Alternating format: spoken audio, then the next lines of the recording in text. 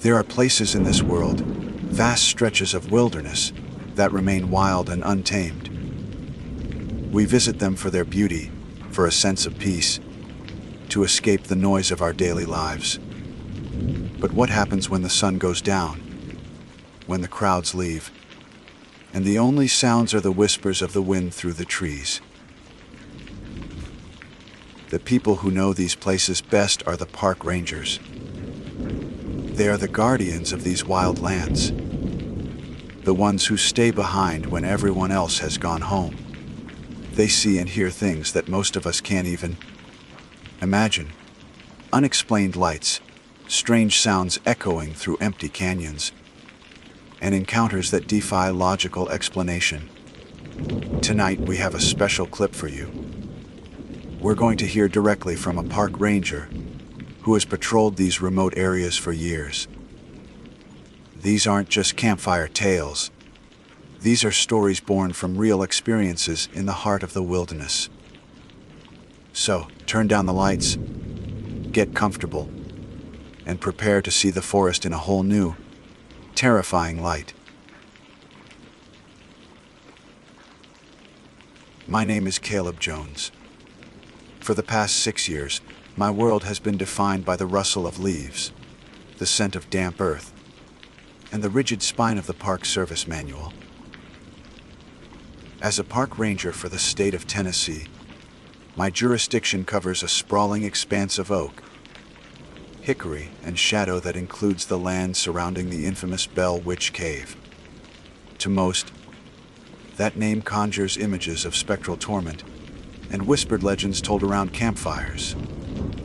To me, it's a landmark, a geological feature noted on page 34 of the Park Survey map, and most frequently, a magnet for trouble. My job isn't to hunt ghosts. It's to enforce regulations, guide lost hikers, and fill out endless incident reports. I deal in facts, in the tangible reality of soil erosion, seasonal wildlife patterns, and the precise legal definition of trespassing. The supernatural is a business for tour guides and television hosts, not for a man who trusts his compass more than his intuition. The forest at night is my office. I know it sounds the hoot of a barred owl, the snap of a twig under a deer's hoof, the gentle sigh of the wind through the canopy. These are the predictable rhythms of a world, governed by nature's laws, laws as reliable as gravity. The stories about Kate, the entity said to have tormented the Bell family centuries ago, are just that, stories. Historical graffiti layered over a place that would otherwise be beautifully anonymous. I've heard them all, the disembodied voices, the physical assaults, the chilling prophecies. I've also seen the empty beer cans and discarded wrappers left by those who come seeking a cheap thrill. I know which phenomenon is more real. This particular night in late October began like any other. A chill was in the air, carrying the promise of a cold front and stripping the last stubborn leaves from their branches. The moon was a sharp, silver crescent, casting long, skeletal shadows across the trail as I conducted my final patrol. My route would take me near the cave's entrance, a routine check to ensure no one was camping illegally or attempting to enter after hours. The park was officially closed, and the only sound should have been the forest's own quiet breathing. That's why the flicker of light caught my eye. It was faint, unsteady, visible through a thicket of trees, just off the main path leading to the cave. It wasn't the clean, white beam of a modern flashlight. It was a warm, wavering glow. Candlelight. My initial reaction wasn't fear, but a deep, wary sigh of annoyance. Teenagers.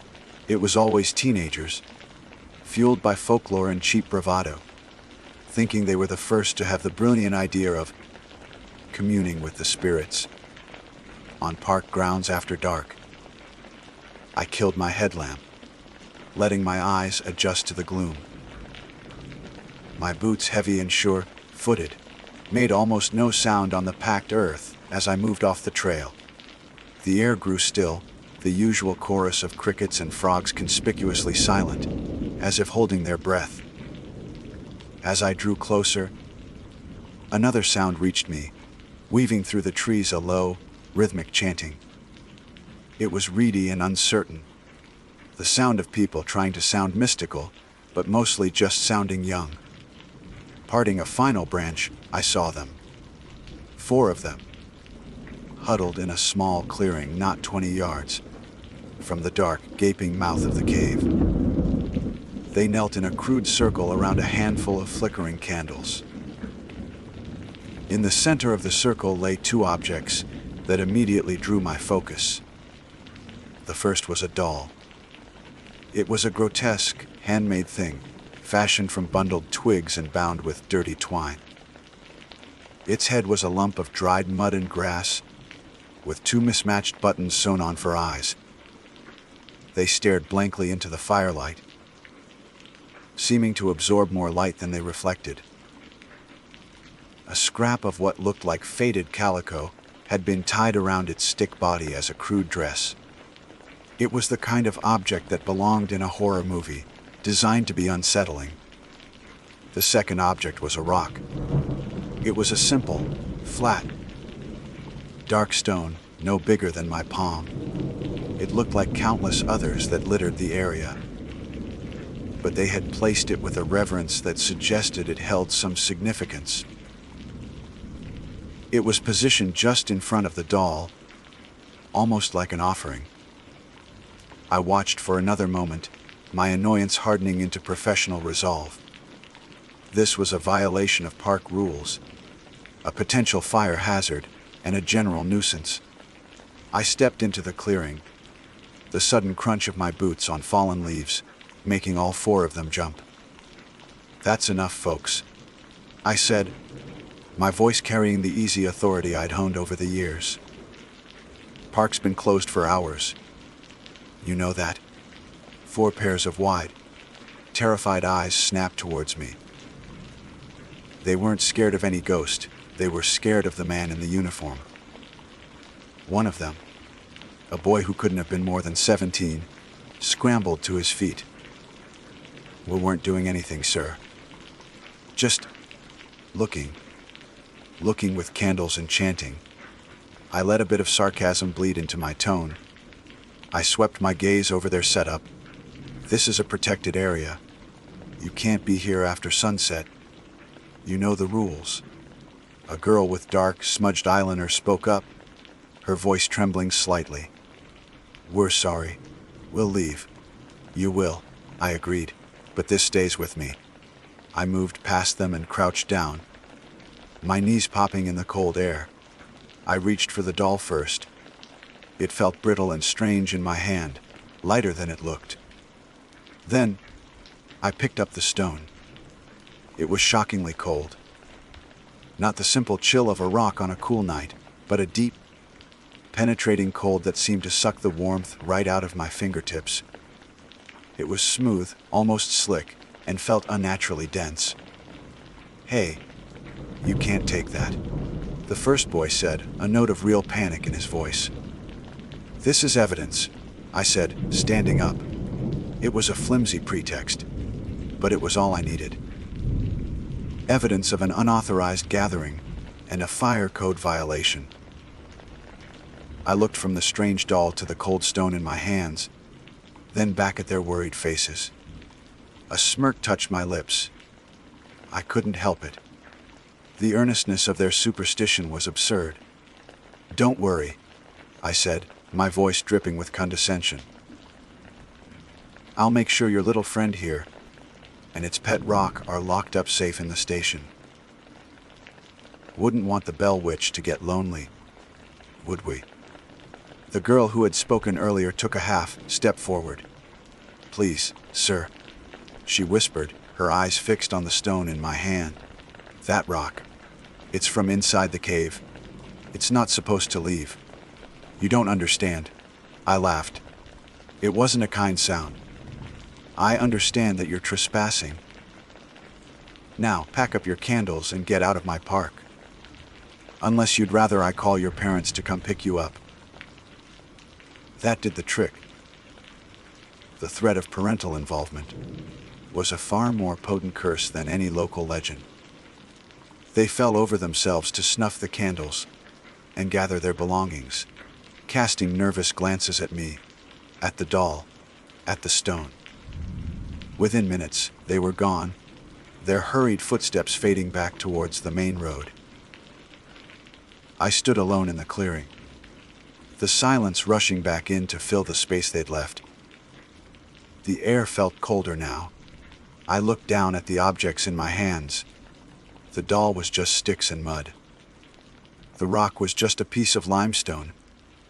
It was all nonsense. Shaking my head at their foolishness, I began the walk back to the ranger station, the cold, smooth weight of the stone a strange and solid presence in my palm.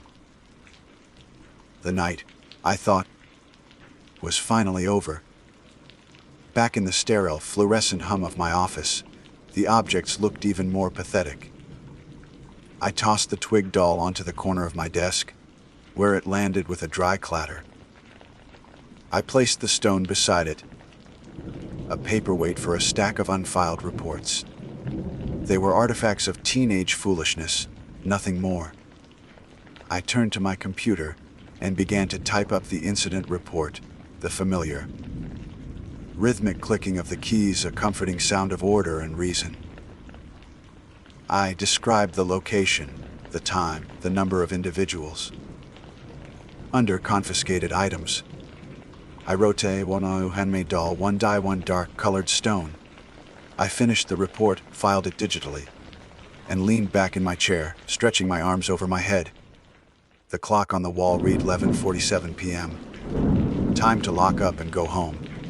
As I stood, a flicker of movement at the edge of my vision made me pause. I looked at the desk. The doll was lying there, its button eyes staring at the ceiling, exactly where I had tossed it. Everything was still. It must have been a trick of the light, a shadow cast by my own movement. My eyes were tired. I turned off the main office light, leaving only the dim glow of the security lamp by the door. I grabbed my keys, my mind already on the drive home and a warm bed. As my hand closed around the doorknob, a sound soft and sharp cut through the quiet hum of the building. Scrape. It was the sound of stone dragging slowly across wood. I froze, my heart giving a sudden, hard kick against my ribs. Slowly, I turned back to face the darkened office. My eyes went to the desk. In the faint light, I could just make out the silhouette of the doll, and next to it, the dark shape of the stone. It was no longer sitting neatly on the stack of papers. It was an inch or two to the left, resting on the bare wood of the desk. Impossible, it must have settled. The desk wasn't perfectly level. That was it.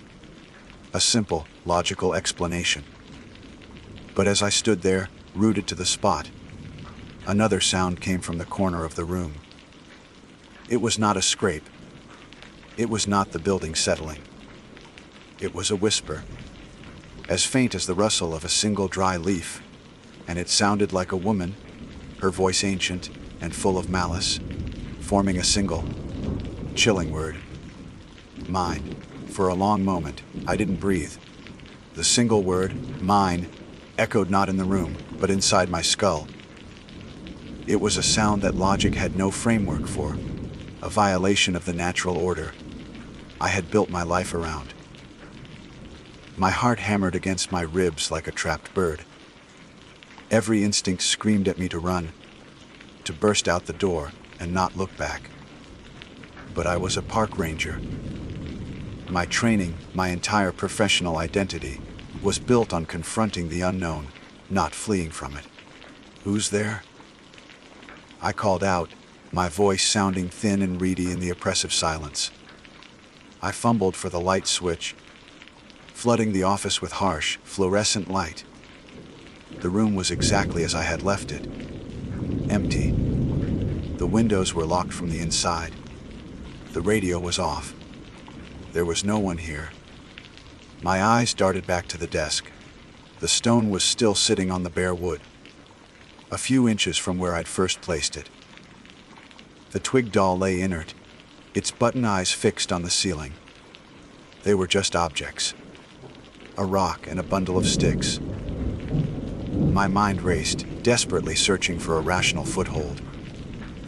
An auditory hallucination brought on by exhaustion.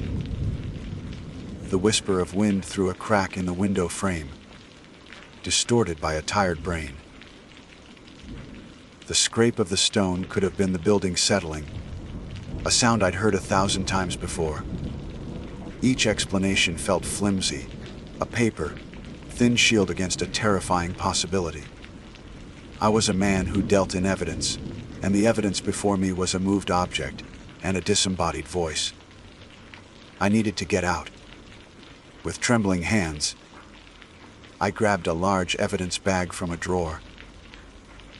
I used a pen to push the twig doll into it, my skin crawling at the thought of touching it again. Then I picked up the stone. The cold was still there, deep and unnatural. It felt wrong, like holding a piece of frozen night. I dropped it into the bag with the doll, sealed it, and filled out the tag with a shaky hand items. Confiscated from illegal gathering. Bell Witch Cave area. Oct 28. I locked the bag in the heavy steel evidence locker. Click. The sound of the bolt sliding home was momentarily reassuring. Contained. Controlled. I did a final sweep of the station, my logical mind reasserting itself with every familiar action. Lights off, doors locked, alarm set. Everything was normal. Everything was secure. The drive home was different. The familiar 10-mile stretch of winding road, a route I could navigate in my sleep, now felt alien and menacing. The trees, usually a comforting wall of silent sentinels, seemed to press in on the road, their branches like grasping fingers in the glow of my headlights. I kept glancing at the rearview mirror, half expecting to see a face in the back seat. I saw only darkness. My small, isolated house was my sanctuary, a fortress of solitude and quiet rationality. But as I pulled into the gravel driveway, it looked different tonight. The windows were like vacant eyes staring out into the darkness. A profound sense of unease washed over me. I was bringing the chill of the office home with me. Inside, I went through my nightly routine on autopilot, locked the door, dropped the keys in the bowl, put a frozen dinner in the microwave. But the silence of the house was no longer peaceful. It was heavy, expectant. I kept straining my ears, listening for a sound that didn't belong. The hum of the refrigerator, the creak of a floorboard settling. Every normal sound was now a potential threat. I ate my dinner standing in the kitchen, too restless to sit. I felt watched. It was a primal feeling, the kind that makes the hair on your arms stand up. I scanned the corners of the room, the dark hallway, the black rectangle of the living room window. There was nothing. Just shadows. Get a grip, Jones. I muttered to myself, the sound of my own voice a small comfort. You're spooked. That's all. I decided a hot shower would help wash away the lingering tension of the night. As I stood under the steaming water, letting it sluice over my head and shoulders, I finally began to relax. The heat chased away the phantom chill that had clung to me since I touched that stone. It was just a weird night. Tomorrow, in the bright light of day, it would all seem ridiculous. I stepped out of the shower and into the steam-filled bathroom. Wiping a clear circle on the fogged-up mirror, I stared at my own reflection. Tired eyes stared back. Then, for a split second, something was wrong. Over my shoulder, in the reflection of the tiled wall behind me, a dark shape seemed to hang in the steam. It was small and twisted, like a contorted human figure made of sticks. I spun around, my heart leaping into my throat. There was nothing there. Only the white tiles of the shower wall, slick with condensation. I stared, my breath held tight in my chest. It was the steam. A trick of the light and the fog. It had to be. But the image was burned into my mind. The grotesque silhouette of the twig doll, reflected in the mirror where it had no right to be. Sleep did not come easily. I lay in bed, staring at the ceiling, my mind replaying every moment of the night. The chanting teenagers, the unnatural cold of the stone, the scrape, the whisper, the reflection in the mirror. I tried to assemble them into a logical sequence, a series of coincidences and misperceptions.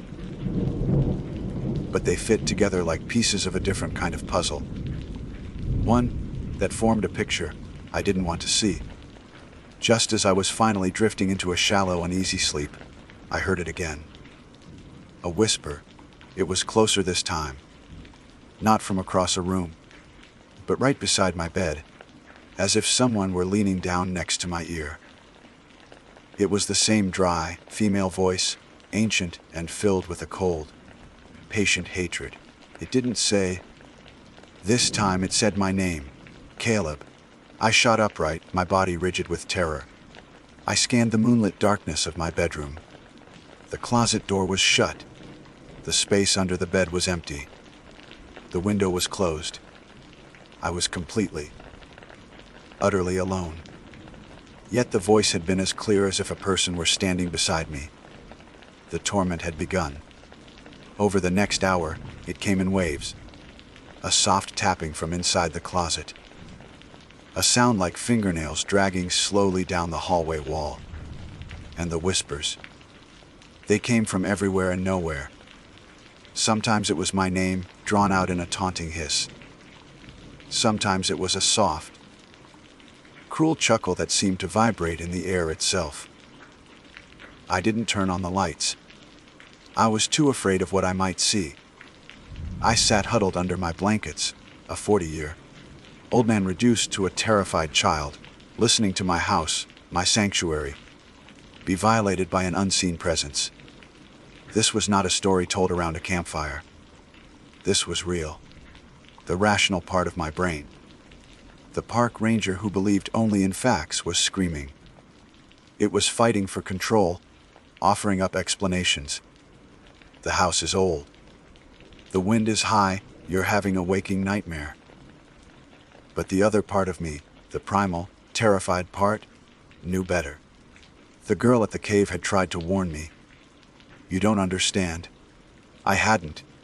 I had mocked their fear, and in my arrogance, I had invited the source of that fear into my life. Exhaustion eventually warred with terror and won, pulling me into a fitful daze that wasn't quite sleep. I dreamed of a cold, dark cave, and a voice that promised it would never let me go. I woke with a gasp, the first rays of dawn painting the sky outside my window. The house was silent. The oppressive presence from the night was gone, or at least dormant. For a moment, relief washed over me. It was over. It had to be. I swung my legs out of bed, my feet hitting the cold wooden floor. I needed coffee. I needed the mundane reality of morning to erase the madness of the night. I walked out of my bedroom and down the short hall, my eyes still heavy with sleep. And then I stopped dead. There, in the center of my living room, was my armchair. It was facing away from me, towards the large window that looked out onto the forest. And sitting in it, perfectly upright, was the doll. It was impossible. It was locked in a steel evidence locker 10 miles away. Yet there it was, a thing of twigs and mud and twine, sitting in my chair as if it owned the place. Its back was to me, but I could feel its mismatched button eyes. I knew, with a certainty that defied all logic, that they were staring out at the trees, waiting for me to wake up. Slowly, as if in a trance, I walked around the chair. I had to see its face. I had to confirm the insanity. I came to a stop in front of it. The doll sat there, its crude form a mockery of a human being. But something was different. Something had been added. Resting in the doll's lap, clutched by its twig-like arms, was a single flat, dark stone. The same stone I had locked away with it. And as the morning light streamed through the window, I saw that something had been scratched into its smooth, cold surface. It was a single, jaggedly carved word. Family. The word family carved into that stone destroyed my entire world in an instant. The cold radiating from it was no longer just a physical sensation. It was the chilling despair of absolute certainty seeping into my very bones. The entire rational framework I had built as a shield against the world shattered. This wasn't a prank, it wasn't a setup, and it wasn't a hallucination. It was a horrifying reality, and it was sitting in my armchair. My first reaction was a surge of blistering rage. It was anger born of terror, the final, defiant spasm of a mind refusing to accept the insane. You can't be here. I screamed at the inanimate twig doll, my voice raw and thin in the morning silence. I lunged toward the chair but stopped short a few feet away. I couldn't bring myself to touch it again. The memory of the stone's profound cold was too fresh, too visceral. I knew, with a newfound instinct, that to touch them again was to accept a action I desperately wanted no part of. I had to be sure. I had to get to the station. My body moved on its own accord. I grabbed my truck keys without changing clothes, without washing my face, without doing anything. I ran from the house, leaving the door unlocked as if doing so could somehow contain the horror within. The 10-mile drive back to the station in the early morning light was a surreal nightmare. The sunlight offered no warmth, no comfort. It only served to make the shadows seem darker, more menacing. My mind cycled through every possible explanation. The teenagers had a key. They snuck into my house while I was asleep. They were playing an elaborate, cruel joke. But even as I clung to the idea, I knew it was a lie. There was no way they could have gotten into the locked and alarmed ranger station. There was no way they could have known where I lived. Arriving at the station, I parked haphazardly and ran inside. I disarmed the alarm with a shaking hand and went straight to the evidence locker. My heart was a frantic drum against my ribs. I prayed that I would find the plastic bag still inside. That what I saw at home was a replica. That this was all just a terrible misunderstanding. I turned the key and pulled the heavy steel door open. It was empty. The emptiness was louder than any scream. It was the final confirmation, the irrefutable proof that destroyed the last shred of my skepticism. The evidence bag I had locked away with my own hands was gone. Not stolen. It had simply moved. It had gone home. I slid down the wall, all the strength draining from my limbs. I laughed, a dry, cracked, horrified sound. I, a man of facts and regulations, was being haunted by a folklore ghost. The irony was as suffocating as the terror. I didn't go home right away. I couldn't. I sat in the silent station for hours, watching the sun move across the windows, trying to process my new reality. The legends weren't just stories. The girl's warning wasn't superstitious nonsense, it was the truth. And I had mocked that truth. Now, it was mine. Finally, as the sun began to dip toward the horizon, I knew I couldn't stay there forever. I had to go back. I had to face it. I drove home slowly, a leaden sense of dread settling over me. My house no longer felt like my own. It was its territory now. When I stepped inside, everything was the same. The armchair still faced the window. The doll and the stone were still there, silent and waiting. But the atmosphere had changed. It was heady with a malevolent, sentient energy. I could feel its gaze on me from every corner of the room. That night was the beginning of the true torment. It was no longer just whispers and knocks. It had escalated. Kate, as the legend called her, was settling into her new home and her new family. It started with things moving. My favorite books were swept from their shelves. Dishes in the kitchen shattered on the floor untouched. My truck keys, which I meticulously placed in a bowl by the door, would reappear on my pillow.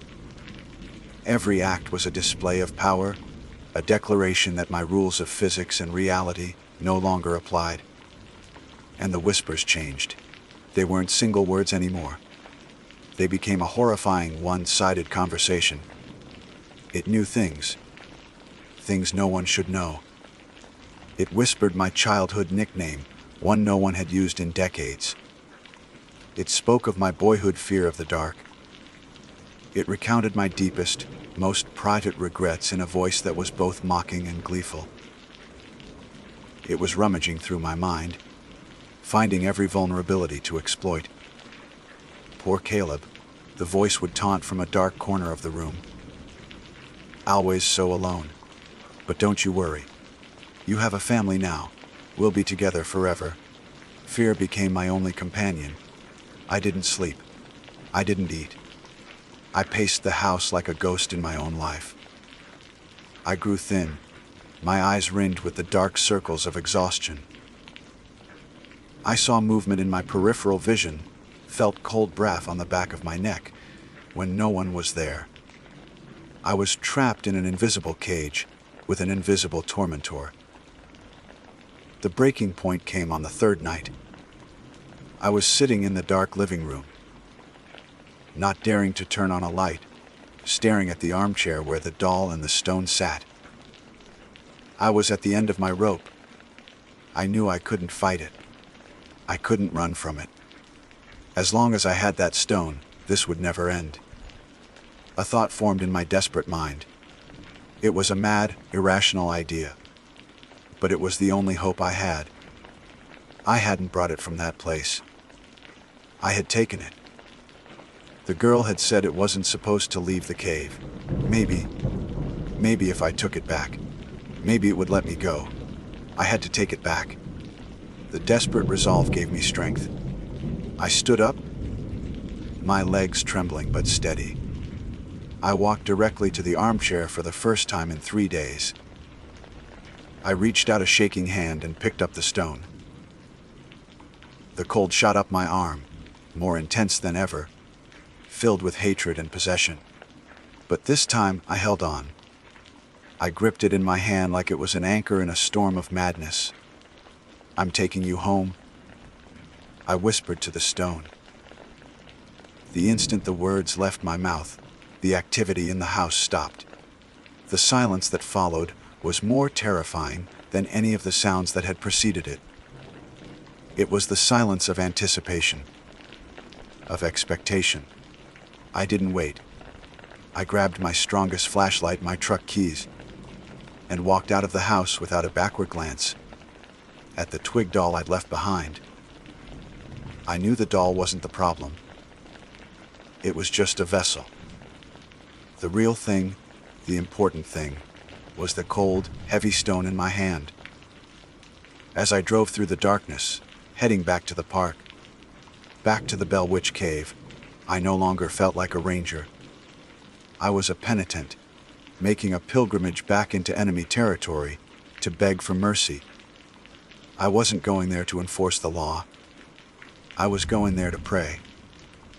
I was a desperate man about to return a stolen artifact to a witch, hoping she would accept my offering and release me from my terrifying new family. My name is Jackson Riley, but most folks just call me Jack. For the better part of a decade, I've worn the uniform of the U.S. Forest Service. It's a job that's more than a job, it's a calling, a stewardship. My office is the sprawling, ancient heart of the Monongahela National Forest in West Virginia, a place of breathtaking beauty and deep, unsettling shadows. The mountains here are old, folded into themselves like the wrinkled skin of a sleeping giant, and they keep their secrets well. The trees, oak, hickory, maple, and the dark, solemn stands of spruce grow so thick in places that they blot out the midday sun, creating a perpetual twilight on the forest floor. The air smells of damp earth, decaying leaves, and the clean, sharp scent of pine. It's a place where you can feel the weight of time, where the silence is so profound it has a sound of its own, a low hum that seems to emanate from the very soil. My duties are varied. I maintain trails, educate hikers, manage wildlife populations, and, more often than I'd like, enforce the law. And for the past few months, the law was being broken with increasing audacity in a remote section of my territory known as Whisperwind Hollow. The crime wasn't logging or illegal dumping. It was poaching, but not for deer or bear. The target was American ginseng, or Panax quinquefolius. To the uninitiated, it's just a plant. A slow-growing perennial with a distinctive whorl of 5 leaves. But to those who know, it's gnarled. Man-shaped root is worth more than its weight in gold. The market for wild, old-growth ginseng, especially in Asia, is insatiable. A single, well-formed root can fetch hundreds, sometimes thousands of dollars. And Whisperwind Hollow, with its rich, loamy soil and perfect canopy cover, was rumored to hold a patch of the oldest, most valuable ginseng in the state. This kind of money makes men do desperate things. It turns them into ghosts, slipping through the woods at night, armed with digging tools and a rapacious greed that respects no boundaries, no laws, no seasons. They rip the plants from the earth without care, taking the mature roots and destroying the young seedlings, ensuring nothing will grow back for generations. It's a desecration. For weeks, I'd been playing a cat and mouse game with these poachers. I'd find their tracks, the telltale holes in the ground where a prize root had been, and the discarded energy drink cans they were too lazy to pack out. But they were slippery. They knew the woods as well as I did, and they had the advantage of stealth and unpredictability. My superiors were getting impatient. The pressure was on. So, I decided to change tactics. No more passive patrols. It was time for a stakeout. I chose my spot carefully. A dense thicket of rhododendron, about 50 yards downwind from the main patch. I'd spent the afternoon setting up a simple, non-lethal perimeter trap, a series of tripwires, so fine they were nearly invisible in the gloom, connected to a silent vibrator I wore on my wrist. It was a patient man's game, and patience was something the forest had taught me in abundance. As dusk bled into true night, the forest transformed. The familiar birdsong of the day gave way to the eerie calls of whip, pour, wills, and the questioning hoots of a barred owl. The temperature dropped, and a low, lying mist began to curl up from the hollow's floor, snaking between the trees like spectral fingers. I sat with my back against the rough bark of an ancient oak, my rifle resting across my lap, and let my senses expand into the darkness. Every snap of a twig, every rustle of leaves, sent a jolt through my nervous system. Was it a deer, a raccoon, or the two-legged predator I was waiting for? Hours crawled by. The moon, a pale, sickly crescent, offered little illumination, casting long, distorted shadows that played tricks on the eyes. A familiar sense of profound isolation settled over me. Out here, you are utterly alone. There's no backup or radio call away. No blaring siren to announce the arrival of help. It's just you, your training, and the vast, indifferent wilderness. It's a feeling that can either break a man or forge him into something stronger. It was well past midnight when it happened. A soft, insistent buzzing against my wrist. Psst. My heart hammered against my ribs. A frantic drumbeat in the silent woods. I took a slow, deep breath, quieting the surge of adrenaline. I rose to a low crouch. My movements fluid and silent, a ghost in my own right. I flicked the safety off my rifle and began to move towards the tripwire's location, placing each foot with surgical precision to avoid making a sound. The mist was thicker now, muffling sound and swallowing the weak moonlight. I navigated by memory, my internal map of the hollow guiding me through the gloom. As I drew closer, I heard it, a low, pathetic whimpering, like a trapped animal. Then a man's voice choked with terror. "No, please. No, get away from me." My brow furrowed. Was there more than one?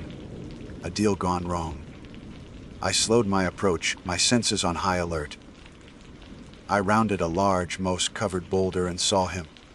A single figure, tangled in my snare. One leg caught fast.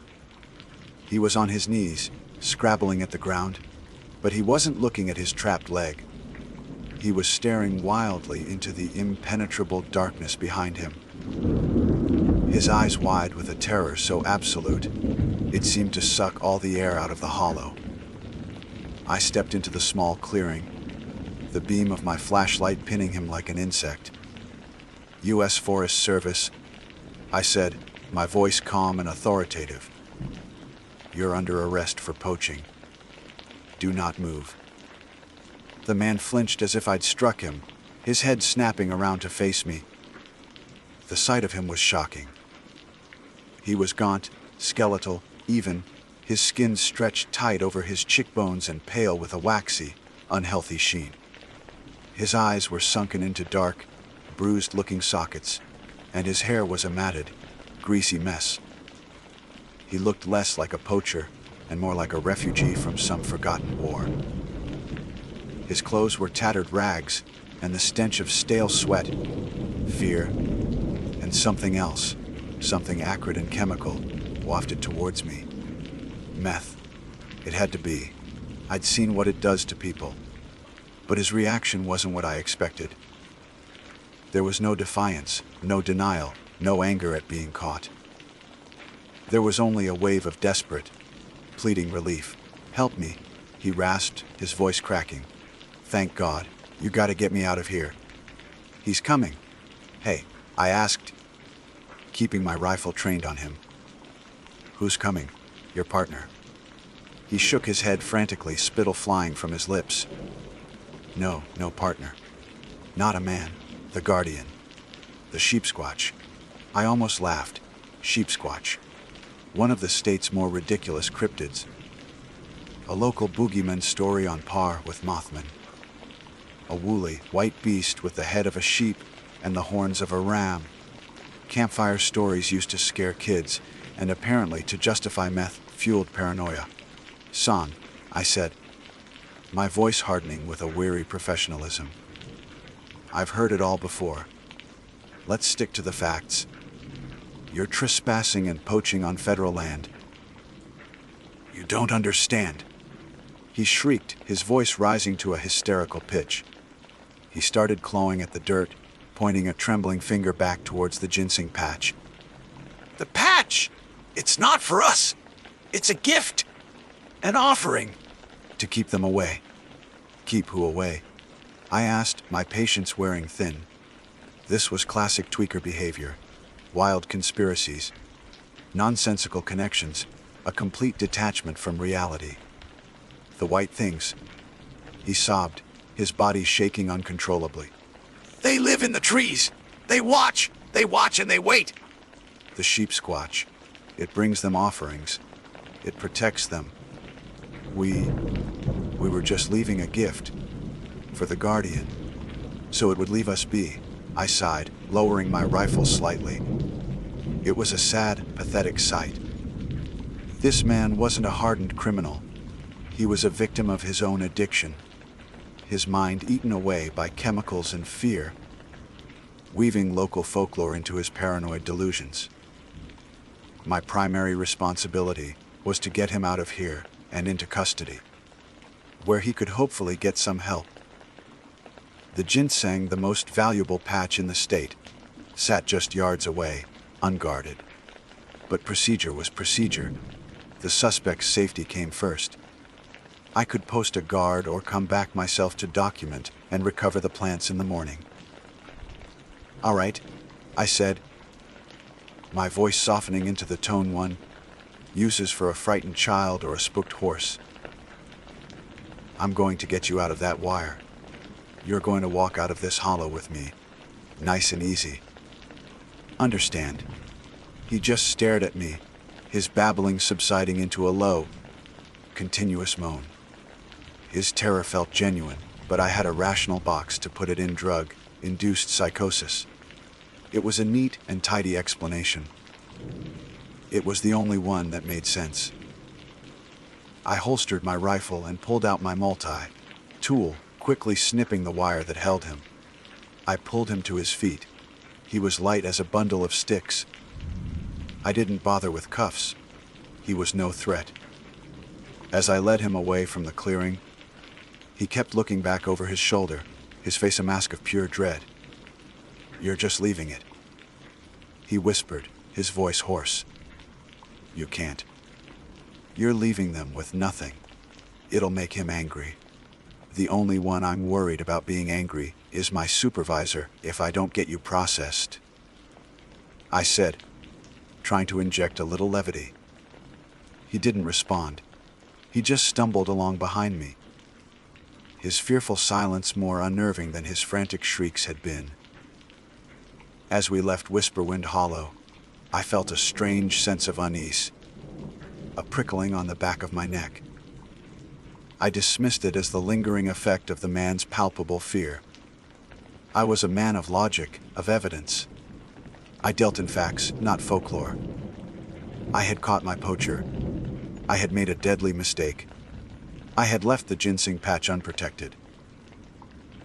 Believing the ravings of a meth addict were just that. I didn't know then that the man wasn't terrified of what was in the woods with him. He was terrified of what he had failed to do. He wasn't a poacher stealing from the forest. He was a desperate man trying to pay a toll. And back in the silent, misty hollow, the Telector was waiting, its gift having been led away by a fool in a ranger's uniform. The hike out of Whisperwind Hollow was one of the longest of my life. The gaunt man, whose name I learned was Delmer, stumbled behind me in a state of near catatonia. He didn't speak again, but his fear was a palpable thing. A cold aura that clung to him and seemed to leach the warmth from the air around us. Every few yards, his head would jerk around, his wide, terrified eyes scanning the dark woods behind us. He was listening for something, waiting for something, and his silent dread was far more infectious than his earlier, frantic warnings. I found myself glancing over my shoulder, my hand straying to the grip of my holstered rifle, my ears straining against the oppressive silence of the forest. I kept telling myself it was suggestion, a psychological echo of the man's profound psychosis. But the feeling of being watched, of being followed, was heavy and undeniable, like the weight of the humid night air. It was nearly 3 a.m. By the time I got Delmer back to my truck, and another hour to the ranger station. The station was a small, functional building of wood and stone. an island of light and order in a sea of wilderness. My supervisor, a stout, no-nonsense man named Henderson, was waiting for me, a fresh pot of coffee brewing. He took one look at Delmer, who was now shivering uncontrollably despite the mild temperature, and grunted. "Looks like you found yourself a live one, Jack," he said, his voice a low rumble. "He high on something?" "Meth, I'd wager," I replied, running a weary hand over my face. Caught him in a snare up in Whisperwind Hollow. He was raving about local spooks. Sheep Squatch. White things in the trees, the usual. Henderson poured 2 mugs of coffee, his expression a mixture of pity and contempt as he looked at Delmer. "The poison rots their brains. They see monsters in every shadow. Did he have any sang on him?" "No, sir," I said. He was tangled in my tripwire before he got to the main patch. He claimed he wasn't there to poach it, but to leave it as a gift, an offering to the Sheep Squatch. Henderson let out a short, humorless laugh. "An offering? That's a new one. Well, get his statement, if you can get a coherent sentence out of him, and lock him in the holding cell. The sheriff can pick him up in the morning. Good work getting him, Jack. That patch in the hollow is a big deal for the department." The interview was useless. Delmer just sat there, huddled on the small metal stool, rocking back and forth. The only words he would say, repeated over and over in a hoarse whisper, were, "You took the gift. You shouldn't have taken the gift. It's angry now. So hungry." His eyes were fixed on some point beyond the walls of the room, a point of unimaginable horror only he could see. It was chilling. But I filed it away under drug-induced paranoia, the same label I'd been using all night.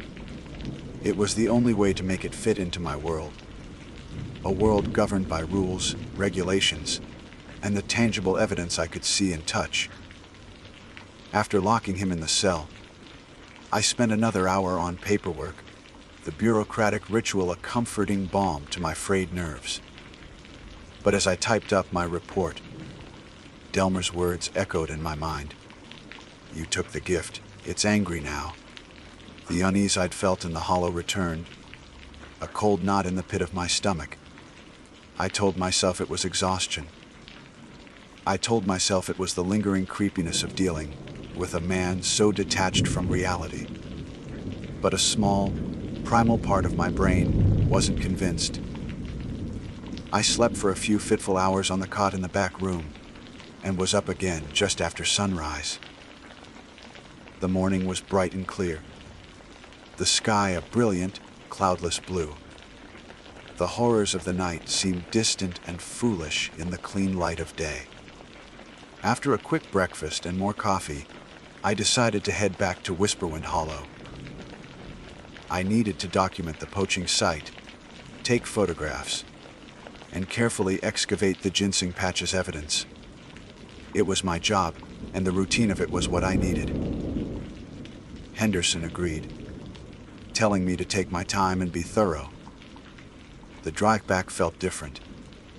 The sun was shining, birds were singing, but the mountains seemed to hold a watchful silence.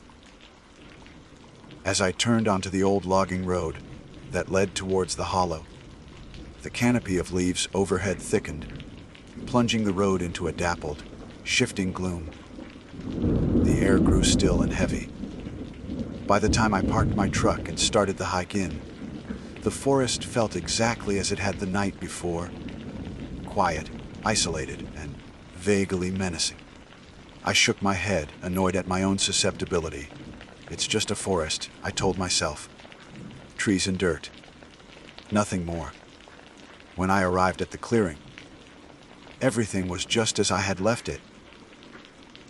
The scuff marks in the dirt where Delmer had scrabbled, the snipped tripwire hanging limply from a branch.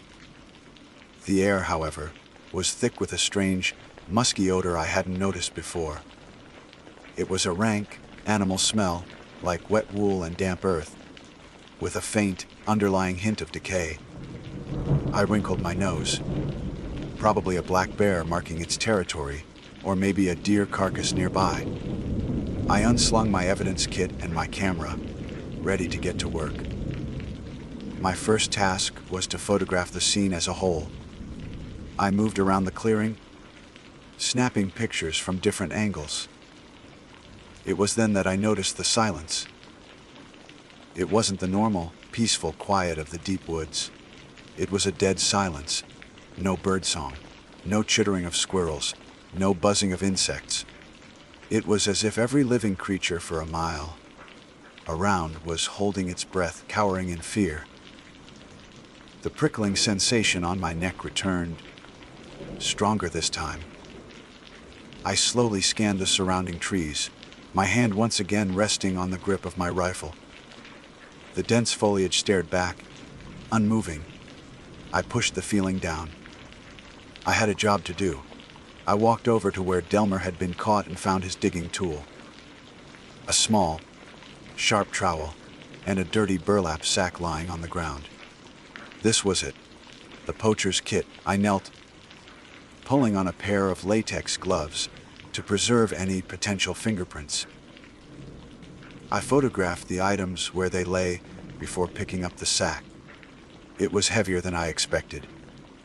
Curious, I loosened the drawstring and peered inside. My stomach lurched. It wasn't filled with ginseng roots. It was filled with a grotesque collection of items. A string of dried, shriveled mushrooms, the jawbone of a sheep, a bundle of human-looking hair tied with a leather thong, and 3 small, dead birds, their necks neatly snapped. It was a bizarre, ritualistic assortment. Delmer's words came rushing back. An offering. This was his pathetic gift for the Guardian. A sudden, loud sirasque from the direction of the ginseng patch shattered the silence. It was the sound of a thick branch being snapped in two. My head shot up, my heart leaping into my throat. I drew my rifle, my training taking over as I dropped into a defensive crouch, the weapon tight against my shoulder. This is the U.S. Forest Service? I yelled, my voice sounding thin and weak in the vast emptiness. Identify yourself. There was no answer, only the suffocating silence, now charged with a terrifying new energy. I stayed low, moving slowly and deliberately towards the ginseng patch, my rifle's sights sweeping the area. The musky smell was overpowering now, thick and cloying.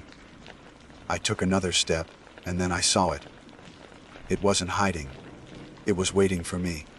It stood in the center of the ginseng patch, a monstrous silhouette against the dappled light. The campfire stories, the meth, heads ravings, they hadn't done it justice. They couldn't. It was huge, easily over 8 feet tall, with a massive, barrel-chested torso covered in a thick, filthy, white fleece that looked more like matted, unwashed wool than fur. The fleece was stained with dirt, dried blood, and bits of forest debris. Its arms were long and powerfully built, ending in thick, dirty hands with long, yellowed claws. But the head was the most nightmarish part. It wasn't the simple head of a sheep. It was a grotesque parody with a long, equine snout, yellow, malevolent eyes that glowed with a dim internal light, and, sprouting from its skull, a pair of massive, curling ram's horns, scarred and chipped from countless battles. It stood perfectly, still, its glowing eyes fixed on me. And in those eyes, I saw something that shattered my rational world into a million pieces. A cold, ancient, and utterly alien intelligence. This was no dumb animal. This was a predator, a guardian, a collector of tolls. The truth hit me with the force of a physical blow. A wave of icy horror that rooted me to the spot. The Sheep Squatch wasn't guarding the ginseng from poachers. The ginseng patch was the lure, a sacred, bait-filled altar.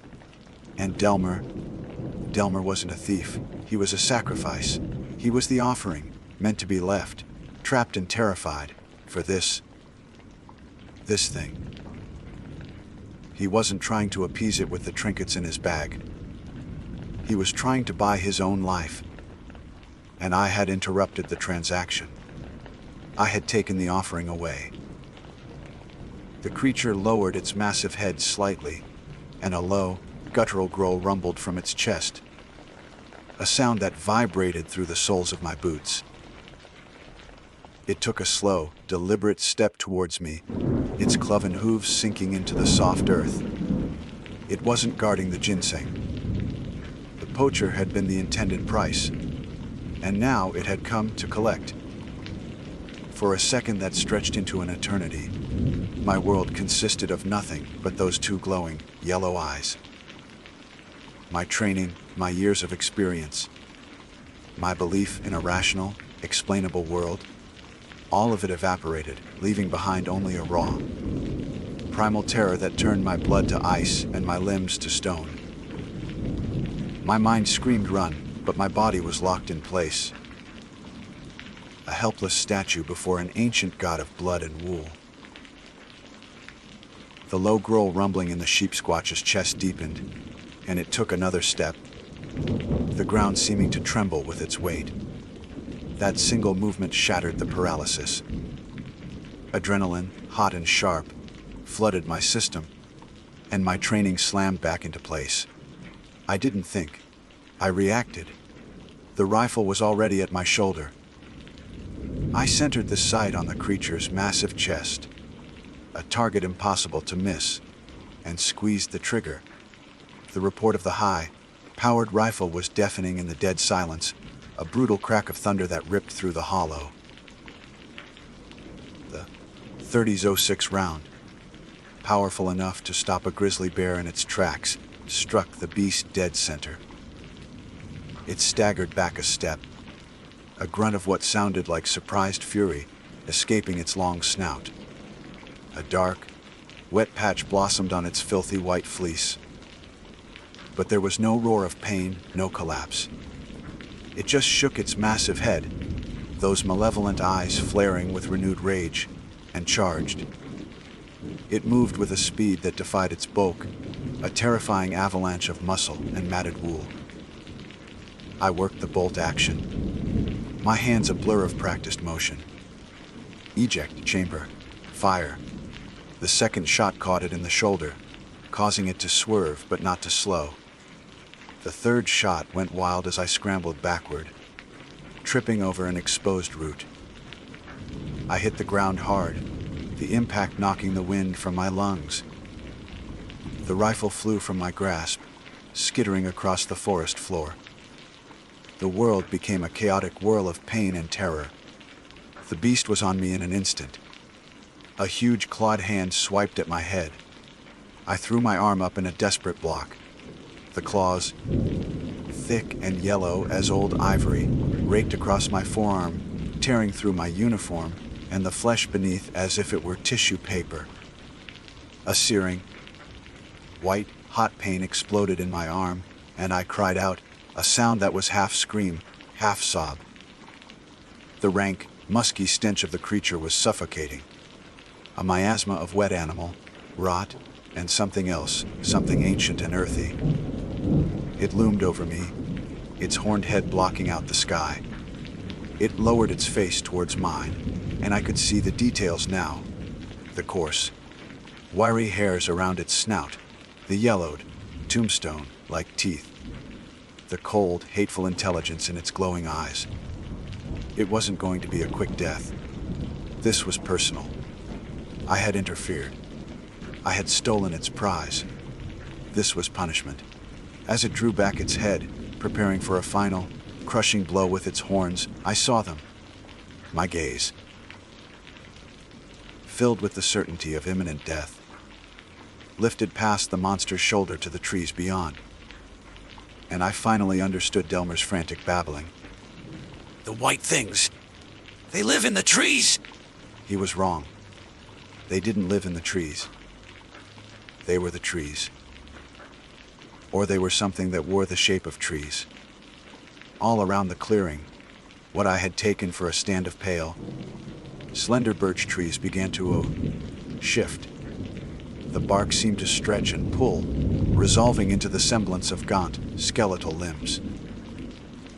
The upper branches twisted and coalesced, forming long, narrow skulls with empty sockets that seemed to drink the light.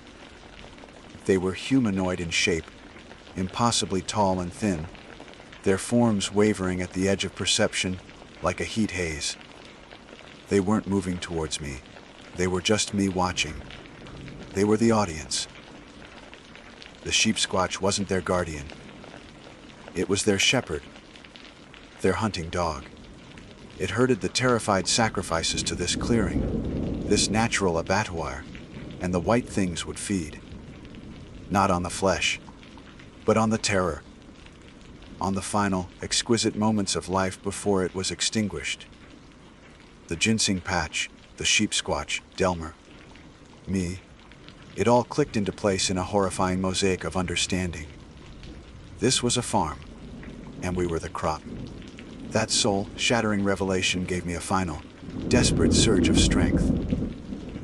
As the Sheep Squatch lunged, I didn't try to fight it. I rolled, ignoring the screaming agony in my arm, scrambling through the dirt and leaf litter. The creature's horns gouged a deep furrow in the earth, where my head had been a second before. I kept rolling, my hands searching frantically for anything. My rock, a branch, my rifle. My fingers brushed against the cool metal of my camera bag. My evidence kit. The Sheep Squatch turned, its growl now a frustrated roar. It raised a cloven hoof to stomp me into the ground. My fingers closed around the hard, cylindrical shape of my flare gun, the emergency signal device I was required to carry. I ripped it from the bag, my movements clumsy and slick with my own blood. I thumbed the safety off and, as the hoof descended, I jammed the barrel against the creature's thick, woolly leg and fired. The whoosh and brilliant flash of the magnesium flare at point blank range was cataclysmic. The creature shrieked a high, piercing sound of pure agony and staggered back, its legs smoking and on fire. The sudden, intense burst of white light had an even more profound effect on the clearing. The white things recoiled. The pale, skeletal forms seemed to dissolve and shriek, with a soundless, psychic pain, the light searing their ethereal bodies. The entire forest seemed to cringe away from the flare's cleansing glare. That was my chance. My only chance. I scrambled to my feet, clutching my mangled arm to my chest, and ran. I didn't look for my rifle. I didn't look back. I just ran, fueled by a terror so profound it had become a kind of fuel. I crashed through the undergrowth, branches whipping at my face, thorns tearing at my clothes. Behind me, I could hear the enraged, pained bellows of the Sheep Squatch. It was coming. The hunt was on. The hike-out was a nightmare blur. I ran with the desperate, lung-bursting energy of a prey animal. I knew these woods, but in my panic, every tree looked the same, every shadow held a new threat. The feeling of being watched was no longer a vague unease. It was a certainty. The white things were all around me, their silent judgment following me through the trees. I could hear the heavy, thudding pursuit of the Sheep Squatch behind me, sometimes closer, sometimes farther away, a relentless engine of vengeance. I burst out of the tree line and onto the old logging road where my truck was parked. The sight of it, a solid piece of machinery and civilization, was the most beautiful thing I had ever seen. I fumbled with my keys, my hands shaking so violently it took 3 tries to get the key in the lock. I threw myself inside, slammed the door, and locked it. My breath came in ragged, painful sobs. As I jammed the key into the ignition, The sheep squatch broke through the trees at the edge of the road. It stood there for a moment, its fleece still smoldering, its yellow eyes burning with a furious, hateful light in the growing dusk. It let out one last, frustrated roar that shook the truck's frame. The engine caught. I slammed the truck into gear and stomped on the accelerator. The tires spun, kicking up gravel, and then they bit. The truck shot forward, leaving the monster and the haunted hollow behind me. I didn't slow down. I drove like a madman. My eyes fixed on the road ahead, but my mind was still back in that clearing, replaying the sight of those wavering, skeletal forms. I didn't stop until I hit the paved highway, the blessed, sterile glow of streetlights washing over me. I never filed a real report. I said I was attacked by a bear, that I'd stumbled and fallen, injuring my arm. Henderson knew I was lying, but he saw the look in my eyes and didn't push it. Delmer was found in his cell the next morning, dead. The coroner said it was a heart attack, but I knew better. They had collected their due, one way or another. I resigned from the Forest Service a week later. I couldn't go back into those woods. I couldn't look at a stand of birch trees without my stomach clenching in fear. I live in a city now, surrounded by concrete and steel, the endless noise a comforting blanket against the profound, listening silence of the wild. But sometimes, on quiet nights, I think of Whisperwind Hollow. I think of the ancient, patient evil that dwells there. I understand now that the world is much older and stranger than we believe, and that there are some places that are not meant for us. We are trespassers in a world that barely tolerates our existence. And I know, with a certainty that chills me to my soul, that the white things are still there, watching and waiting, so hungry. My name is Fatima Noor, and I am a park ranger with the U.S. Department of the Interior. For the past 3 years, my post has been the Crayhead Caverns in East Tennessee, home to the largest underground lake in North America, the Lost Sea.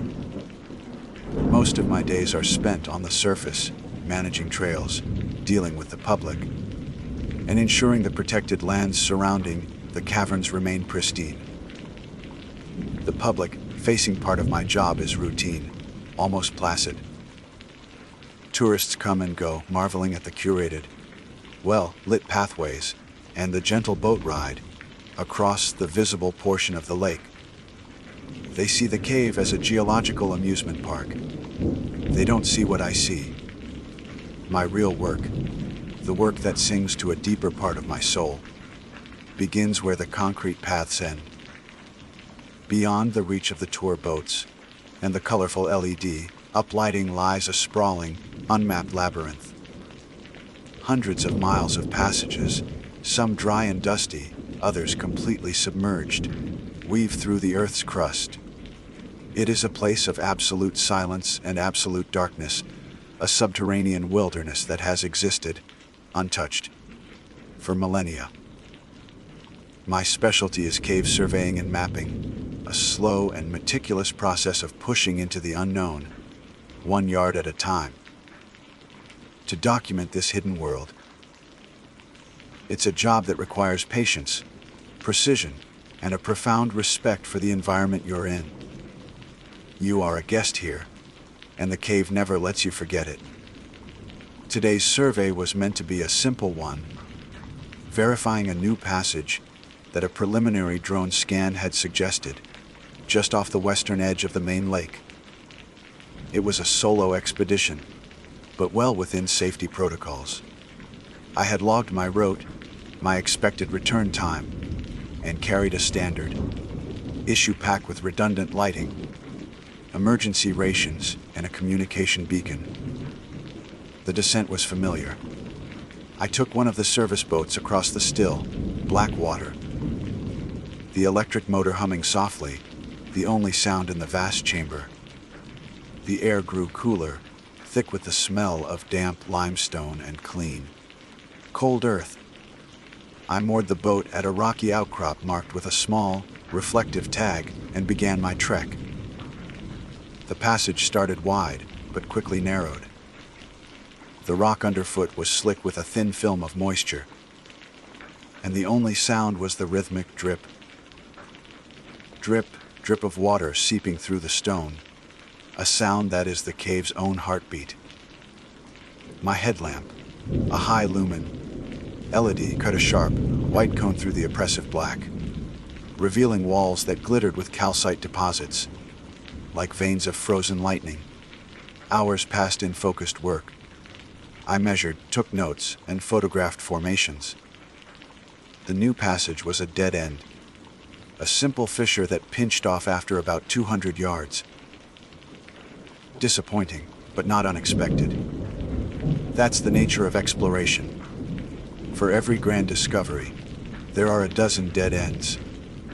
I packed up my equipment, took a long drink from my canteen, and began the walk back to the boat. It was on this return journey that I first noticed them. Along a section of the wall, about chest high, was a dense cluster of anthodites. They're common enough in these caves. Delicate flower, like clusters of aragonite or calcite crystals. But these were different. Instead of the usual soft, feathery appearance, these were spiky, almost aggressive looking.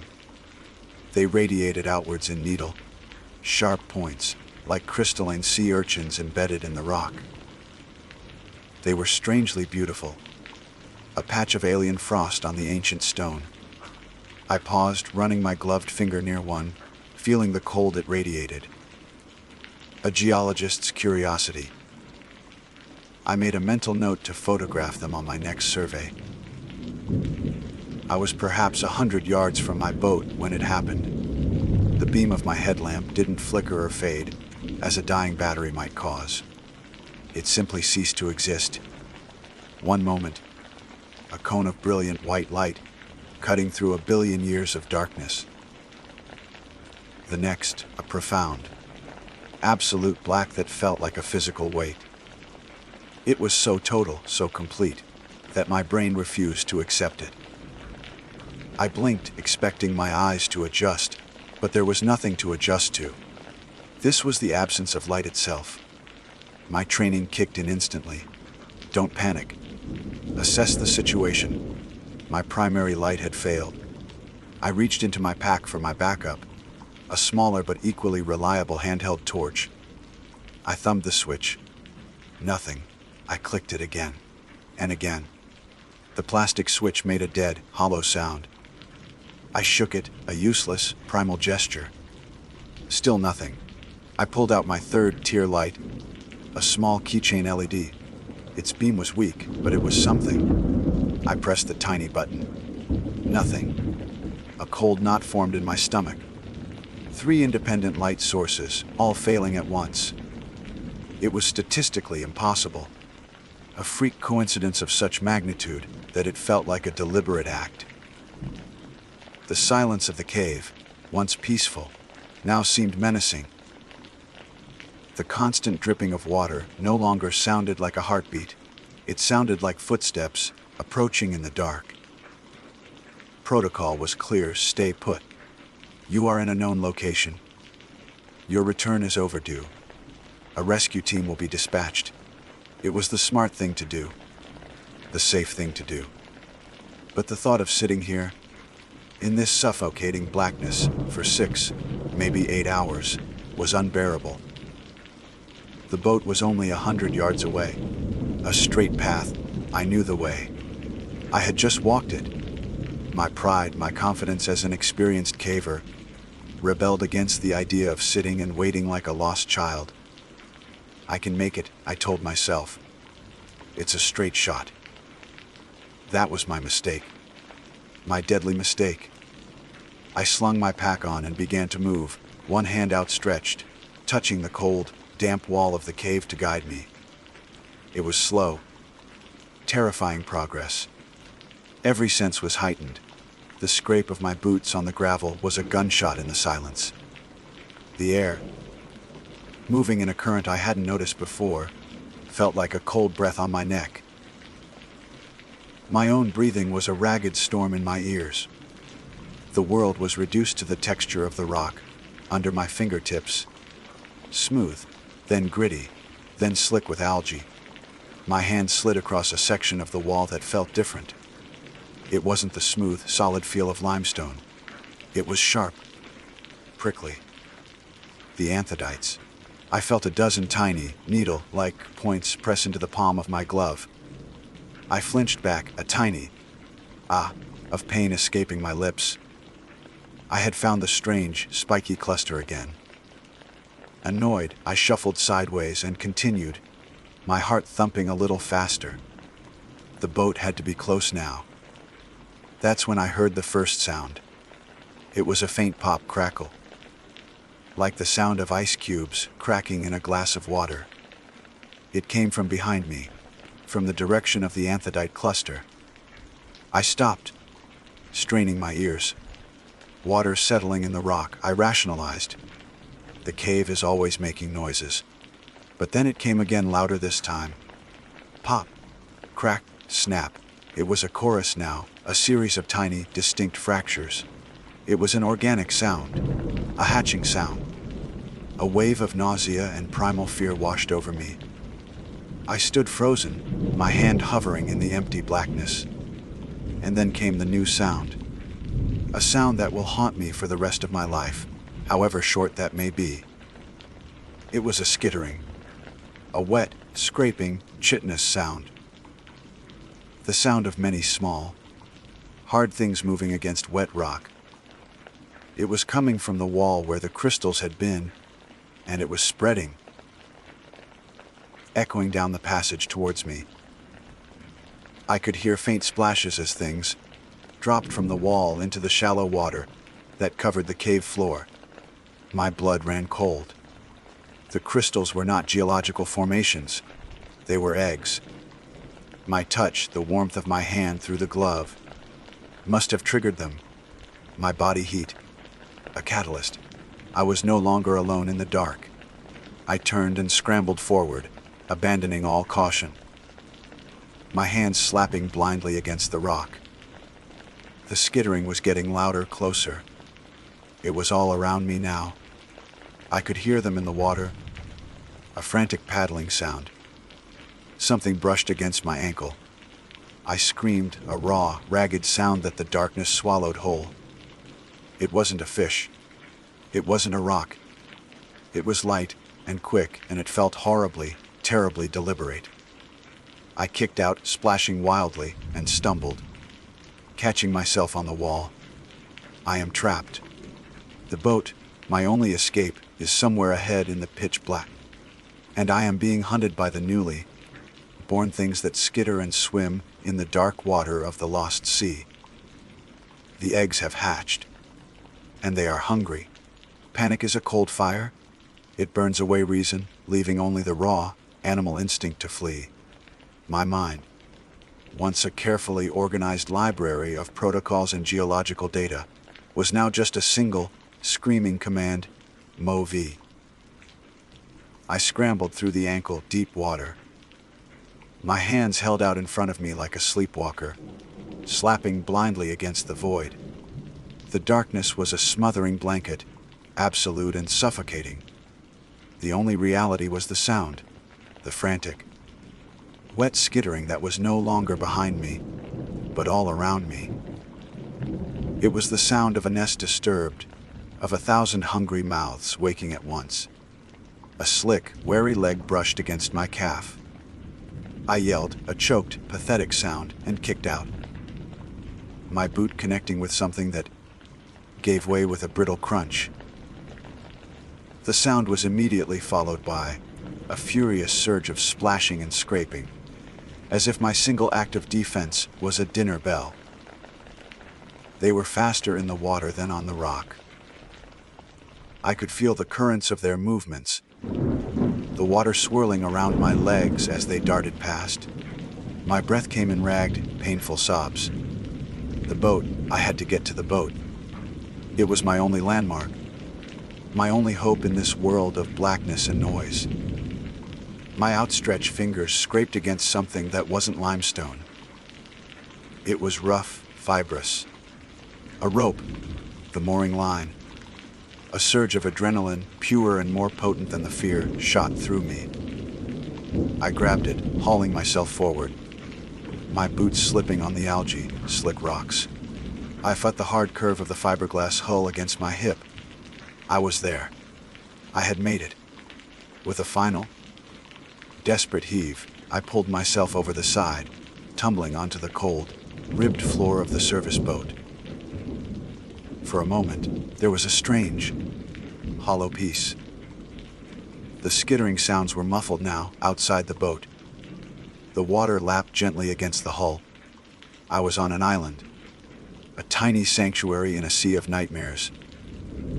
I lay there, my cheek pressed against the floor, gasping for air. My heart hammering against my ribs like a trapped bird. The smell of gasoline and cold metal was the most beautiful thing I had ever experienced. My training, buried under the avalanche of terror, began to resurface. Control your breathing. Think. Act. I pushed myself into a sitting position, my back against the side of the boat. My hands, shaking uncontrollably, fumbled in the dark for the engine controls. I knew them by touch. The smooth, cold throttle lever. The small, rectangular ignition key. The rubbery button for the electric starter. My fingers found it. I pressed down hard. A low, pathetic whine answered me. The motor turned over once, sluggishly, and then died. A dead click. No, I whispered, the words swallowed by the immense space of the cavern. No, no, no. I pressed it again. Click, and again, click, click. The silence that followed was heavier than the darkness. The battery was dead, or flooded, or worse. It didn't matter. The result was the same. My sanctuary was a coffin. My island was a trap. And then I heard a new sound, one that chilled me more than the skittering. It was a soft thump against the hull, right beside my head, followed by a scraping. The sound of something trying to get a grip. They were climbing. I shuffled backward on the floor of the boat, pressing myself against the opposite side. Thump, scrape, thump. It was coming from multiple directions now. They were swarming the boat, their tiny, hard claws finding purchase on the fiberglass. A small, dark shape appeared against the slightly less black backdrop of the cave entrance, silhouetted for a fraction of a second. It was about the size of a large crab, but its legs were longer, jointed like a spider's, and it moved with a horrifying, unnatural speed. It pulled itself over the edge and dropped onto the floor with a wet smack. Then another, and another. The boat was no longer a sanctuary. It was a feeding trough. I scrambled to my feet, grabbing the only weapon I had in my pack. It was heavy, filled with scientific equipment, rations, and useless lights. I swung it wildly in the direction of the nearest sound. It connected with a sickening, wet crunch. A high, pitched chittering sound, a shriek of pain, echoed in the small space. But for every one I hit, two more seemed to take its place. They were all over the floor now, their skittering turning the boat into a drum of horror. One of them ran across my boot, and I could feel its needle, sharp feet through the thick leather. I was going to die here, torn apart in the dark by things I couldn't see, things I had woken up. My pride, my foolish, arrogant pride, had led me to this. I should have stayed put. I should have waited for rescue. Wait. Rescue. My beacon. In my pack. It was a desperate, insane thought. The beacon sent out a location signal, but it had to be activated manually. Could I do it? Now? Fumbling with the straps of my pack, I tore it open, my fingers searching for the small, hard plastic case of the emergency beacon. The creatures were swarming my legs now, their touches light and exploratory, their claws snagging on my trousers. I cried out, kicking and stamping, trying to keep them off me. My hand closed around the case. I ripped it out, my thumb searching for the activation slide. It was a two-step process, a safety measure to prevent accidental activation. A plastic cover had to be flipped up, and then a switch slid across. My shaking fingers struggled with the cover. It wouldn't budge. A creature leaped from the floor, landing on my arm. I screamed as I felt a sharp, piercing pain in my forearm. It had bitten me. I flung my arm wildly, sending the thing flying, but the beacon went with it, clattering somewhere in the front of the boat. I lunged for it, crawling on my hands and knees, sweeping the floor in a frantic search. The skittering was a deafening roar. They were on my back, in my hair. The pain in my arm was a hot, searing fire. My fingers brushed against the beacon's case. I grabbed it, just as another one bit my leg, its jaws grinding against my shin. I screamed a long, hopeless wail of agony and despair. This was it. This was the end. But as I lay there, waiting for the final, tearing pain, a thought surfaced, a remnant of the scientist I used to be. The bite. The pain wasn't just from the puncture. It was a chemical burn, a venom. But there was something else. The creature on my arm, it had recoiled from the beacon. Not because I had flung it, but before. When I had touched it. My hands, my body heat, it had made them hatch. What if they were drawn to heat? My heat, the heat of a living thing. The beacon was cold, plastic. But the batteries inside, when activated, they would generate a tiny, almost imperceptible electrical field. A faint warmth. It was the most insane gamble of my life. I flipped the cover. It opened easily this time and slid the switch. A tiny, green LED, no bigger than a pinprick, blinked to life. In the absolute darkness, it was a supernova. It was the most beautiful thing I had ever seen. For a heartbeat, the skittering stopped. In the faint, pulsing green light, I saw them. They were pale, almost translucent, their bodies a horrific fusion of insect and crustacean. Spindly, multi-jointed legs, a segmented, chitinous shell, and a maw of writhing mandibles where a mouth should be. And they were all turned, their eyeless heads cocked toward the blinking green light of the beacon. I didn't hesitate. With all the strength I had left, I threw the beacon as far as I could, away from me, toward the back of the passage I had come from. It sailed through the air, a tiny green star, and landed with a splash 50 yards away. Instantly, the creatures turned as one.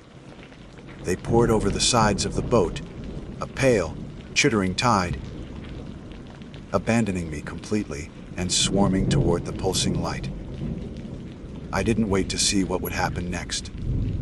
I slid over the opposite side of the boat, dropping into the cold, silent water. The pain in my arm and leg was excruciating, but my mind was clear. I couldn't go back. The way out was blocked by a feeding frenzy, but I couldn't stay here. My only choice was to go forward, deeper, into the unmapped dark, into the heart of the lost sea. With one hand against the cold, weeping wall, I began to move, wading into the unknown, leaving the sounds of the chittering and the faint, brave, blinking green light behind me. I was no longer a ranger. I was just another creature, lost and bleeding in the endless night. The sounds of the feeding frenzy faded behind me, replaced by a silence so profound it felt like a pressure against my eardrums. The only noises left were my own, the ragged whisper of my breathing and the rhythmic slosh, scrape of my boots as I waded deeper into the unknown.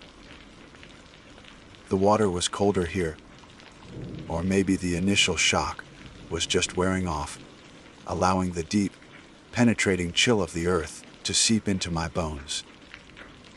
I was moving away from the known world, one painful step at a time, into the true heart of the lost sea. Forward was the only direction that wasn't certain death, but it was a direction without a destination. I was in an unmapped passage, a place that, until this moment, had existed only in theory. The wall beneath my guiding hand changed texture. The familiar, gritty limestone gave way to something smoother, slicker, almost polished. The passage was widening. The echo of my splashing steps grew, telling me I was entering a much larger space. The pain, which had been a sharp, localized agony in my arm and leg, began to change. It became a throbbing, radiating heat that seemed to follow my veins. The venom was at work. My training in wilderness first aid was a distant, useless memory. I knew how to treat a rattlesnake bite, how to handle exposure, how to set a broken bone. There was no protocol for being bitten by a creature that shouldn't exist. I stopped, leaning my full weight against the cold wall, my body trembling uncontrollably. I had to assess the damage. In the total darkness, my sense of touch was everything. I gently probed the bite on my forearm. The fabric of my sleeve was stiff and sticky with blood. Beneath it, the wound was swollen, the skin tight and hot to the touch. It felt like two small, deep punctures, but the area around them was inflamed and unnervingly hard. The bite on my shin was worse. My trousers were soaked. I could feel the venom's fire spreading up my calf, a creeping numbness following in its wake. My leg was beginning to feel heavy, disconnected from me. A wave of dizziness washed over me. The darkness behind my eyelids swirled with faint, phosphorescent colors. Hallucinations. The venom was neurotoxic, a part of my mind. The detached scientist noted the symptom with a grim curiosity. The rest of me, the terrified woman bleeding in the dark, knew that I was on a clock. My own body was becoming a prison. How long could I keep moving? An hour? 2. What would happen when the venom reached my heart or my brain? Would I simply collapse here in the water, becoming food for whatever else lived in this perpetual night? The thought spurred me into motion. Rest was a death sentence.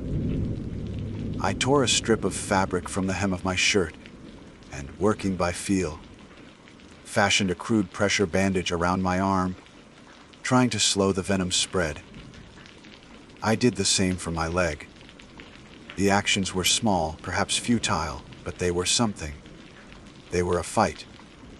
I pushed off the wall and continued my journey into the black. The chamber I had entered was immense. The sound of my movement barely seemed to touch the far walls. The water was deepening, rising from my ankles to my knees, its drag making every step a monumental effort. And with the greater expanse of water came a new fear. The skittering creatures were small, a threat in numbers. But in a place this large, this ancient, what else might be swimming beside me? I thought I felt a current, a slow, powerful surge in the water that had nothing to do with my own movement. I froze, every nerve ending screaming. Was it my imagination? A trick of the venom on my senses? I stood perfectly still for what felt like an eternity, listening. There was nothing. Only the omnipresent drip of water from the unseen ceiling, a sound that was the cave's own indifferent clock, ticking away the seconds of my life. I pressed on, the water now swirling around my thighs. The floor was no longer gravelly, but a soft, silty mud that tried to claim my boots with every step. My progress slowed to a crawl. I was exhausted, the venom making my limbs feel like lead. My mind began to drift, a defense mechanism against the overwhelming terror. I saw the faces of my colleagues, the warm light of the ranger station, the taste of hot coffee on a cold morning. These images were oases in a desert of blackness, and I clung to them, using them as fuel. My hand, sliding along the wall, snagged on something sharp. Metal. I stopped, my heart leaping. I ran my fingers over it. It was a steel ring, thick with rust, bolted directly into the rock. Below it, a chain descended into the water. It was ancient, the kind of mooring used decades ago. I was not the first person to come this way. A new energy, born of desperate hope, filled me. A mooring meant a boat. A boat meant other explorers. An exit. I gripped the chain, its rusty links cold and sharp against my palm, and began to pull myself along, following it deeper into the water. It led me away from the wall, out into the open space of the vast, underground lake. The water was at my waist now, cold and heavy. The chain ended abruptly. My hand slid off the last link, grasping at empty water. I flailed for a moment, my feet sinking into the soft mud, before my hand hit something solid. It was wood, swollen and soft with age. A boat. An old, wooden boat, half submerged and tethered by the chain. I pulled myself alongside it, my fingers digging into the rotten gunwale. It was a small skiff, barely large enough for 2 people. And I was not alone in it. My hand, searching for a firm grip, brushed against something that felt like a canvas sack.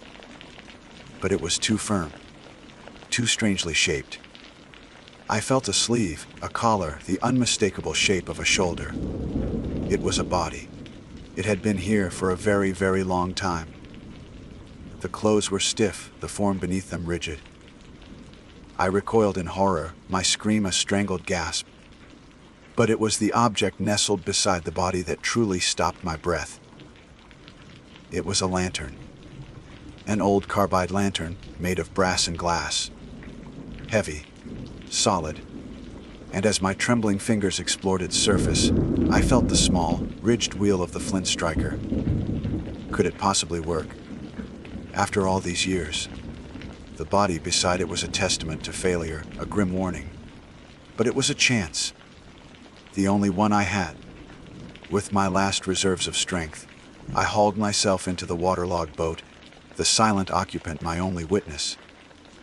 My hands, numb and clumsy from the cold and the venom, fumbled with the lantern. I didn't know if there was any carbide left, if the flint was still good.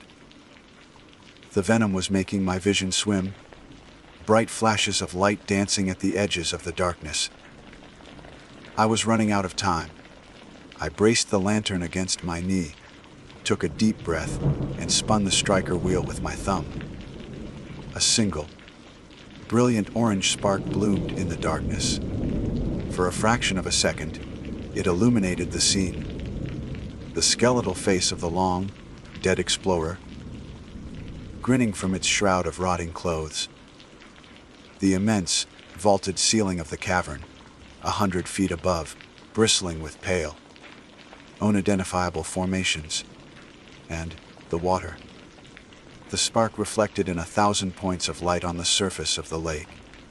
But one of those points was not a reflection. It was an eye the size of a dinner plate, milky, white and blind, that had risen from the depths to watch me. It was not one of the skittering things. It was something else. Something much, much larger. The spark died, plunging me back into absolute blackness. But the image was burned onto my retinas. The image of the eye. And then I felt it again. The slow, powerful current. The displacement of a colossal weight moving beneath me in the silent, black water. It was turning toward the boat. I had escaped the children. But I had just woken their mother. My name is Dr. Quinn Harrison, though the doctor part is a recent, hard-won addition to my name. I hold a PhD in atmospheric physics, a field dedicated to understanding the beautiful, chaotic, and ultimately explainable phenomena that occur within the blanket of gas we call our sky. I am, by training and by temperament, a skeptic. I don't just believe in the scientific method, I live by its tenets. Observation, hypothesis, experimentation, conclusion. It is a clean, rational, and reliable framework for interpreting the universe. It leaves no room for ghosts, gulls, or ancestral spirits flitting through the trees. For years, I'd been peripherally aware of the ghost lights of Thomas Divide Ridge, a recurring legend whispered in the hollows of the great Smoky Mountains National Park. The stories were persistent, passed down through generations. The Cherokee, whose ancestors had walked these mountains for millennia, held a deep, seated belief that the lights were the spectral lanterns of their departed kin, watching over the land. More modern tales spoke of hikers who had seen them, describing ethereal orbs of light dancing between the ancient hemlocks and poplars, silent and mesmerizing. To me, these were simply campfire stories, local color for the tourists. Every region has its own version of the phantom hitchhiker or the haunted bridge. The Thomas Divide lights, I theorized, were no different. My professional opinion, offered freely to anyone who asked, was that they were likely a combination of mundane factors. Perhaps the phosphorescence of decaying organic matter, foxfire as it's commonly known, or perhaps piezoelectricity, an electrical charge generated by the immense pressure on the region's quartz, rich granite, manifesting as visible light under specific atmospheric conditions. Swamp gas was another popular, if less romantic, candidate. There were a dozen logical explanations, and I was determined to find the correct one. My dissertation had focused on undocumented forms of atmospheric plasma, and the prospect of identifying and classifying the ghost lights as a localized, naturally occurring plasma event was tantalizing. It would be a significant feather in my academic cap, a perfect subject for a post-doctoral paper that could cement my reputation. So, I planned my expedition with meticulous care. This was not a weekend camping trip, it was a field study. I packed not just a tent and a sleeping bag, but a small arsenal of scientific instruments. A portable spectrometer to analyze the light's composition, a thermal imaging camera to detect any heat signature, an EMF meter to measure electromagnetic fields, and several high-resolution, low-light cameras to capture the phenomenon from multiple angles. My backpack weighed nearly 70 pounds, a testament to my commitment to cold, hard data.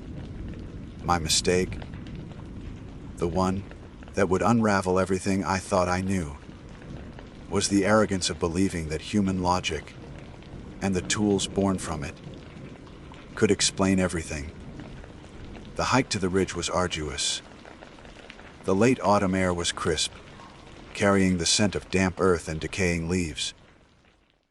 The Great Smoky Mountains in November are a study in contrasts, breathtakingly beautiful yet stark and unforgiving. The vibrant canopy of summer had given way to a skeletal tracery of bare branches against a steel, gray sky.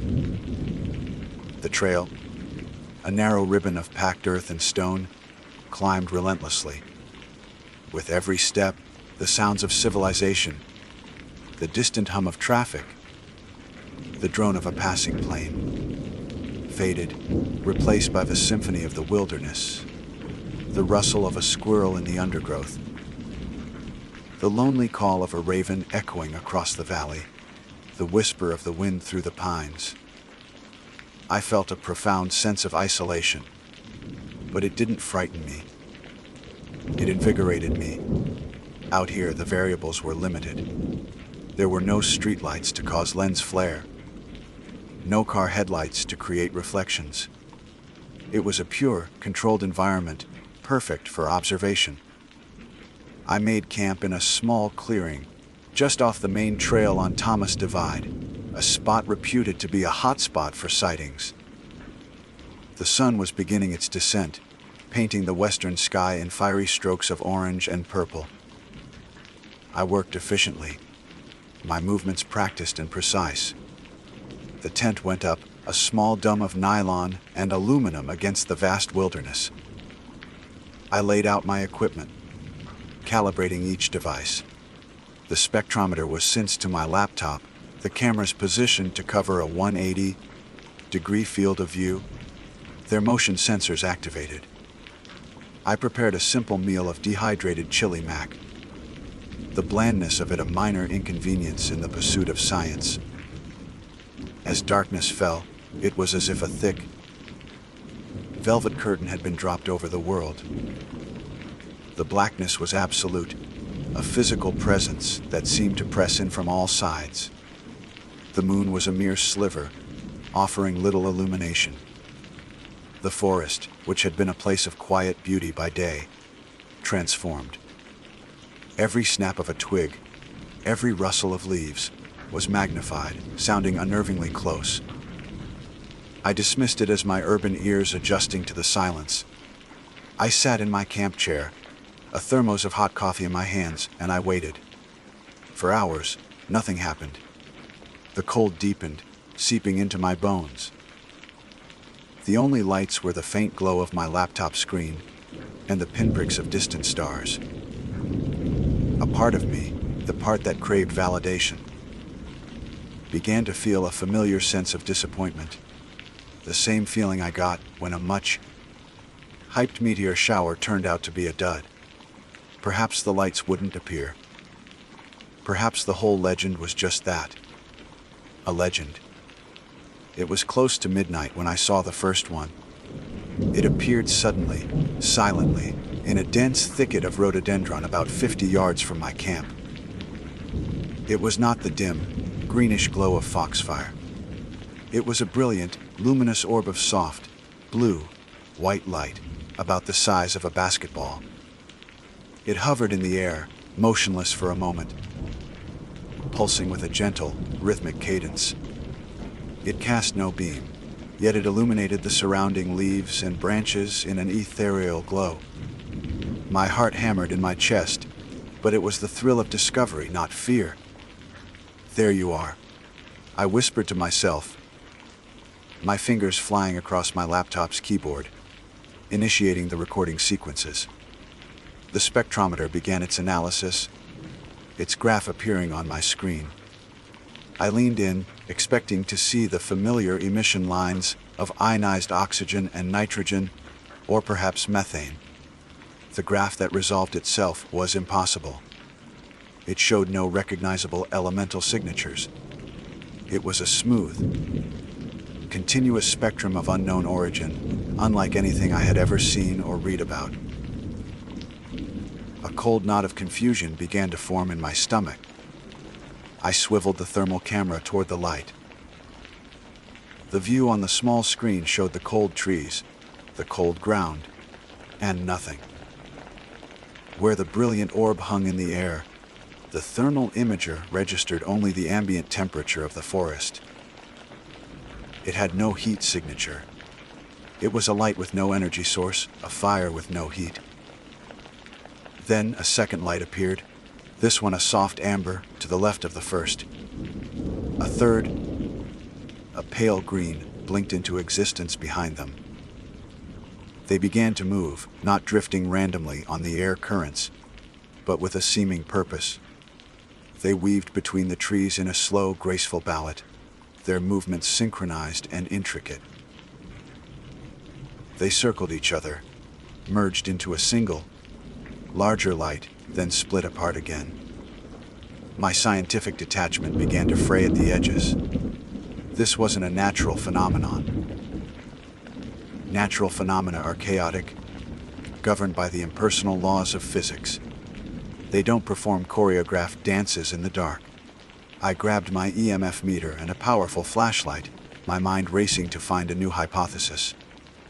"Okay, Harrison, think," I muttered, my breath fogging in the frigid air. "Localized plasma held in a magnetic field. The movement is the field fluctuating." It sounded plausible. A lifeline of logic in a sea of encroaching strangeness. I left the relative safety of my campfire's glow and started walking toward them, my boots crunching on the frosted leaves. "Just need to get a closer reading," I told myself. As I advanced, the lights reacted. They stopped their dance and pulled back, maintaining their distance, moving deeper into the forest. It was less like a fluctuation and more like a retreat. They were leading me. The thought was absurd, a product of an overactive imagination spooked by the dark. And yet the impression was undeniable. They would move 50 feet, then pause, their light pulsing gently as if waiting for me to follow. My curiosity, my academic pride, and a lifetime of needing to know why propelled me forward. I pushed through the grasping branches of the rhododendron, my flashlight beam cutting a frantic, bouncing path ahead of me. The lights were always just beyond its reach, their soft, impossible glow a siren's call in the oppressive darkness. My mistake was thinking I was the one conducting the experiment. The rational part of my mind, the scientist that had carried me through years of academia, was screaming at me to turn back. My camp, with its data, collecting instruments, and the link to everything I considered real, was behind me. My flashlight, my EMF meter, and the clothes on my back were all I had. Yet I couldn't stop. The phenomenon I was witnessing was so profoundly impossible that to turn away felt like a betrayal of my life's purpose. I had to understand it. The need to know had become a physical hunger, overriding my instinct for self-preservation. I plunged deeper into the woods, the terrain growing more treacherous with every step. The well-marked trail was a distant memory. Now, I was navigating a dense labyrinth of mountain laurel and rhododendron, their waxy leaves slapping against my face, their gnarled branches grabbing at my clothes like skeletal hands. The forest floor was a chaotic tapestry of roots, rocks, and slick patches of moss, designed to trip and twist an ankle. My flashlight beam, which had seemed so powerful back at camp, was now a pitifully small circle of light in an ocean of darkness, revealing only brief, terrifying glimpses of the oppressive woods around me. The lights stayed ahead, always maintaining a tantalizing distance of about 50 yards. They moved with an intelligence that was both fascinating and deeply unnerving. When I scrambled over a fallen log, they would pause. When I struggled through a particularly dense thicket, they would hold their position, their soft glow pulsing patiently. It was an unmistakable invitation, a silent, luminous gesture saying, "This way. Come on." I tried to maintain some semblance of scientific observation. I held up the EMF meter, but the needle barely twitched. There was no electromagnetic field to speak of, which made my magnetic containment theory evaporate into the cold night air. I tried to use landmarks. A distinctively shaped rock, a lightning-scarred oak. But the forest had become a disorienting, homogeneous sea of black trunks and tangled undergrowth. After what felt like an hour, I stopped and pulled out my compass. My heart sank. The needle was spinning lazily, unmoored from the planet's magnetic pole. It was useless. I fumbled for my phone, hoping the GPS would still work. No service. Of course. A new feeling began to creep in, cold and sharp, pushing past the academic curiosity. It was fear. Not the primal fear of being lost in the woods, but a more profound existential dread. I was in a place where the fundamental laws of physics, the rules that govern my entire understanding of the universe, no longer seemed to apply. The compass didn't work. The lights produced no heat. Their spectrum was an enigma. I was adrift in an ocean of the impossible, and my logic was a sinking raft. That's when the sound started. It wasn't loud. It was so subtle. At first I thought it was the blood rushing in my ears. It was a low, resonant hum. A vibration that I felt more in the fillings of my teeth and the bones of my skull than I heard with my ears. It seemed to come from all directions at once, a baseline frequency for this new, alien reality I had stumbled into. As I continued my pursuit, the hum grew slightly in intensity, and woven within it, I began to discern another layer of sound. It was like whispers, but not in any language I could recognize. They were faint, sibilant sounds, like the rustling of dry leaves, yet they carried an inflection, a cadence that suggested intelligence. The Cherokee legends flooded my mind unbidden, the spirits of ancestors. Was this their voice? The thought sent a jolt of pure, undiluted terror through me. I shook my head, trying to force the rational mind back into control. Auditory pareidolia, I muttered, the scientific term feeling hollow and absurd. The brain creating patterns from random noise. But I didn't believe it. The lights led me onward, and the forest continued to change. The trees seemed older, bigger. Massive, ancient poplars and hemlocks loomed over me, their highest branches lost in the impenetrable darkness above. The air grew still and heavy, the faint breeze dying completely. A strange, cloying scent filled my nostrils. The smell of damp soil, yes, but also something else. Something metallic and vaguely sweet, like old blood and ozone. I had lost all track of time. Hours could have passed, or mere minutes. My world had shrunk to the bouncing circle of my flashlight and the hypnotic dance of the orbs ahead. My legs ached. My lungs burned from the cold air, but I was trapped in a feedback loop of fear and fascination. Finally, the lights stopped. They didn't just pause, they came to a complete halt and gathered together. I had reached a small, unnaturally clear space in the heart of the forest. It wasn't a man-made clearing. It was a perfect circle about 60 feet in diameter, and nothing grew within it.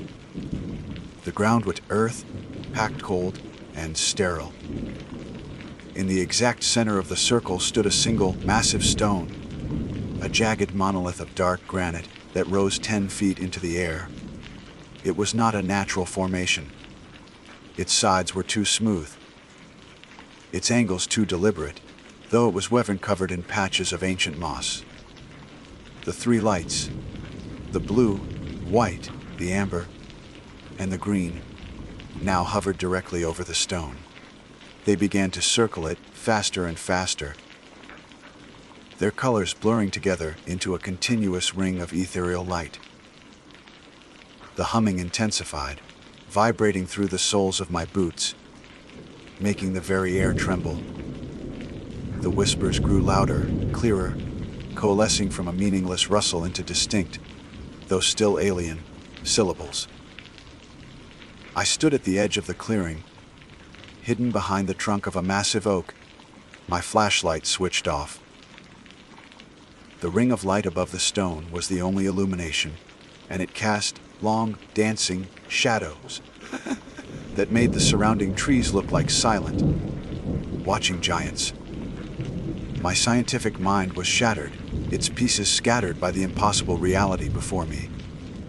All that was left was a raw, primal terror. The Cherokee didn't believe these were the spirits of their ancestors. They believed they were lanterns carried by the spirits, a tool, a lure, As I watched, paralyzed, the light began to change. The frantic circling slowed, and the colors began to separate again. But they didn't resolve back into three distinct orbs. Instead, the light seemed to congeal, to thicken, pulling inward toward the center of the ring, directly over the stone. The humming peaked, becoming a low, gut-wrenching thrum, and the light coalesced into a single, blindingly brilliant point. And then it began to descend. It lowered itself slowly, deliberately, toward the flat top of the granite monolith. It was no longer just a light. It had substance now, a form taking shape within the luminescence. It was not a spirit. It was not a ghost. It was something physical, something being birthed or summoned into our world by this impossible energy. As it grew clearer, I saw a shape within the glow, a silhouette that defied all logic and sanity. It was a form of twisted limbs and angles that didn't belong to any creature of this earth. My mistake wasn't just thinking logic could explain everything. My mistake was assuming that I was the only one on the ridge that night who was hunting for something. In that second, time stretched to a near standstill. My body was frozen solid, but my mind raced with frantic velocity. It desperately tried to process the image before me, to cram what violated every rule I had ever learned into the neat boxes of scientific reason. But no box was large enough. The thing on the stone altar was not a living creature as we know it. It had no skin, no muscle, no bone. Its form was composed of impossible angles and nauseating curves that hurt the eyes to look at. It resembled a flawed three-dimensional rendering by a mad artist. Its limbs, if they could be called that, extended and retracted in a way that defied anatomy. It had no discernible head, yet I felt, overwhelmingly, that it was looking at me. The perception came not from eyes, but from an unseen pressure directed at my hiding spot. Then it moved. It did not step down from the altar. It unfolded itself, like origami from a higher dimension, being flattened into our three-dimensional world. Its joints twisted at geometrically impossible angles. The whispers I had heard before now became sharp and clear. I knew now they came not from the air around me, but from the very center of the thing itself. It was the language of madness, a language the human brain was not built to comprehend. The paralyzing fear shattered, transmuting into raw, surging adrenaline. The survival instinct, the oldest mechanism in my brain, seized complete control. I was no longer a scientist. I was merely prey fleeing a predator it could not understand. I turned and ran. I ran with a mindless abandon, leaving my arrogance, my reason, everything behind in that clearing. Branches clawed at my face and arms. Roots tried to snatch my feet from under me, but I didn't care. Pain was secondary. The only thought was to get away. I didn't look back, but I knew it was following. I could feel it. The humming that had vibrated in my bones rose to a ground, shaking thrum. The three lights, the blue, white, the amber, and the green, were no longer hovering. They now shot through the forest around me like tracers, illuminating patches of trees in dizzying flashes. They were its eyes, its navigators, hurting me. The forest I ran through was not the same one I had entered. Everything was distorted and unreliable. Distance became meaningless. Trees that seemed far away would suddenly be right in front of me. The ground felt like a sponge one moment and hard as stone the next. I felt like I was running on a nightmarish treadmill, where the scenery constantly shifted, but the destination never got any closer. The whispers rose in my mind. They were no longer just noise. They were forming thoughts, hideous concepts seeping into my consciousness. They told of a cold, empty universe, where the human race was a momentary accident, a mold growing on a forgotten speck of dust. It showed me images of dead stars and fallen civilizations that had crumbled before the earth was even formed. Your logic, the whispers sneered in my thoughts. Your rules, they are merely the laws of the cage you built for yourselves. We have no cage. I screamed, a raw cry of terror and rage. I clapped my hands over my ears, but it was useless. The sound wasn't coming from outside. It was in me. I tripped on a root and fell hard, the impact knocking the wind from my lungs. I lay there, gasping for the cold air and the scent of ozone. Despair washed over me like a physical wave. It was over. I couldn't escape. I slowly rolled onto my back, preparing for the end. But what I saw made my heart seize with a flicker of desperate hope. Through a break in the canopy, I saw a familiar orange glow flickering in the distance. The light from my campfire. It wasn't far. Maybe 100 or 200 yards. Perhaps this distorted forest had looped me back, near my starting point. A new surge of energy coursed through me. I pushed myself up, ignoring the searing pain in the ankle I had twisted. I scrambled toward that light. It was a beacon of reason, a lighthouse in the world I knew. I had to reach it. I burst through a final, dense thicket and nearly wept with relief. I wasn't at my camp, but I recognized this place. It was the ridge I had hiked hours before. I recognized the rock shaped like a human face in the lightning. Scarred oak. I was safe. I knew the way back from here. I looked back the way I had come. The forest behind me was dark and silent. The strange lights were gone. The humming had ceased. There was only the sound of the wind in the trees and my own heart hammering like a war drum. Had it all been a hallucination? A product of exhaustion, fear, and the darkness playing tricks on my mind? For a second, I wanted to believe that more than anything. Then I smelled it again. That cloyingly sweet, metallic scent of ozone and old blood. It wasn't coming from the forest behind me. It was coming from ahead, on the path back to my camp. I turned slowly, the moonlight filtering through the branches. Illuminated a figure standing on the path, not 30 feet away. It hadn't been there a moment ago. I was certain of it. It hadn't followed me. It had gotten ahead of me. It stood perfectly still, the moonlight glinting off its warped form, casting long, misshapen shadows. I could see it more clearly now, and a hideous realization slammed into me. It wasn't made of some alien matter. It was made of what it had absorbed. I could see the partial form of a deer, a twisted leg and a vacant eye, fused into its torso. I saw the feathers and a twitching wing of an owl. And most horrifically, I saw a swatch of blue nylon from a backpack, and the glint of a metal carabiner from the belt of some other unfortunate hiker.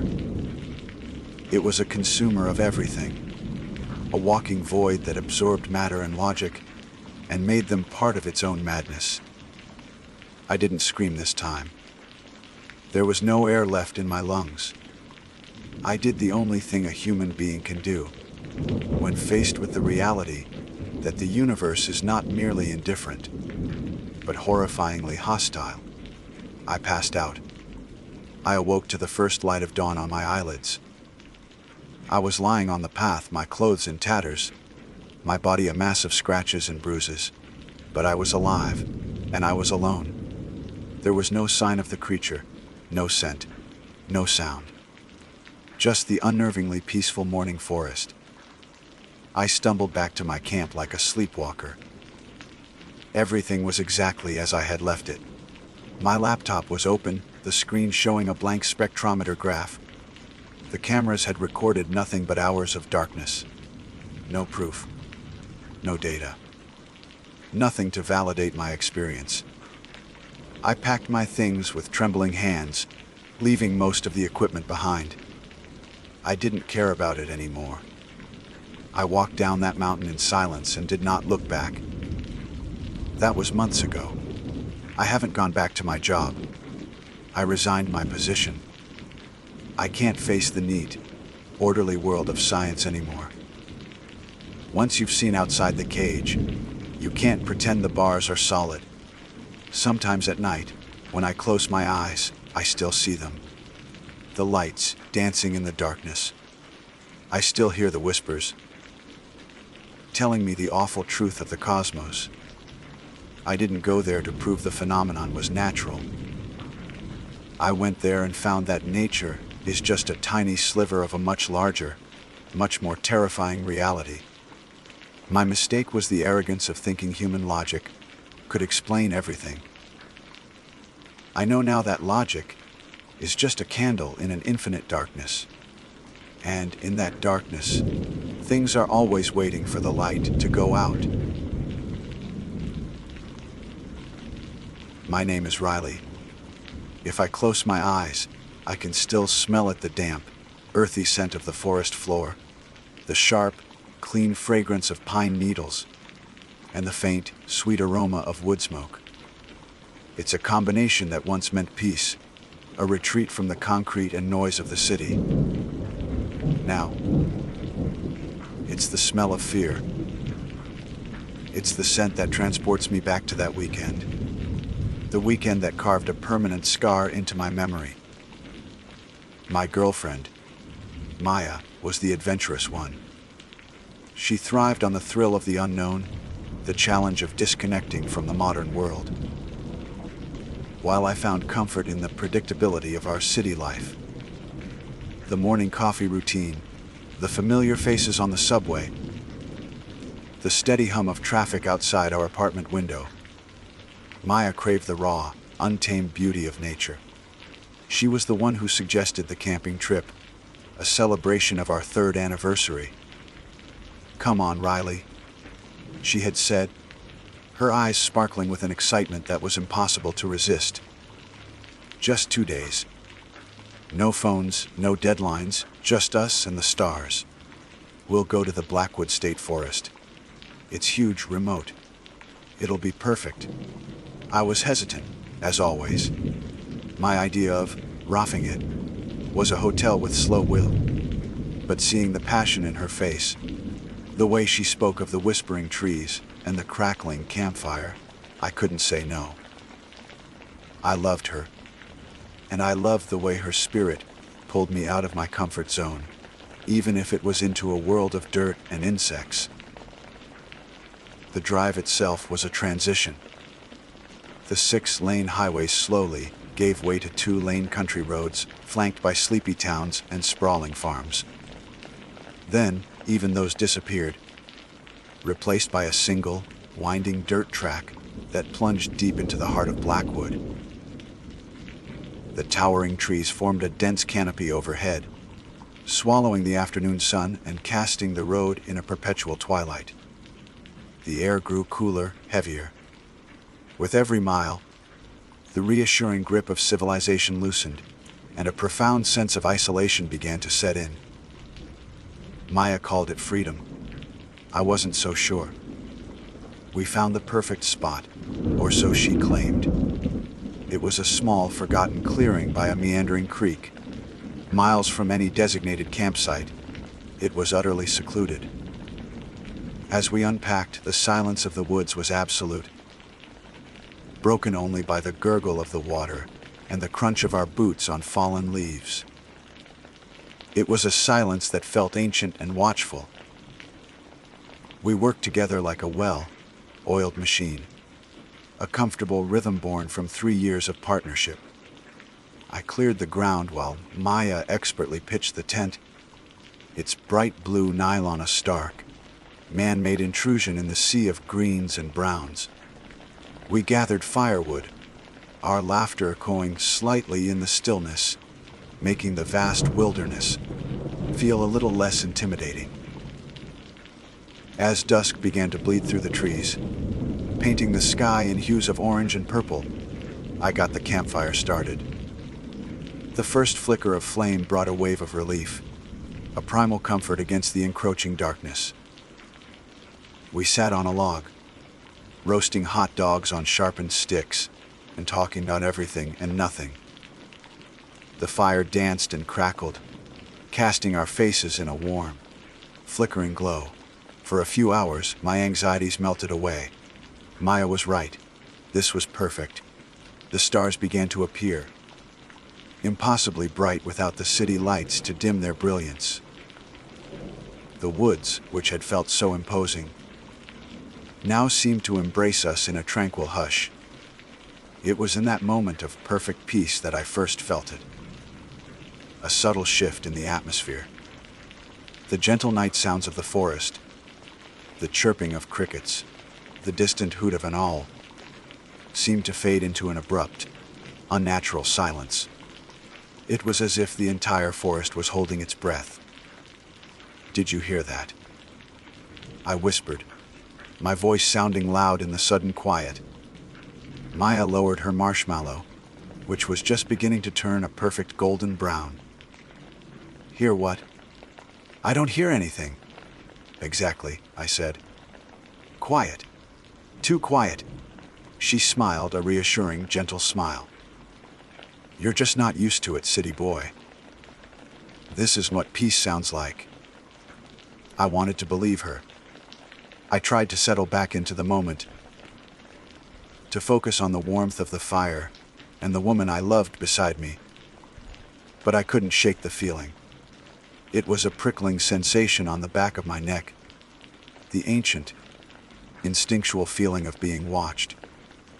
My eyes scanned the impenetrable wall of trees that circled our little bubble of light.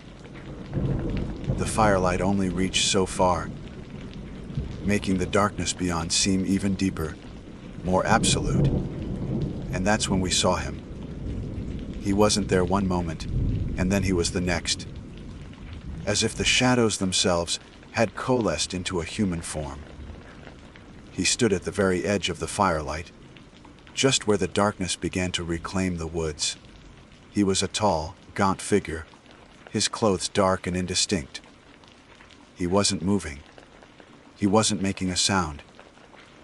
He was just standing there, his body perfectly still, his head tilted slightly as he watched us. My heart hammered against my ribs. Every muscle in my body went rigid. Beside me, I felt Maya tense up, her hand instinctively finding mine. The air crackled with a sudden, terrifying energy. We couldn't see his face clearly in the flickering light, only a pale oval shrouded in shadow. But we could feel his gaze. It was a heavy, unnerving stare, not curious, not angry, just intense. It was the stare of a predator sizing up its prey, devoid of any recognizable human emotion. He didn't wave. He didn't call out. The silence stretched on for what felt like an eternity, thick and suffocating. Our own fire, which had been a source of comfort just moments before, now felt like a spotlight, exposing us and making us vulnerable. I cleared my throat, the sound catching in my dry mouth. "Can we help you?" My voice was a weak, trembling thing. The man didn't respond. He didn't even seem to register that I had spoken. He just continued to stare, his stillness a terrifying counterpoint to my own frantic pulse. Who was he? A lost hiker? A hunter? No, this felt different. This felt wrong. Every alarm bell in my head was screaming. Then, as suddenly as he had appeared, he took a single step back. The movement was slow, deliberate. He didn't turn his back on us. He simply retreated, letting the darkness swallow him, whole until he was gone, leaving no trace that he had ever been there at all. For a long moment, neither of us moved. We just stared at the spot where he had stood, our hands clenched together. The normal sounds of the forest slowly, cautiously returned, But the spell of peace was irrevocably broken. The tranquility we had felt was gone, replaced by a cold, creeping dread. What the hell was that? Maya finally breathed, her voice shaky. I have no idea, I said, my eyes still scanning the dark perimeter of our camp. A local. Maybe from one of the farms we passed. He wasn't a farmer. Riley, she said, her voice low. The way he looked at us, it was. She trailed off, unable to find the words. I know, I said. We tried to brush it off. We told ourselves he was just a curious local, or maybe someone who was mentally unwell, and wandered the woods. We made excuses, trying to rebuild the fragile sense of security that he had shattered. We cleaned up our dinner, the simple task feeling robotic and forced. But the uneasy feeling remained, a toxic undercurrent to the beautiful night. The darkness of the forest no longer felt like a peaceful blanket. It felt like a veil, hiding unknown threats. Our mistake, the one that would come to haunt me, was already made. We ignored that primal, gut-wrenching feeling that told us we were in terrible danger. We zipped up the tent, plunging ourselves into the small, fragile sanctuary of nylon and poles, and tried to pretend that we were safe. But we both knew we weren't alone out here. Sleep was a distant, unattainable luxury, lying in the suffocating darkness of the tent. Every sense I possessed was on high alert, stretched to its breaking point. The thin nylon walls that were supposed to be our shelter felt like a fragile membrane, barely separating us from the vast, menacing wilderness outside. My heart continued its frantic rhythm, a drumbeat of pure terror against the canvas of the night. Beside me, Maya was a statue of tension, her breathing shallow and quick. We didn't speak, but our shared fear was a living entity in the small space between us, cold and heavy. The campfire had long since died down, its comforting glow extinguished, leaving the mercy of the moonless dark. The sounds of the forest, which had earlier been a gentle lullaby, were now a symphony of threats. The hoot of an owl sounded like a mournful cry. The rustle of leaves could be anything, a harmless nocturnal creature, or something far more sinister. Every snap of a twig sent a fresh jolt of adrenaline through my veins. I squeezed my eyes shut, trying to force the image of the man from my mind, but it was burned onto the back of my eyelids. The gaunt frame, the unnerving stillness, the predatory stare. Riley. Maya's whisper sliced through the silence, making me jump. I'm here, I breathed, my voice hoarse. I reached for her hand in the dark, my fingers finding hers. Her skin was cold as ice. I can't sleep, she said, her voice trembling slightly. I keep seeing him. Me too, I admitted, the confession feeling like a surrender. It was probably nothing. We're just letting our imaginations run wild. Even as I said the words, they tasted like lies. My gut, that primal instinct we had so foolishly ignored, was screaming that this was not our imagination. The threat was real. It was out there, waiting. We lay in silence for what felt like hours, two prisoners in a cell of our own making, listening. Listening for what, I wasn't sure. But a part of me knew. Then I heard it. A distinct, sharp crack. It was different from the other night sounds, closer and more deliberate. The sound of a dry twig snapping under a heavy foot. I froze, my grip on Maya's hand tightening. She squeezed back, a silent confirmation that she had heard it too. An animal, she whispered, her voice laced with a hope neither of us felt. A deer. Maybe.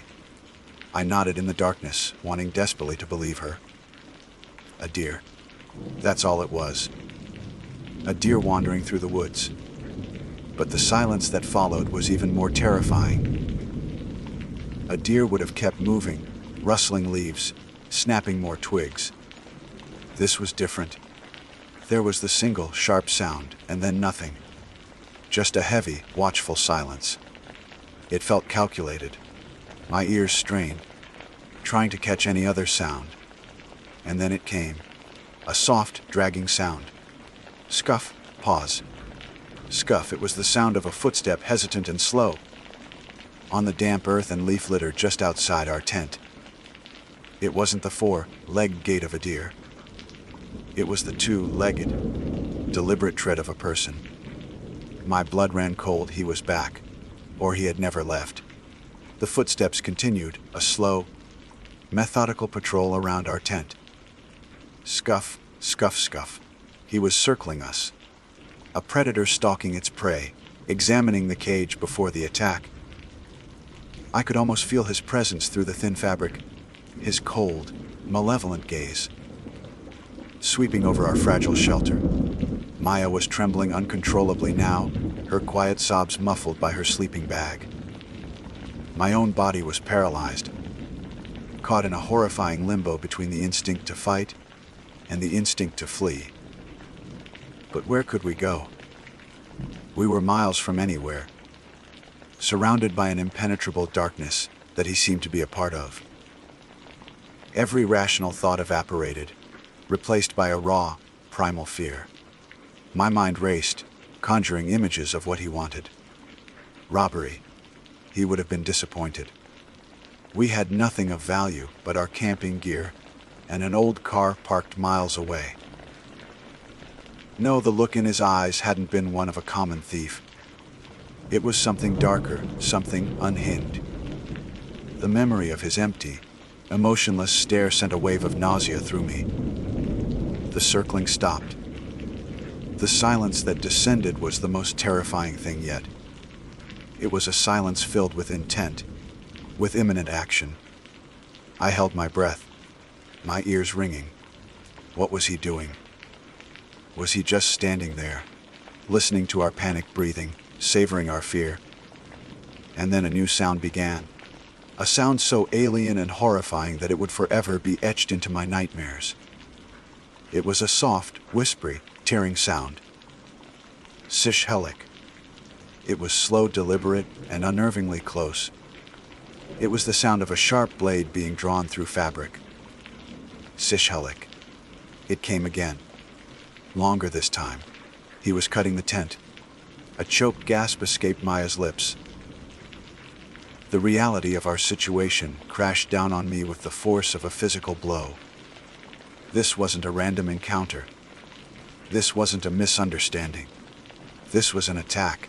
He was methodically, silently, slicing open our only protection, creating an opening.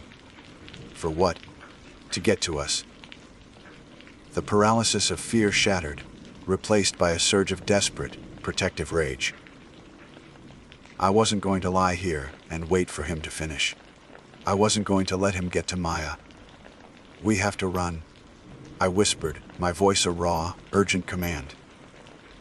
When I open the tent, we run. Don't look back. Just run to the creek, follow it downstream. Don't stop. She nodded frantically, her eyes wide with terror in the gloom. My hand, slick with sweat, fumbled for the zipper on the tent door. It felt impossibly loud as I pulled it down. The sound like a scream in the charged silence. I didn't know what I would see. I expected him to be right there, his face leering through the slash in the tent wall. But he wasn't. I gathered every ounce of courage I had, pushed the flap open, and crawled out into the cold night air. My eyes darted to the side of the tent, where the sound had come from. And there he was. It was the same man. He was crouched down, his back partially to me. The fire was dead, but a sliver of moonlight had found a crack in the canopy, casting a ghostly, silver light on the scene. It illuminated the long, wicked-looking knife in his hand. He was so focused on his task, slicing a long, neat line down the side of our tent that he hadn't heard me emerge. For a split second, I was frozen again, mesmerized by the sheer horror of it. The methodical calmness of his actions was more terrifying than any frenzied attack. This was calculated. He was taking his time. Then he must have sensed my presence. He stopped cutting and slowly, so slowly, he turned his head. His face was no longer an indistinct oval in the firelight. In the stark moonlight, I saw it clearly. His features were sharp and skeletal, his skin pale and waxy. But it was his eyes that stopped my heart. They were dark, sunken pits of emptiness, devoid of reason or humanity. And as they locked onto mine, they widened, not in surprise, but in a kind of predatory recognition. A slow, chilling smile spread across his thin lips. It was a smile of pure, unadulterated malice. It was the look of a monster that had finally found its prey out in the open. That look broke the spell. A scream tore from my throat, a raw, animal sound of pure terror. Maya scrambled out of the tent behind me, her own scream joining mine, shattering the night's silence. We didn't hesitate. We didn't think. We just ran. We turned from the monster and plunged into the absolute darkness of the woods, away from the horrifying smile and the glint of moonlight on his knife. We didn't know what he wanted, or why he had chosen us, but the look in his eyes had told me everything I needed to know. It was nothing good. Our mistake was ignoring our gut. But our second mistake was thinking we could ever be safe. The world dissolved into a chaotic blur of motion and terror. There was no thought, only instinct. Run. My legs pumped, fueled by a primal fear I had never known, carrying me away from the monstrous smile and the glinting knife. The forest, which had been a place of serene beauty just hours before, transformed into a treacherous, living nightmare. Branches, like skeletal fingers, clawed at my face and clothes, tearing at my skin. Unseen roots and rocks reached up from the forest floor, determined to trip me, to drag me down into the suffocating darkness. Behind me, I could hear Maya's panicked gasps for air, her footsteps crashing through the undergrowth alongside mine. Her fear was a tangible thing, a desperate energy that both fueled my own terror and solidified my resolve to get her to safety. We didn't dare look back. We didn't need to. The image of the man was seared into my mind, and the very real possibility that he was right behind us, silent and swift, was a far more potent motivator than any visual confirmation. Our only guide was the sound of the creek, a faint gurgling to our right. My frantic instruction to follow it downstream was our only plan, a desperate gamble in a game where we didn't know the rules. The ground sloped downwards, and we half ran, half stumbled towards the sound of the water. The shock of the icy creek, as we plunged into it, stole my breath. It was only ankle deep, but the cold was a physical blow, seeping into my bones. We scrambled through the water, the current pulling at our legs, the slippery, moss-covered rocks, threatening to send us sprawling with every step. "Keep going," I yelled, my voice a ragged gasp, grabbing her hand and pulling her along. The water was our best chance. It would hide our tracks, muffle our sounds. Or so I hoped. For a few frantic minutes, the only sounds were our own splashing and labored breathing. But then, a new sound cut through the night, freezing the blood in my veins. It was a splash from behind us, upstream. He had followed us into the water. A fresh wave of panic, colder and sharper than the creek itself, washed over me. He wasn't just a random madman. He was a hunter. He was methodical. He was relentless. The chase was on. We scrambled out of the creek on the opposite bank and plunged back into the suffocating embrace of the trees. The forest was an endless, disorienting maze. Every direction looked the same, an impenetrable wall of black. My lungs burned, my legs screamed in protest, but we couldn't stop. To stop was to die. I could hear him behind us, his footsteps steady and unhurried. He wasn't sprinting. He didn't need to. He was simply walking, a slow, terrifyingly confident pace. He knew this forest. We were just frightened animals caught in his territory. He was letting us exhaust ourselves, letting the forest wear us down. Time lost all meaning. It was an eternity of running, stumbling, and gasping for air. At some point, Maya tripped, her cry swallowed by the darkness. I spun around, hauling her back to her feet. Her face was a pale smudge in the gloom, streaked with dirt and tears. "I can't, Riley," she sobbed, her body trembling with exhaustion and fear. "I can't run anymore." "Yes, you can," I insisted, my voice raw with a desperation that bordered on anger. "You have to. Look at me. We are getting out of this. We are getting out of this together." I don't know if she believed me. I barely believed it myself. But the hunter's footsteps were closer now. That steady, rhythmic crunch of leaves was the sound of our impending doom. It forced us onward. We ran until a new light appeared through the trees. It wasn't the moon. It was a faint, yellowish glow, flickering and distant.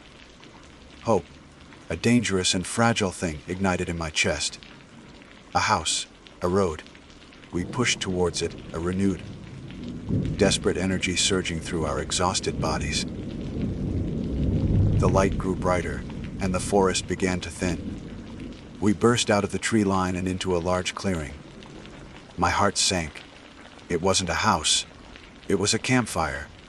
And sitting by the fire, calmly poking the flames with a stick, was the man. We skidded to a halt, our minds struggling to comprehend what we were seeing. How? How had he gotten ahead of us? It was impossible. He had been behind us. The woods behind us were silent now. He had herded us. Like sheep to the slaughter, he had guided our panicked flight, using his knowledge of the terrain to circle around and cut us off. This clearing was his destination all along. Our desperate escape had been nothing more than a game to him. He looked up from the fire, his head tilting in that same unnerving way as before. The slow, malicious smile returned to his lips. He hadn't been chasing us to catch us. He had been chasing us here. He stood up, the firelight casting his gaunt frame in a demonic glow. He still held the knife, its blade reflecting the dancing flames. This was it. There was nowhere left to run. We were trapped between him and the endless, dark woods that were his domain. My body screamed to flee, but my mind knew it was useless. A strange, terrifying calm washed over me. If this was the end, I wouldn't die running. I pushed Maya behind me, my body shielding hers. I scanned the ground, my eyes desperately searching for a weapon, anything. My hand closed around a rock, its weight and rough texture a small, pathetic comfort. "What do you want?" I yelled, my voice shaking but loud. The man didn't answer. He just started walking towards us, his movements slow and deliberate. The smile never left his face. He was savoring this moment, drinking in our terror. 10 feet away, he raised the knife. I braced myself, my knuckles white as I gripped the rock. This was the end of our story. A tragic headline about 2 campers who made a fatal mistake. And then, a sound ripped through the night, louder and more shocking than any scream. The deafening blast of a shotgun. The man's body jerked violently. The smile vanished, replaced by a look of utter shock. A dark, blossoming stain appeared on his chest. He staggered back a step, his empty eyes wide with disbelief. He looked down at his chest, then back up at us. The knife slipped from his fingers, clattering onto the ground. He took one more shuddering breath, and then collapsed, a puppet with its strings cut. For a moment there was only a ringing silence. Then, a new voice cut through the air, rough and aged. "You kids, all right." An old man emerged from the trees on the far side of the clearing, a smoking shotgun held loosely in his hands. He was dressed in worn, out overalls and a flannel shirt, his face a roadmap of wrinkles.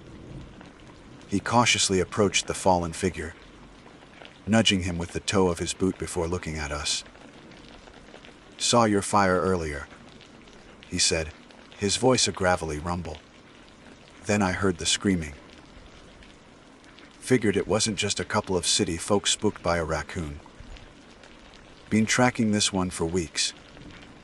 He ain't right in the head. Not since his own family went missing out here years ago. We could only stare, our minds unable to process the sudden, violent shift in our reality. We were alive. We were safe. The words didn't seem real. It took hours for the police and paramedics to arrive, their flashing lights an alien intrusion in the ancient woods. We were wrapped in blankets, our cuts were cleaned, and we told our story in broken, trembling sentences. We never went back to Blackwood State Forest. We left the city, moving to a small town where the horizon is wide and you can see for miles in every direction. But the forest never really left me. Some nights, when the wind rustles the leaves outside my window, I'm transported back to that clearing. I can still see his empty eyes, the glint of the knife, and the horrifying smile. I can still smell the pine and the wood smoke. We survived, but a part of us will forever be lost in those woods. A permanent ghost in the place, where we made our first and final mistake. We ignored that initial primal feeling in our gut that told us some was terribly, terribly wrong. My name is Sawyer. It's a solid, dependable name, one I've carried with me for all 22 years of my life. It feels like my own. But my grandmother, Nana Rose, used to say that a name is just a handle, a tag for the world to grab you by. And some parts of the world, she warned, have a grip you don't want to feel. When you go into the deep woods, the old woods, she'd tell me, her voice a low, serious hum as she shelled peas into a metal bowl. You leave your name at the edge like a dirty pair of boots. You give yourself a new one, a temporary one, a forest name. According to her, the woods were alive with things that listened. Not just squirrels and deer, but older, more patient entities. Spirits, echoes, ghosts, she used many words for them, none of them comforting. These beings, she claimed, collected names. If they learned your true name, they could call to you, follow you, and tether themselves to your soul long after you'd returned to the world of streetlights and concrete. I always thought it was just a charming piece of folklore, an old wives' tale designed to make the world seem more magical, more mysterious, a way to respect nature, perhaps. I love Nana Rose, but I'd filed her stories away with Santa Claus and the Tooth Fairy. Delightful fictions from a bygone era. That was my first mistake. The plan was simple, a weekend camping trip to escape the city's suffocating summer heat. It was Liam's idea. Liam, ever the enthusiast, had bought a brand new top-of-the-line SUV and was itching for an excuse to get it muddy. He sold us on the idea with promises of crisp mountain air, crackling campfires, and a digital detox. Along with him came his girlfriend, Maya, whose idea of roughing it was a hotel without room service, but she was trying to be a good sport. My best friend, Chloe, the pragmatic and ever-prepared one, rounded out our group of 4. We chose a spot deep in a sprawling national forest out west, a place known for its towering pines and rugged, untamed beauty. The drive itself felt like a transition between worlds. Paved highways gave way to gravel roads, and soon we were on a dirt track that was little more than 2 ruts carved into the earth. The trees pressed in on either side, their ancient branches knitting together overhead, plunging the path into a perpetual twilight. The air grew cooler, thick with the scent of pine needles and damp soil. "Are you sure this is the right way, Lamb?" Maya asked, her voice tight with anxiety as the SUV's tires spun in a patch of mud. Of course. The ranger's map says it's the most secluded campsite. No noisy neighbors, he beamed, flooring the accelerator and sending a spray of mud flying. Chloe, sitting beside me in the back, consulted her own map on her phone, which miraculously still had a bar of service. He's right. It's just remote. Remote was an understatement. When we finally arrived, it felt like we were the only people on the planet. The campsite was a small, natural clearing surrounded by a dense wall of colossal pine and fir trees. A shallow, fast-moving creek gurgled nearby, its water crystal clear and achingly cold. It's beautiful, but its beauty had a severe, almost intimidating quality. The silence was the most profound thing. It wasn't just a lack of city noise. It was a heavy, watchful quiet that seemed to absorb sound. As we unpacked, I felt a flicker of my grandmother's words in the back of my mind. The old woods, I shook it off. This was an adventure, not a fairy tale. Right, team? Liam announced, clapping his hands together. Maya, you and I will get the Taj Mahal set up.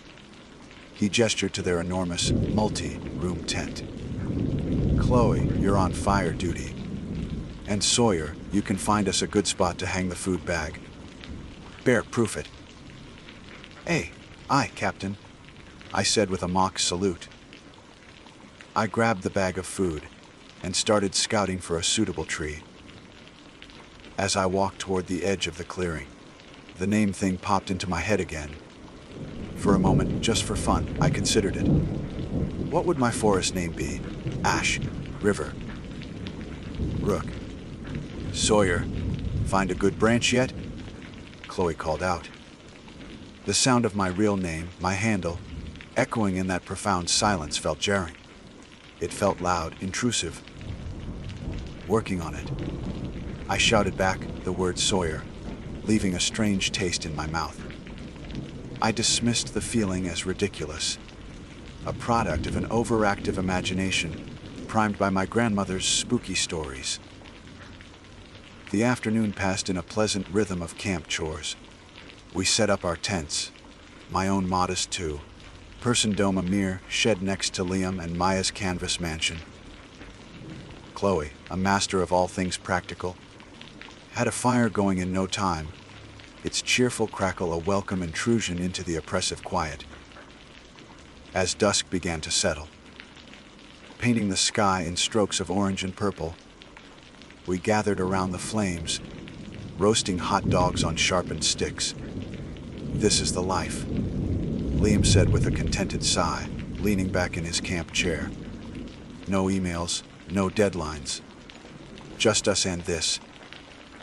He gestured vaguely at the darkening woods. It's a little creepy, though, isn't it? Maya whispered, pulling her blanket tighter around her shoulders. The way the trees just watch. Every forest is creepy at night, Chloe said reasonably, poking the fire. That's why we have this? She pointed a stick at the dancing flames. Fire keeps the creepy crawlies and the boogeymen away. My grandma used to say you shouldn't use your real name in the forest, I said, deciding to share the old tale. She said ghosts could learn it and follow you home. Liam laughed. Seriously? That's a new one. So, what should we call you then? Twiggy. Mr. Pine. I think it's kind of sweet, Maya offered, like a sign of respect. It's a superstition, I stated, feeling a strange need to assert my rationality. It's nonsense. My name is Sawyer. It's Sawyer here, it's Sawyer in the city. It doesn't make a difference. To prove my point, I raised my voice slightly. See, the world didn't end. I'm still Sawyer. A sudden gust of wind swept through the clearing, making the fire leap and hiss aggressively. The tops of the great pines swayed with a sound like a collective, drawn out sigh. In the sudden silence that followed, a twig snapped loudly in the darkness just beyond the ring of firelight. We all froze. Just a deer, Lime said, his voice a little less confident than before. Or a bear, Chloe added, her hand inching toward the can of bear spray on her belt. We listened, every muscle tensed, but there was only the sound of the creek and the crackling fire. The moment passed. We laughed it off, our nerves frayed but settling. Yet something had shifted.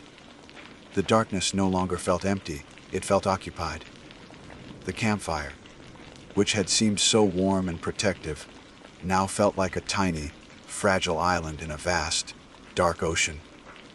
We stayed up for another hour, our conversation more subdued, our glances into the surrounding blackness more frequent. Finally, one by one, we decided to turn in. Chloe gave me a quick hug.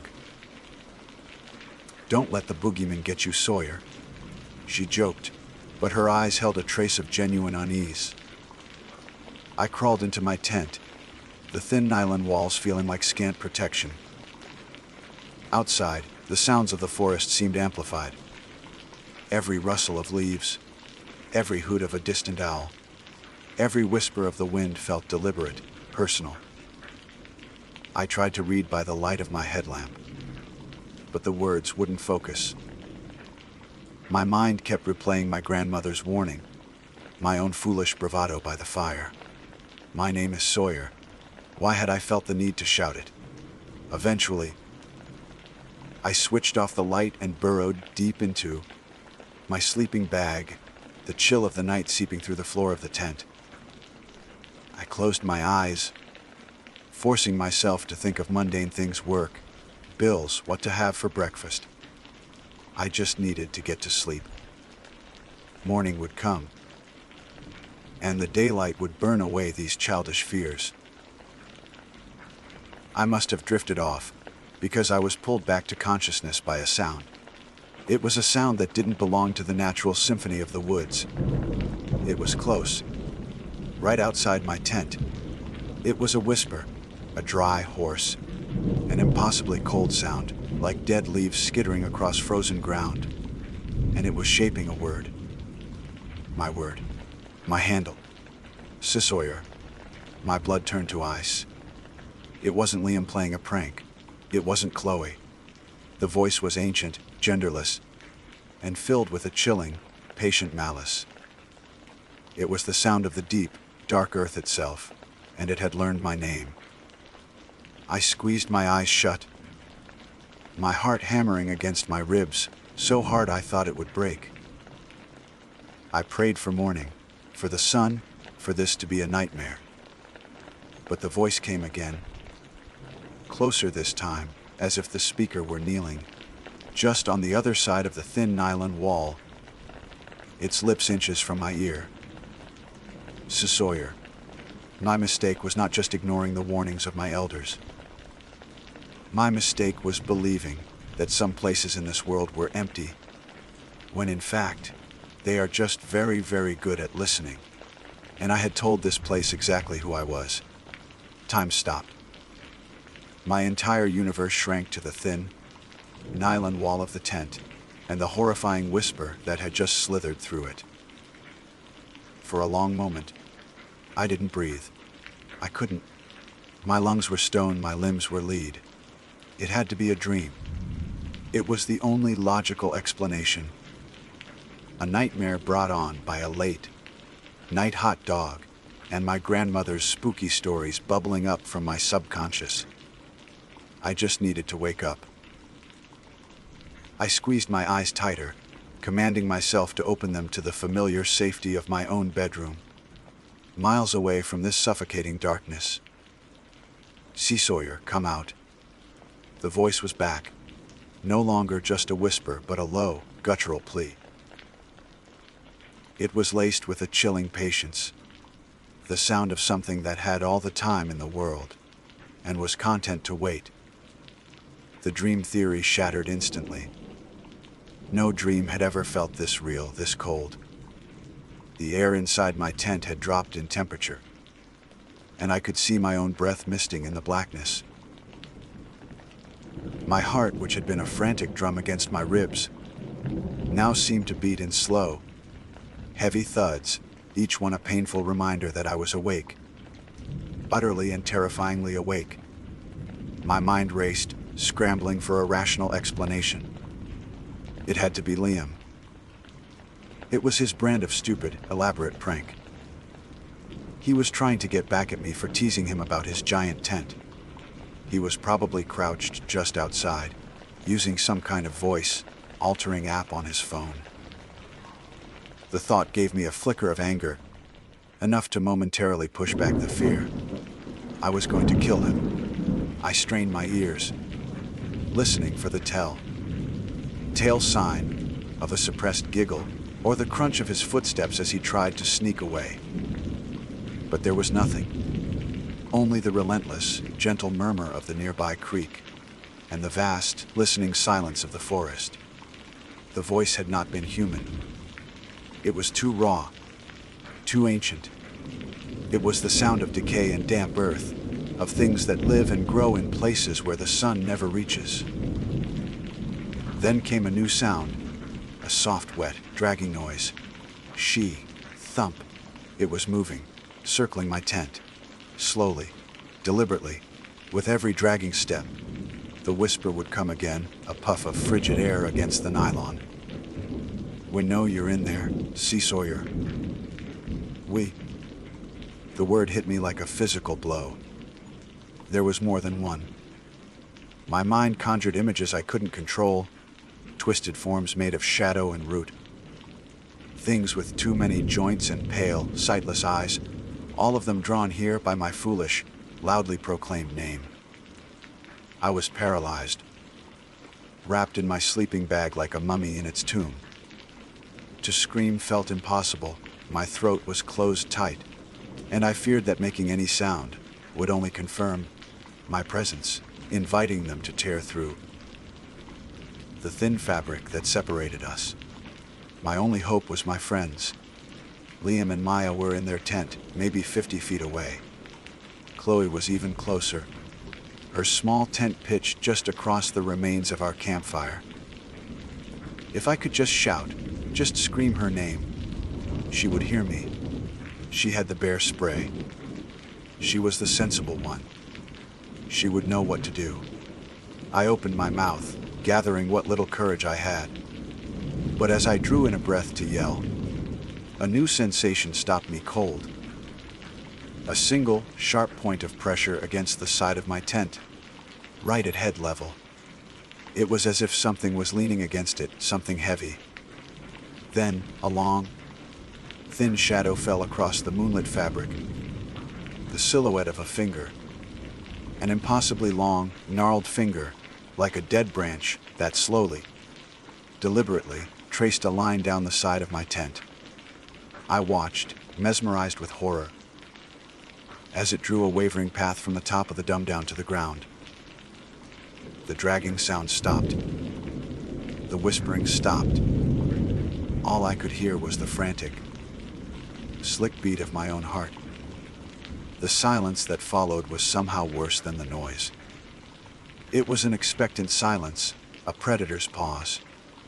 It was waiting for me to react. I lay there for what felt like an eternity, every nerve screaming, every muscle locked. I thought of the zipper on my tent door. I had left it zipped up to the top. I found myself staring at it, waiting for it to move. Please don't move, please don't move, please don't move. Jingle. It was the faintest metallic sound. The zipper pull had twitched. Jingle. Jingle, jingle. Something was toying with it from the outside, nudging it, testing it. My body finally broke its paralysis. A low, pathetic whimper escaped my lips, a sound I barely recognized as my own. In that moment, I abandoned all thought of being brave or rational. I did the only thing I could think of. I scrambled to the far side of the tent, pressing myself against the cold, damp nylon, trying to make myself as small as possible, as far from the door as I could get. I pulled my sleeping bag over my head, creating a dark, suffocating cocoon. It was a child's defense. If I can't see it, it can't see me. The whispering started again, but this time it was different. It was inside the tent with me. No, not inside the tent. Inside my head. You can't hide, Sawyer. We have your name. It's a key. It opened a door. The voice was no longer a hoarse whisper, but a clear, cold thought that didn't belong to me. It echoed in the hollows of my skull. I clamped my hands over my ears. A useless gesture against a sound that was already on the inside. I began to rock back and forth, muttering my grandmother's name like a prayer. Nana Rose, Nana Rose, Nana Rosa. The night stretched into an infinite, terrifying loop. The dragging sounds, the whispering of my name, the cold thoughts invading my mind. It was a relentless assault on my sanity. I lost all track of time. Minutes could have been hours. Hours could have been a lifetime.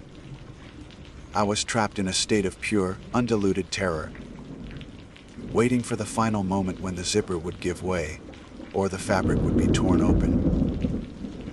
But it never came. The first hint of change was a subtle shift in the quality of the darkness. The impenetrable black inside my tent softened to a deep gray. A bird chirped somewhere in the distance, a hesitant, questioning sound. Then another joined in. Slowly, painfully slowly, the world outside was waking up. As the first rays of dawn pierced through the canopy of trees, casting faint, dappled light onto my tent, the presence vanished. It wasn't a gradual fading, it was instantaneous. One moment, the cold and the voice were an overwhelming weight on my soul. The next, they were simply gone. The air in the tent warmed. The oppressive silence was replaced by the growing chorus of the morning birds. And the thoughts in my head were once again my own. I lay there, trembling and drenched in a cold sweat for a long time. I was too afraid to move, too afraid to believe it was over. Finally, driven by a desperate need to see the sun, I crawled toward the tent door. My hand shook so violently, I could barely grasp the zipper. With a surge of will, I pulled it down and pushed the flap open. The world was bright, green and painfully normal. The sun streamed through the trees, making the dew on the grass sparkle. The creek burbled cheerfully. The ashes of our campfire looked cold and dead. I saw Chloe's tent, then Liam and Maya's. Everything was exactly as it should be. A moment later, the zipper on Chloe's tent flew open, and she emerged, stretching and yawning. "Morning, Sawyer," she called out, her voice bright and full of sleep. Man, I slept like a rock. I couldn't answer. I just stared at her, my mind struggling to reconcile the idyllic morning scene with the absolute horror of the night I had just endured. Liam poked his head out of his tent. "Did someone say morning? Is there coffee?" I need coffee. They were fine. They were rested. They hadn't heard a thing. Dude, you look awful, Lime said, squinting at me. Rough night. I opened my mouth to tell them. To scream about the voice, the finger, the whispers in my head. But the words wouldn't come out. How could I explain it? They would think I was crazy. They would say it was a nightmare. And looking at the peaceful, sun-drenched forest, a part of me desperately wanted to believe they were right. But I knew better. I looked from their cheerful faces to the dark, silent wall of trees that surrounded our little clearing. The sun was out, but the shadows at the base of the pines seemed darker than they should be. The forest was watching me, waiting. It knew the sun was only a temporary reprieve. Night would come again, and it still had my name. Coffee was the only answer I could manage. My voice was a hoarse, thin thing that didn't feel like my own. I'll make coffee. The anchor of a mundane task, a sequence of familiar motions, was the only thing I could think of to tell myself to reality.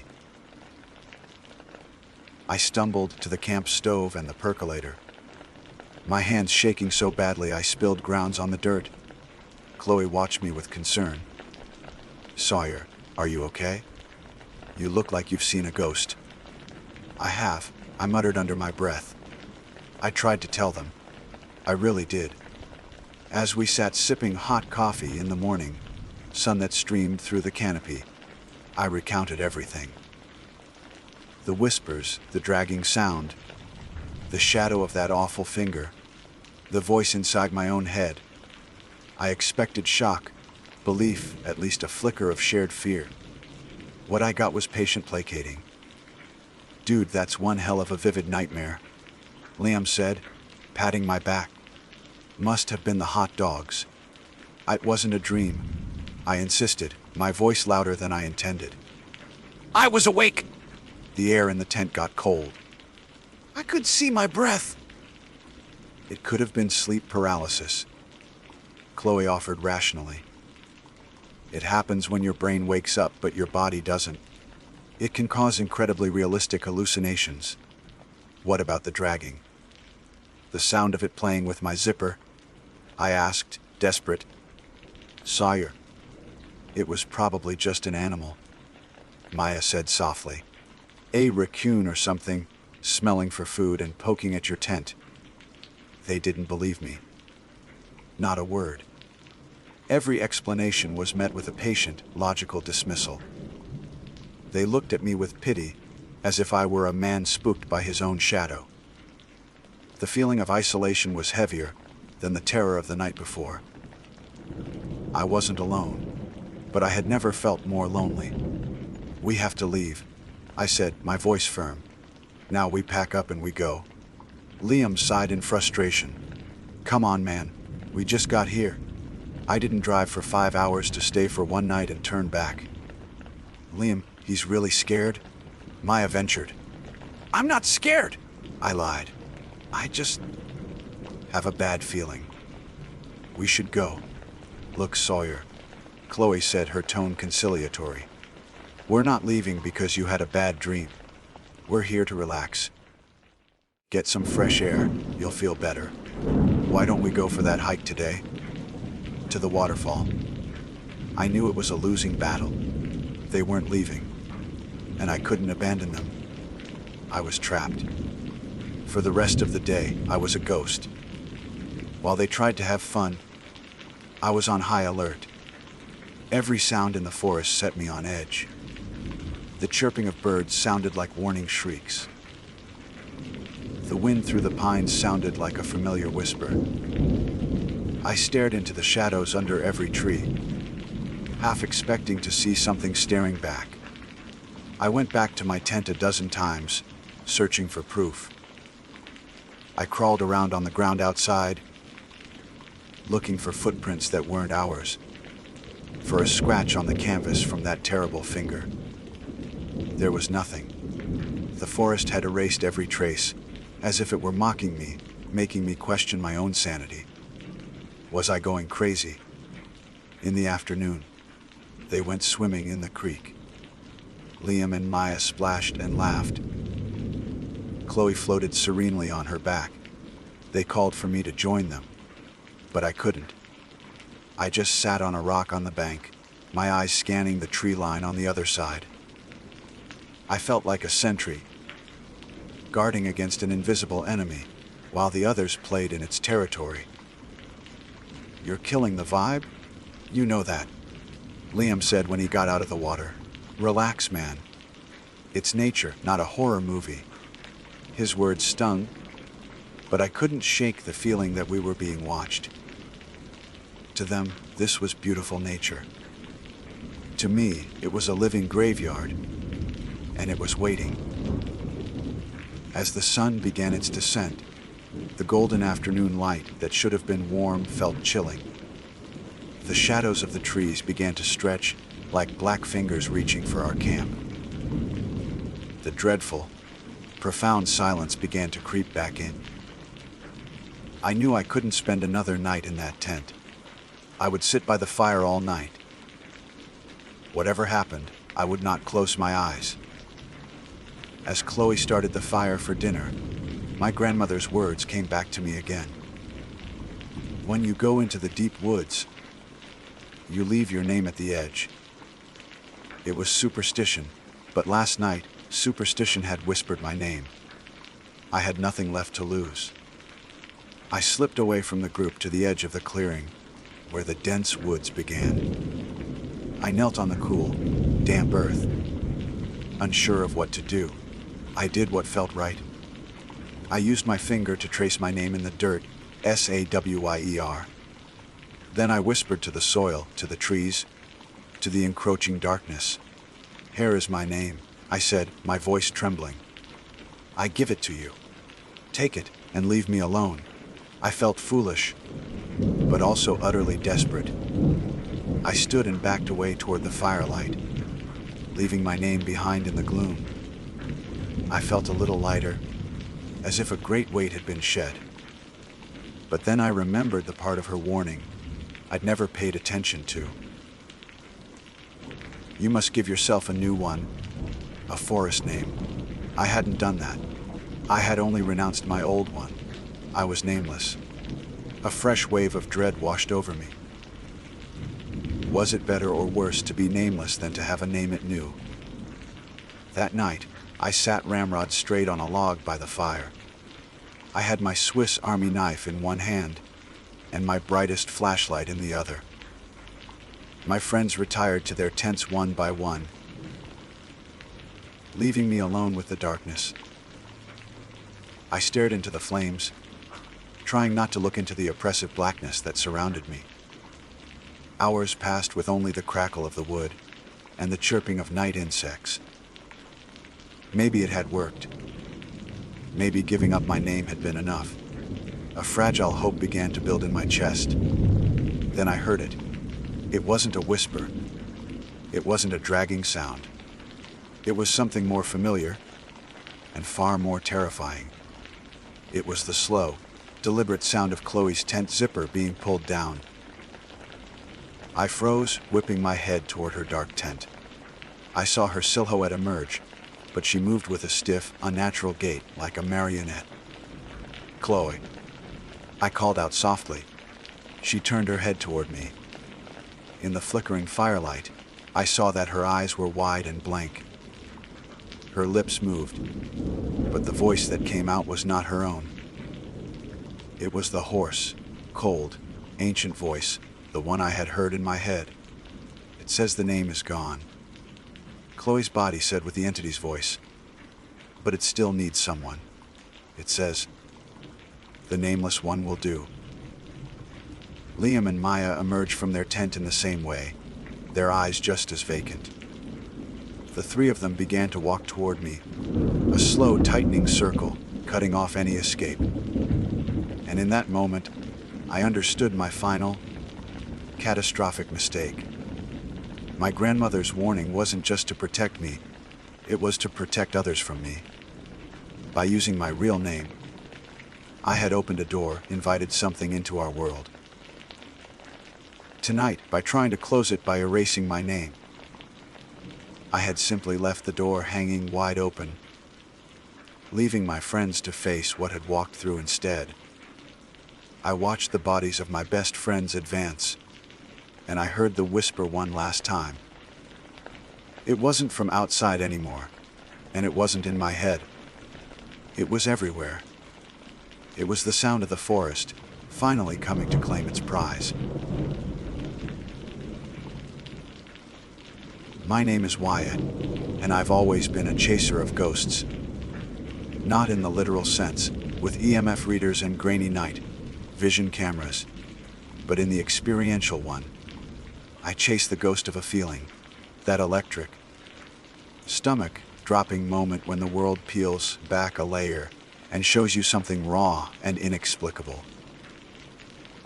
It's a feeling that makes the dull, predictable rhythm of a 9-to-5 job and weekend errands feel like a life lived in grayscale. I crave the vibrant, terrifying color of the unknown. This particular hunger for the abyss was a gift, or perhaps a curse, from my father. He wasn't a man given to flights of fancy. He was a surveyor, a man of lines, angles, and hard facts. His world was made of solid ground and measurable distances.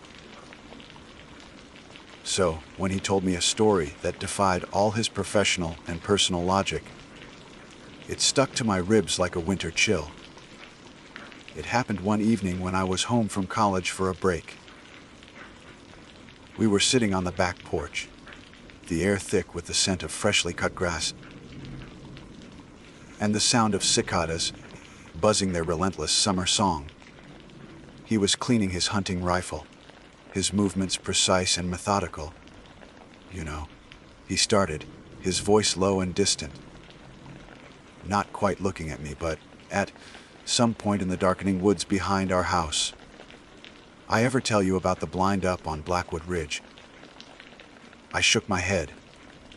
He rarely talked about his hunting trips, other than to mention what he'd bagged. It's not a place I go anymore, he continued, wiping a cloth down the long barrel. Haven't been back in 20 years. He paused, and the silence stretched, filled only by the rhythmic chirp of crickets. The land there, it was part of the old Northern Campaign. A forgotten skirmish, not one for the history books, but bloody all the same. A whole company of soldiers got pinned down on that hill, ambushed. None of them made it out. He finally looked at me, his eyes holding a shadow I'd never seen before. I built a hunting blind up there, right in a thicket of old growth oaks. Perfect vantage point. The first few times it was fine, but then things started to happen. What things? I leaned forward, my interest piqued. Little things at first. The woods would go dead silent. Not just quiet, Wyatt. Silent, like a vacuum. Every bird, every insect, just gone. Then you'd feel the cold. A deep, penetrating cold even on a warm afternoon. I told myself it was just the wind, the elevation. He shook his head slowly. But it wasn't. One day I was sitting there, waiting for a buck to cross the clearing, and I heard it. Whispering, not in English. Some other language, guttural and strange. It sounded like it was coming from right outside the blind, but there was nothing there. I swear the air itself was talking. He set the rifle down, his hands resting on his knees. The last time I went, it was the worst. I saw them. Not clearly, mind you, more like heat haze. Shimmering shapes in the air, the size and form of men, moving through the trees at the edge of the clearing. They were carrying rifles, marching in formation. I couldn't make out faces or uniforms, just these distortions. And the smell. Gunpowder and damp earth. I packed up my gear, walked out of those woods, and never looked back. That place is haunted, son. Deeply and truly haunted. His story lit a fire in me. A cursed hill, a forgotten battle. Ghosts of soldiers still marching. It was everything my thrill-seeking heart desired. The grayscale of my life felt oppressive, and this was a gallon of crimson paint waiting to be spilled. I knew, with absolute certainty, that I had to go. Convincing my friends was the next challenge. There were 3 of them in my inner circle: Liam, Chloe, and Mason. Liam was my anchor to reality, a geology student who believed in things he could touch, test, and categorize. He saw the world in strata and sediment, not spirits and specters. He met my story of hissing specters with a trademark eye roll. Wyatt, it's called auditory pareidolia. The brain trying to make sense of random noise, like wind in the trees. And the shimmering shapes. Classic refraction of light. There's a scientific explanation for everything. But my dad, I started. Your dad is a great guy. Liam interrupted, holding up a hand. But he was probably tired, maybe a little dehydrated. The mind plays tricks. It's a camping trip, not an episode of some ghost hunting show. Chloe, on the other hand, was the complete opposite. She was an art history major who lived for myth, symbolism, and the stories behind the canvas. She owned a tarot deck, charged crystals under the full moon, and believed that the world was far more magical and mysterious than science admitted. Her eyes widened as I relayed my father's tale. That's incredible, she breathed, a mix of fear and fascination in her voice. The residual energy of such a traumatic event could absolutely leave an imprint on the land. They say souls can get trapped, forced to relive their final moments over and over. It's so tragic. Then there was Mason. Easy-going, ever-agreeable Mason. He was studying business, but his real major was just having a good time. As long as there was a campfire, some beers, and good company, Mason was in. Haunted woods. Marching ghost soldiers. Sounds awesome! I'm totally in. Think they'll want a beer. It took 2 days of relentless campaigning. I downplayed the danger to Chloe, promising we'd stick together and leave if things got too intense. I emphasized the adventure to Liam, talking about the unique geological formations of the ridge and the challenge of the hike. For Mason, I just had to confirm the date. Eventually, they all agreed. Liam, with a heavy sigh of resignation, Chloe with a nervous flutter of excitement, and Mason with a whoop of anticipation. We were going to Blackwood Ridge. We spent the next week gathering supplies. Tents, sleeping bags, a portable stove, coolers packed with food, and, at Mason's insistence, a significant amount of beer. As I packed my bag, I found an old, leather-bound map of the county in my father's study. I located Blackwood Ridge and saw, in faint, almost illegible script, a notation next to the area, Sorrow Hill. The name sent a fresh jolt of excitement through me. It was real. It was a place with a history, a place with a name born of pain. The drive up was filled with a nervous, crackling energy. We left the suburbs behind, the neat rows of houses giving way to sprawling farmland, and then, finally, to the dense, untamed wilderness of the state forest. The road grew narrower, the asphalt turning to gravel.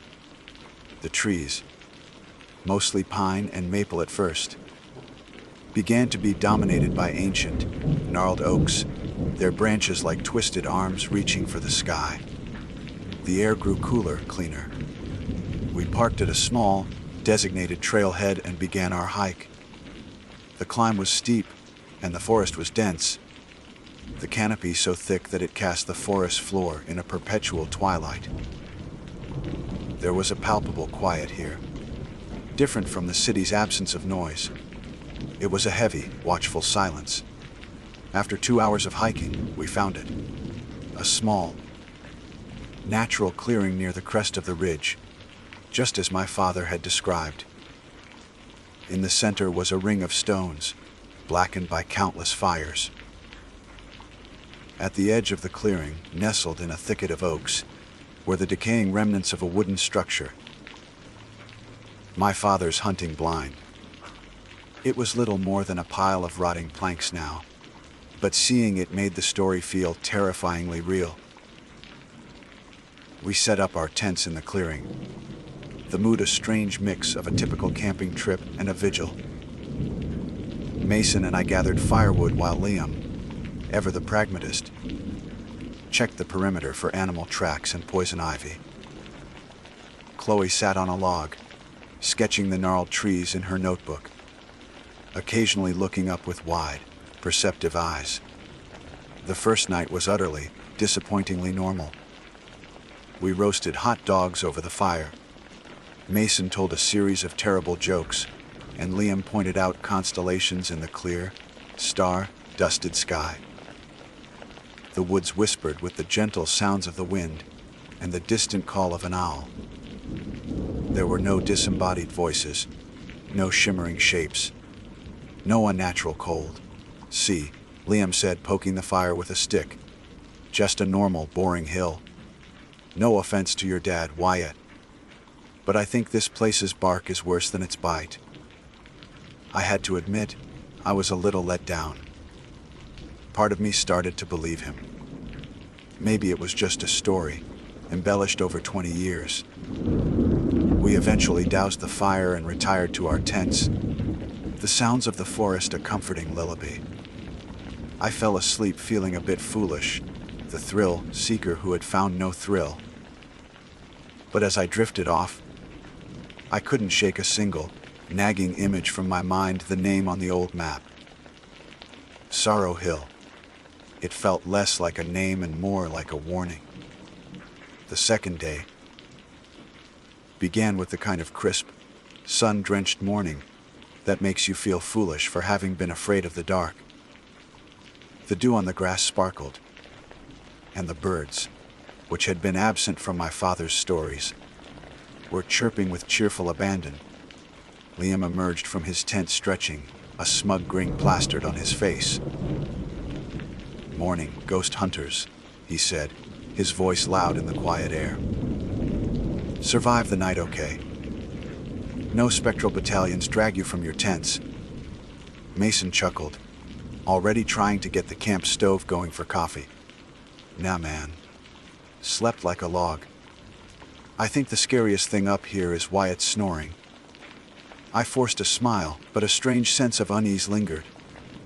The normalcy of the morning felt wrong, like a mask stretched too tight over something else. Chloe seemed to feel it too. She was sitting on the same log as the day before, but she wasn't sketching. She was just staring into the woods, her brow furrowed. "Everything okay?" I asked, sitting down beside her. She hugged her knees to her chest. "I don't know. It's probably nothing. The energy just feels different today. Heavier, like the air before a thunderstorm." I knew what she meant. The silence my father had described hadn't manifested, but the weight of the place was beginning to press in. The quiet under the birdsong felt deeper, more profound. To break the strange tension, I suggested we do some exploring. "My dad said the ambush happened somewhere on this ridge," I explained. "Maybe we can find the spot." Lime, ever the geologist, was surprisingly on board. "Fine by me. I want to get a look at the rock formations on the northern face anyway."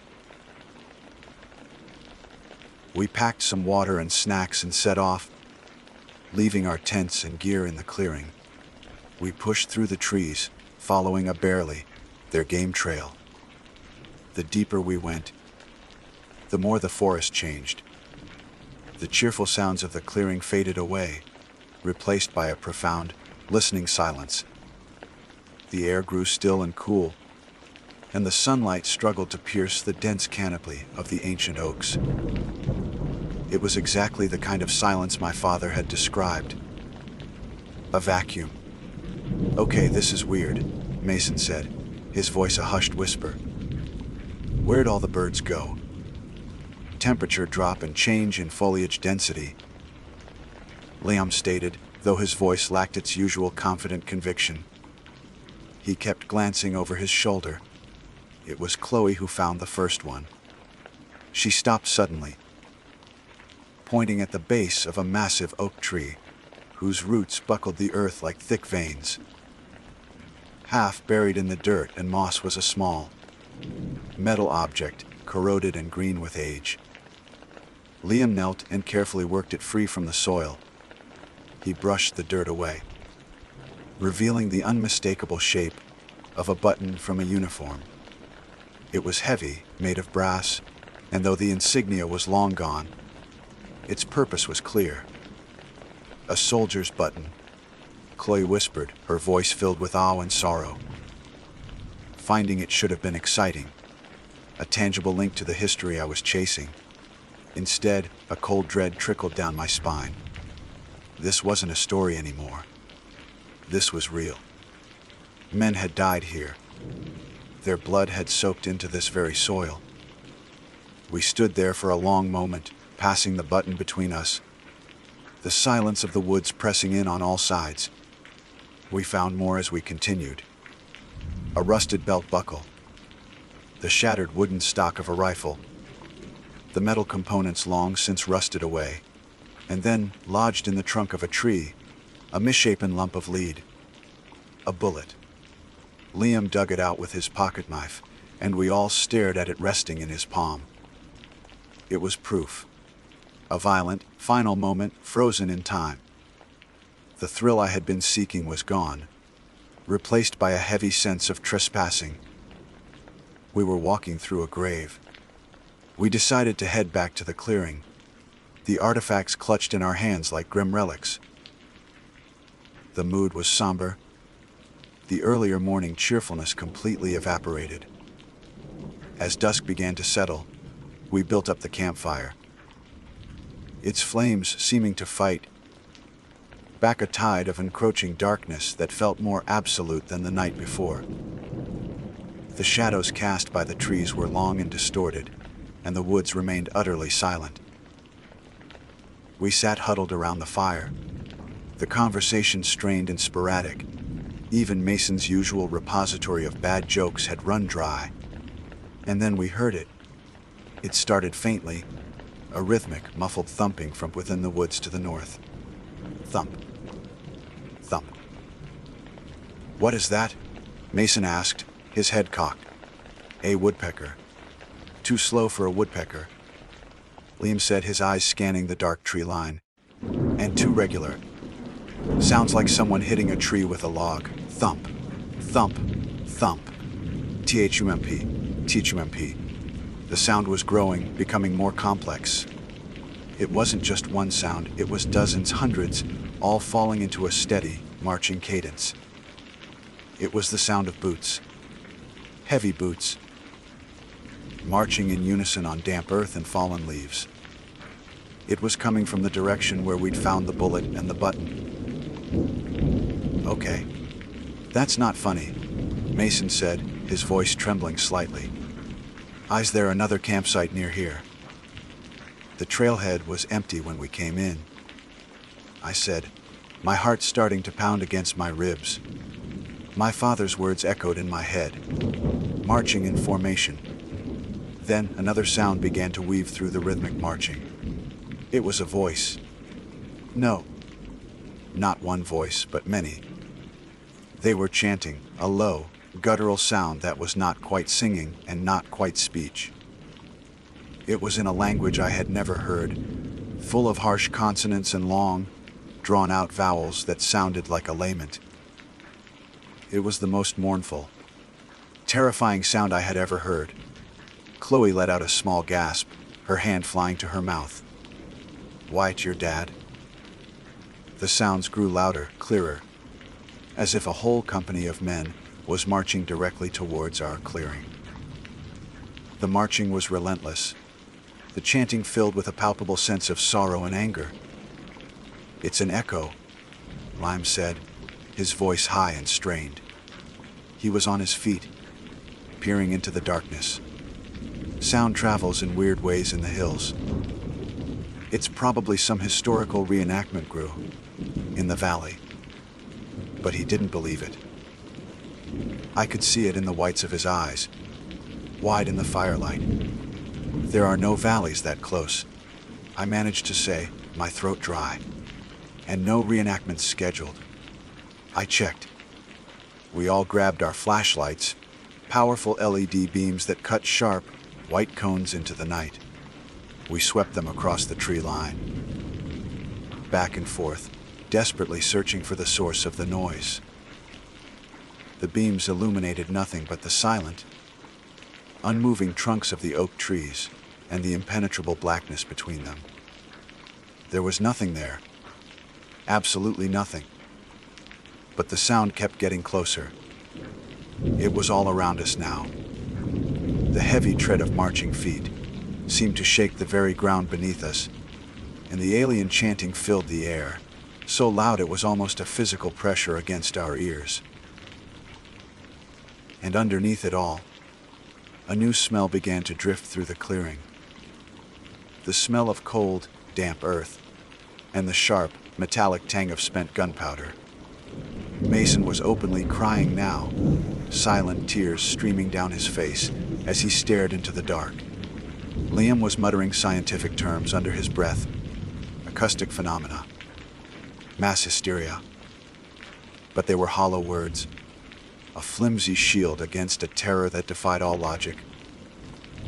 Chloe was clutching a small, smooth stone from her pocket, her eyes shut tight as if in prayer, and me, the thrill seeker, I was paralyzed.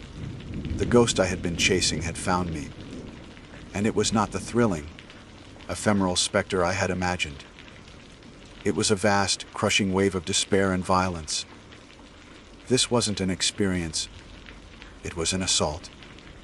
The air grew frigid, the cold my father had described seeping into our bones, a dead cold that had nothing to do with the night air, and everything to do with the grave we were sitting in. The chanting reached a crescendo, a single, horrifying wail that seemed to come from 100 throats at once, a sound of ultimate agony. That's what broke us. "We have to go," Liam screamed, his scientific composure shattered into a million pieces. Now, we have to get out of here. Panic, pure and primal, erupted. We scrambled to our feet, tripping over logs and each other, the ordered world of our campsite dissolving into chaos. The only thought in my mind, in all our minds, was to flee. To run from the sound, from the cold. From the memory of Sorrow Hill that was no longer a memory, but a living, breathing nightmare. Chaos is a symphony of instinct. There was no thought, no planning, only the raw, animalistic urge to flee. Liam's scream was the conductor's baton, and we were the frantic orchestra, each playing our own part in a composition of pure terror. My legs were moving before my brain had fully processed the decision, my body responding to a command that bypassed reason entirely. The campfire, our only bastion against the oppressive dark, was now a hazard, a thing to be stumbled over in our desperate exodus. I tripped over a log, my hands hitting the damp earth hard. For a split second, the ground felt like it was vibrating, humming with the phantom tread of 100 pairs of boots. I scrambled back up, my breath coming in ragged, painful sobs. Mason was already ahead of me, a dark shape, crashing through the underbrush, his earlier whimpers now escalated into guttural sounds of fear. Liam had grabbed Chloe by the arm and was dragging her towards the faint outline of the trail we had taken that afternoon. Her flashlight beam danced wildly, a frantic strobe light illuminating fractured glimpses of terror. The pale white of Liam's knuckles, the wide, unseeing stare in Chloe's eyes, the menacing, skeletal branches of the trees. The tents! Our gear. A small, rational part of my brain screamed. But the voice was drowned out by the overwhelming roar of the unseen legion. The chanting was inside my head now, the guttural language of physical pain behind my eyes. The smell of gunpowder was thick and acrid, catching in the back of my throat and making me gag. We were abandoning everything. The tents that had been our shelter, the sleeping bags that promised warmth, the coolers full of food and beer that represented our naive sense of normalcy. They were offerings to the hill, a paltry sacrifice in exchange for our lives. We found the trailhead, a small mercy in the suffocating darkness. The path was narrow and steep, littered with roots and loose stones that seemed placed specifically to trip us, to pull us down into the grasping earth. Running was a treacherous, clumsy ballet. Every snap of a twig behind us was a footstep. Every rustle of leaves was a soldier stepping out from behind a tree. My flashlight beam, which had felt so powerful in the clearing, was now a pathetic spear of light, swallowed by an ocean of blackness. The woods were no longer a collection of trees. They were a solid, living wall pressing in on us, watching us with a million unseen eyes. The sounds pursued us relentlessly. The marching and chanting didn't fade as we ran. If anything, they seemed to keep pace, a constant, terrifying reminder that we hadn't truly escaped anything. At one point, I risked a glance over my shoulder. I saw nothing but the frantic, bouncing lights of my friends' flashlights behind me. But I felt it. A pressure drop, a sudden, bone-deep chill that had nothing to do with the night air. It felt like plunging into icy water. I swear I saw the air shimmer behind Mason. The same heat, haze distortion my father had described. A shape the size and form of a man, for just a heartbeat before it was gone. "Don't look back," Liam yelled, his voice cracking. "Just keep moving." His skepticism had been sandblasted away, leaving behind the raw terror of a man whose entire understanding of the world had been shattered. He was no longer the geologist, the man of facts and figures. He was just another terrified animal, fleeing a predator he couldn't see or comprehend. We ran for what felt like an eternity. My lungs burned, my legs were screaming in protest, but the adrenaline and the fear were a potent fuel. We eventually tumbled out of the woods and onto the gravel of the small parking area.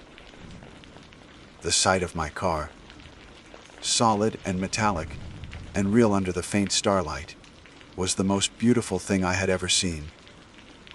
It was a symbol of civilization, a promise of escape. "The keys," Mason gasped, fumbling at his pockets. "I have them," I yelled, my own hands shaking so violently I could barely get them into my jeans. My fingers closed around the cold metal. It felt like a holy relic. I jabbed the key at the lock, my first 2 attempts missing the mark entirely. On the 3rd try, it slid home. The sound of the doors unlocking was deafeningly loud in the silence that had suddenly fallen. The moment we were off the trail, the marching and chanting had stopped. Not faded, but ceased. As if a switch had been flipped. The silence that remained was somehow worse. It was a heavy, expectant silence, thick with menace. We piled into the car, slamming and locking the doors. For a moment, we just sat there, chests heaving, the windows fogging up from our panicked breaths. We were a tangle of limbs and fear. Chloe was curled into a tight ball in the back seat, shaking uncontrollably. Mason was staring straight ahead, his face a pale, tear-streaked mask. Liam was hunched over, his head in his hands, muttering. It wasn't real, it wasn't real. like a mantra that had lost all its power. I put the key in the ignition and turned. Click. The engine didn't turn over. The only sound was the pathetic whine of the electronics. "No," I whispered. "No, no, no. Try it again." Wyatt? Liam urged, his voice frantic. I turned the key again. Click. Whine. Come on. Mason screamed from the back. A cold, creeping dread, even worse than the panic in the woods, began to settle over me. We were trapped. The hill wasn't going to let us go. I closed my eyes, took a deep breath, and whispered, "Please." I turned the key one last time. The engine sputtered, coughed, and then roared to life. The sound was a miracle. I didn't wait. I slammed the car into reverse, spun the wheel, and stomped on the accelerator. Gravel kicked up as we shot out of the parking area and onto the narrow road. I drove with a singular focus, my knuckles white on the steering wheel. I didn't dare look in the rearview mirror until we were miles down the road, back on paved asphalt. When I finally did, I saw only the dark, empty road behind us. But the feeling of being watched lingered for a long, long time. The 2-hour drive home was completed in near total silence. No one spoke. What was there to say? How do you talk about something that rips reality apart at the seams? We were 4 individuals, locked in our own private spheres of trauma. I could feel the weight of my foolishness pressing down on me, suffocating me. I was the thrill seeker, the chaser of ghosts. I had dragged my friends into my selfish quest for a feeling, and in doing so, I had broken them. I had broken us. When I dropped them off, one by one, the goodbyes were hollow, whispered things. We didn't make plans. We didn't say, "See you tomorrow." We just looked at each other with the haunted eyes of strangers who had shared something too terrible for words. I didn't sleep that night, or the night after. Every time I closed my eyes, I heard the chanting. I saw the shimmering shapes in the dark. I smelled the gunpowder. The thrill was gone, replaced by a deep, abiding fear and a profound sense of shame. My father was right. That place was haunted. But I had misunderstood what that meant. I had thought of it as an attraction, a spooky spectacle to be observed. I had treated a place of immense pain and suffering like a theme park ride. We had walked into a mass grave, laughing and drinking beer, showing no respect for the violent tragedy that had soaked the soil. We didn't seek to understand or to honor the dead. We sought only to entertain ourselves with their agony. Our mistake wasn't just entering a place with a painful history. Our mistake was our arrogance. We had treated the souls lingering there not as the remnants of men who had died in terror and violence, but as a story. And on that second night, on that cursed hill, the story fought back. It showed us that some tales are written in blood, and they demand to be respected, not consumed. I had chased the ghost of a feeling, and I had found it. And I know, with a certainty that chills me to my very core, that it will be chasing me for the rest of my life. My name is Taylor. There's a certain music to solitude that most people mistake for silence. They live their lives surrounded by a cacophony. They've grown so accustomed to that. The absence of it feels like a void, something broken or wrong. The relentless hum of traffic, the distant wail of a siren, the layered chatter of 1,000 conversations, bleeding through thin apartment walls. This is the soundtrack of modern life. For them, it's a comforting blanket of noise. For me, it's a cage. That's why I seek the wilderness. I don't go there for silence. I go there for a different kind of sound, a symphony of subtlety. the whisper of wind through pine needles, the percussive crunch of leaves underfoot, the distant, lonely call of a hunting owl. This is the music my soul craves. This particular trip was born from a desperate need to escape. My work in graphic design had become a pressure cooker of deadlines, client revisions, and the sterile, recycled air of a downtown office building. The city felt like it was closing in, its concrete fingers squeezing the very breath from my lungs. I needed to disconnect, not just from the internet and my phone, but from the entire frantic rhythm of human existence. I needed the forest. There's a cardinal rule among hikers, campers, and anyone who respects the untamed power of nature: never go alone. It's a mantra drilled into you from your first day in scout camp, a warning echoed in every survival manual. It's practical, sensible advice. A twisted ankle, a sudden illness, a simple navigational error. Any of these minor mishaps can escalate into a life-threatening disaster when there's no one there to help. I knew the rule. I respected the logic behind it, and I chose with full awareness to break it. My desire for pure, undiluted solitude outweighed the calculated risk. I wasn't reckless, I was an experienced outdoorsman.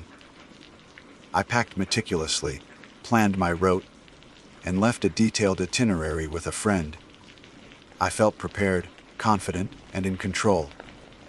My destination was a dense, national forest drive from the city, a sprawling expanse of green that promised the isolation I sought. The drive itself was a form of therapy. Watching the towering skyscrapers shrink in my rearview mirror, replaced by rolling hills, and then by the deep, dark green of the forest edge, felt like shedding a heavy skin. I parked at a designated trailhead, shouldered my pack, heavy with the promise of self-sufficiency, and took my first step onto the dirt path. The air immediately changed. It was cooler, rich with the scent of damp earth, decaying leaves, and the sharp, clean fragrance of pine. The city's noise faded, replaced by the gentle symphony I had come for. I hiked for several hours, pushing deeper into the woods, away from any path that might be casually trodden. I wanted to be where the only footprints would be my own, and those of the creatures whose home this was. Eventually, I found the perfect spot. It was a small, natural clearing, sheltered on three sides by a thick stand of ancient-looking trees. The real prize, however, was on the fourth side. The clearing opened up to a salt lick. It was a fascinating feature, a wide patch of earth stained with dark minerals. The ground was churned and pockmarked with the tracks of countless animals. I could identify the cloven hoof prints of deer, the heavier tracks of wild boar, and even what looked like the paw print of a large feline, perhaps a clouded leopard. Camping near a salt lick was another unwritten rule that one might be advised against. It was a hub of activity, a natural gathering place. While it offered an unparalleled opportunity for wildlife observation, it also meant you were setting up your temporary home in the middle of a busy intersection. But the allure was too strong. The thought of lying in my tent, listening to the secret nightlife of the forest, was exactly the kind of experience I was chasing. Setting up camp was a familiar, comforting ritual. The rhythmic snap of the tent poles, the rustle of the nylon fabric as I unfurled it, the satisfying finality of hammering the stakes into the firm earth. Each action was deliberate and grounding. I arranged my sleeping bag and mat, set up my small portable stove, and organized my supplies. As the sun began its slow descent, casting long, dramatic shadows across the clearing, I felt a profound sense of peace settle over me. This was it. This was the freedom I had been yearning for. The world was reduced to this small circle of existence: my tent, my fire, and the vast, breathing forest around me. I cooked a simple meal of rehydrated pasta and sat on a fallen log, watching the sky bleed from orange and pink to a deep, velvety indigo. The first stars began to prick the canopy. The daytime sounds of birds and squirrels gave way to the evening chorus of crickets and the occasional deep croak of a bullfrog. The air grew colder, and I pulled my jacket tighter, the warmth of my small campfire a welcome comfort.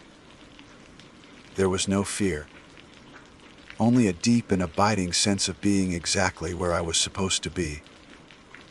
I felt my anxieties, the knots of stress from my city life, finally begin to unwind. The solitude was perfect. Later, I retreated into my tent, leaving the campfire to burn down to glowing embers. I clicked on my headlamp and read a few chapters of a paperback novel, but my attention kept drifting to the sounds outside. The forest was alive. A twig snapped nearby. A deer, I told myself. A soft rustling in the undergrowth. A raccoon or a possum foraging for its dinner. Every sound had a logical, natural explanation. I was a guest in their world, an observer of its nightly routines. I switched off my headlamp, plunging the tent into near, total darkness, and settled into my sleeping bag, content to just listen. I must have drifted off, because the next sound pulled me from the edge of a dream. It was different from the gentle, organic noises I had been listening to. It was a high-pitched call echoing through the trees. My first thought, groggy with sleep, was of a monkey or perhaps a gibbon. It had that primate-like quality, a sort of whooping call that rose and fell. I lay still listening, my curiosity pick. It came again, closer this time, and that's when the wrongness of it began to creep in. The sound wasn't clean or animalistic. It was threaded with something else, something deeply unsettling. There was a strain of sorrow in it, a mournful cadence that sounded disturbingly human. It was like the cry of someone in immense pain, yet filtered through the vocal cords of a creature not meant to make such a sound. It was a lament, a wail of pure grief that echoed through the silent woods. Every rational part of my brain scrambled for an explanation, a strange species of nocturnal bird, the wind playing tricks through a hollow log. But the sound was too complex, too laden with emotion. My heart began to beat a little faster. The comforting symphony of the forest had been pierced by a single, discordant note.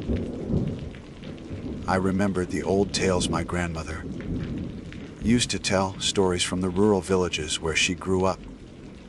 She spoke of the things that lived in the deep woods, spirits and entities that city folk dismissed as superstition. A specific name floated up from the depths of my memory: Phi Pong Kang. A forest ghost, she had said. A creature that was once human but became something else, cursed to roam the trees. It was known to mimic the sounds of animals, particularly the haunting call of the gibbon, to lure or terrorize lost travelers. I shook my head in the darkness, trying to banish the thought. It was ridiculous. A ghost story. I was a modern man, a rational man. But the sound came a third time, and it was no longer distant. It was in the trees directly bordering the clearing. It was high above me, a mournful, human-like shriek that made the hairs on my arms stand on end. And then a new sound. The sharp, violent crack of a thick tree branch, snapping under a sudden weight, followed by a heavy, sickening thud as something large and solid landed on the soft earth just outside my tent. It was no longer in the trees. It was on the ground with me. Silence. The heavy thud was followed by an absolute, profound silence that was somehow more terrifying than the shriek that preceded it. My entire world, which just moments before had been a peaceful sanctuary, had shrunk to the fragile confines of my sleeping bag. Every muscle in my body was locked. Every nerve ending screamed in unison. I lay perfectly still, my cheek pressed against the cool nylon, my ears straining to decipher the new reality outside. The gentle night sounds of the forest, the crickets, the rustling leaves, had vanished, as if the entire ecosystem was holding its breath along with me. All that remained was the frantic, percussive drumming of my own heart against my ribs and the thin, ragged sound of my breathing, which I desperately tried to control, convinced that even the slightest exhale would betray my presence. Time seemed to warp, stretching and thinning into an unbearable eternity. How long did I lie there? 10 seconds. A minute. It felt like a lifetime. My mind, a frantic prisoner in my paralyzed body, raced through a Rolodex of horrors. A wild boar. They were heavy, but would one climb a tree? A clouded leopard. Possible, but the mournful. Human-like cry didn't fit. My rational brain, the part of me that had felt so confident and in control just hours ago, was losing its grip, overwhelmed by the primal fear that now flooded my veins. The name echoed in the screaming silence of my thoughts, Phi Pong Kang. Then, a new sound. A soft, wet, sniffing noise, right against the wall of the tent, just inches from my head. It was a slow, deliberate inhalation, followed by a long, guttural exhalation that seemed to rattle deep in its chest. It was the sound of a predator examining its prey. I could almost feel the warmth of its breath through the thin fabric. A wave of nausea washed over me, and I had to clamp my jaw shut to keep from gagging. The scent of damp earth and rot, mixed with a musky, animalistic odor I couldn't identify, seeped into the tent. It smelled of old meat and decay. The sniffing stopped. A new sound began, a soft, dragging footstep on the leafy ground. Then another. It was circling the tent. The steps were not the clear, defined prints of a hoofed animal or the padded paws of a cat. They were heavy, shuffling, and unnervingly irregular. One footfall would be heavy, a solid thump, followed by a lighter, dragging sound, as if one limb was malformed or injured. Thump, shh. The rhythm was hypnotic and grotesque. It walked a slow, deliberate perimeter around my tiny nylon shelter, a jailer inspecting its cell. My hand, moving with an agonizing slowness that felt like dragging it through thick honey, crept towards the large hunting knife I always kept beside my sleeping bag. My fingers brushed against the cold leather of the sheath. The simple act of touching it offered a sliver of comfort, a fragile link to the idea of defense. But what good would a knife be against something that could drop from the canopy of the forest? What good was a 6-inch blade against a creature from a ghost story? The absurdity of my situation was crushing. I had willingly, arrogantly, walked into this nightmare, armed with nothing but misplaced confidence and a pocket knife. The circling stopped. The silence that followed was, once again, deafening. Where was it? What was it doing? I imagined it standing motionless, its head cocked, listening for the frantic beat of my heart. The thin nylon wall of the tent, which had earlier felt like a cozy barrier against the elements, now seemed as fragile as tissue paper. A single swipe of a claw, a single determined push, and it would be inside with me. The darkness in the tent was no longer a comfort. It was a blindfold, leaving my imagination to paint horrific pictures in the blackness. And then it touched the tent. It wasn't a violent push or a scratch. It was a slow, deliberate press against the fabric, right at the center of the tent side. The nylon stretched inwards, distorting under the pressure. In the faint moonlight filtering through the thin material, I could see the silhouette. It was not a paw. It was not a hoof. It was a hand. Or something horrifically like a hand. It was long and slender, with fingers that seemed too numerous, too jointed, bending at unnatural angles. They pressed, explored, and then slowly, deliberately, dragged downwards, making a sound like fingernails on a chalkboard against the taut fabric. A choked sob escaped my lips, a sound I was powerless to stop. The hand vanished. The instant it did, a new sound began. It was a low, guttural chattering, a series of clicks and pops that sounded like a broken recording. And woven within that chattering was something else. A voice. It was a whisper, raspy and dry, like dead leaves skittering across pavement. It wasn't speaking words, not at first. It was mimicking sounds. It perfectly replicated the sound of my zipper being pulled down, a sharp zuzz-zip. Then it mimicked the crinkle of my food packaging. Then, the sound of me hammering the tanked stakes into the ground. A perfect series of metallic tinks. It was replaying my evening, throwing my own sounds back at me from the darkness. It was intelligent. It was mocking me. My blood ran cold. This wasn't a dumb animal. This was something that observed, that learned. The ghost stories had never mentioned this. They spoke of a wailing creature, a haunter of the trees. They never spoke of this cruel, calculating intelligence. The mimicry stopped, and the raspy whisper formed a word. One word, drawn out and distorted, as if spoken by a throat not designed for human speech. Taylor. Hearing my own name, whispered by that thing in the oppressive darkness of the forest, shattered the last remnants of my composure. It was impossible. No one knew I was here, not by name. I hadn't spoken to a soul since I left the city. How could it know my name? The only explanation was the one my rational mind refused to accept, that this creature was something beyond the natural world, something that could pluck a name from your very thoughts. The shuffling footsteps started again, faster this time, more agitated. It circled the tent twice, its strange, limping gait a frantic dance in the dark. Then it stopped directly in front of the tent's entrance. I could hear its ragged, wet breathing again, quick and shallow. It was excited. The zipper. It knew the zipper was the way in.